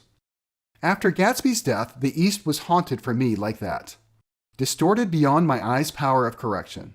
So when the blue smoke of brittle leaves was in the air, and the wind blew the wet laundry stiff on the line, I decided to come back home. There was one thing to be done before I left, an awkward, unpleasant thing that perhaps had been let alone. But I wanted to leave things in order and not just trust that obliging and indifferent sea to sweep my refuse away. I saw Jordan Baker and talked over and around what happened to us together and what had happened afterward to me, and she lay perfectly still listening in a big chair.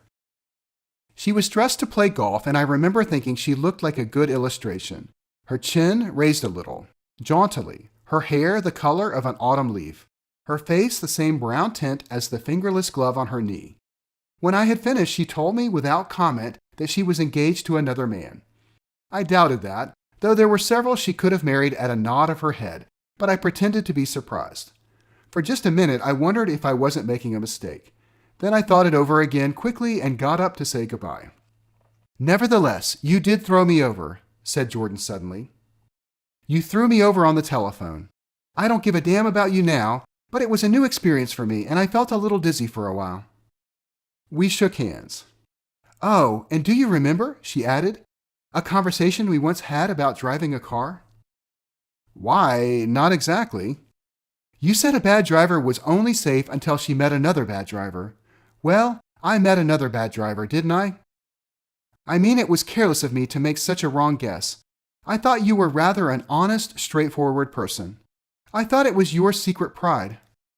I'm 30, I said. I'm 5 years too old to lie to myself and call it honor. She didn't answer. Angry and half in love with her, and tremendously sorry, I turned away. One afternoon late in October, I saw Tom Buchanan. He was walking ahead of me along Fifth Avenue in his alert, aggressive way, his hands out a little from his body as if to fight off interference. His head moved sharply here and there, adapting itself to his restless eyes. Just as I slowed up to avoid overtaking him, he stopped and began frowning into the windows of a jewelry store. Suddenly, he saw me and walked back holding out his hand. "What's the matter, Nick? Do you object to shaking hands with me?" "Yes, you know what I think of you." "You're crazy, Nick," he said quickly. "Crazy as hell. I don't know what's the matter with you." "Tom," I inquired, "what did you say to Wilson that afternoon?" He stared at me without a word, and I knew I had guessed right about those missing hours. I started to turn away, but he took a step after me and grabbed my arm. "I told him the truth," he said. "He came to the door while we were getting ready to leave, and when I sent down word we weren't in, he tried to force his way upstairs. He was crazy enough to kill me if I hadn't told him who owned the car. His hand was on a revolver in his pocket every minute he was in the house." He broke off defiantly. "What if I did tell him? That fellow had it coming to him. He threw dust into your eyes just like he did in Daisy's, but he was a tough one. He ran over Myrtle like you'd run over a dog and never even stopped the car."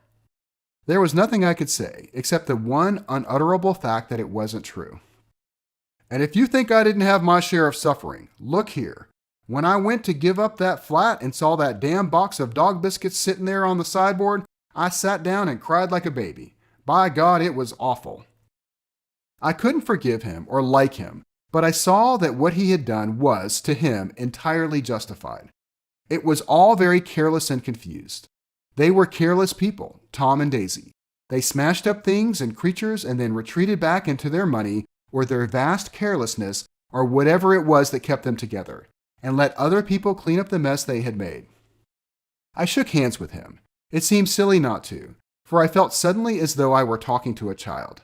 Then he went into the jewelry store to buy a pearl necklace, or perhaps a pair of cuff buttons, rid of my provincial squeamishness forever.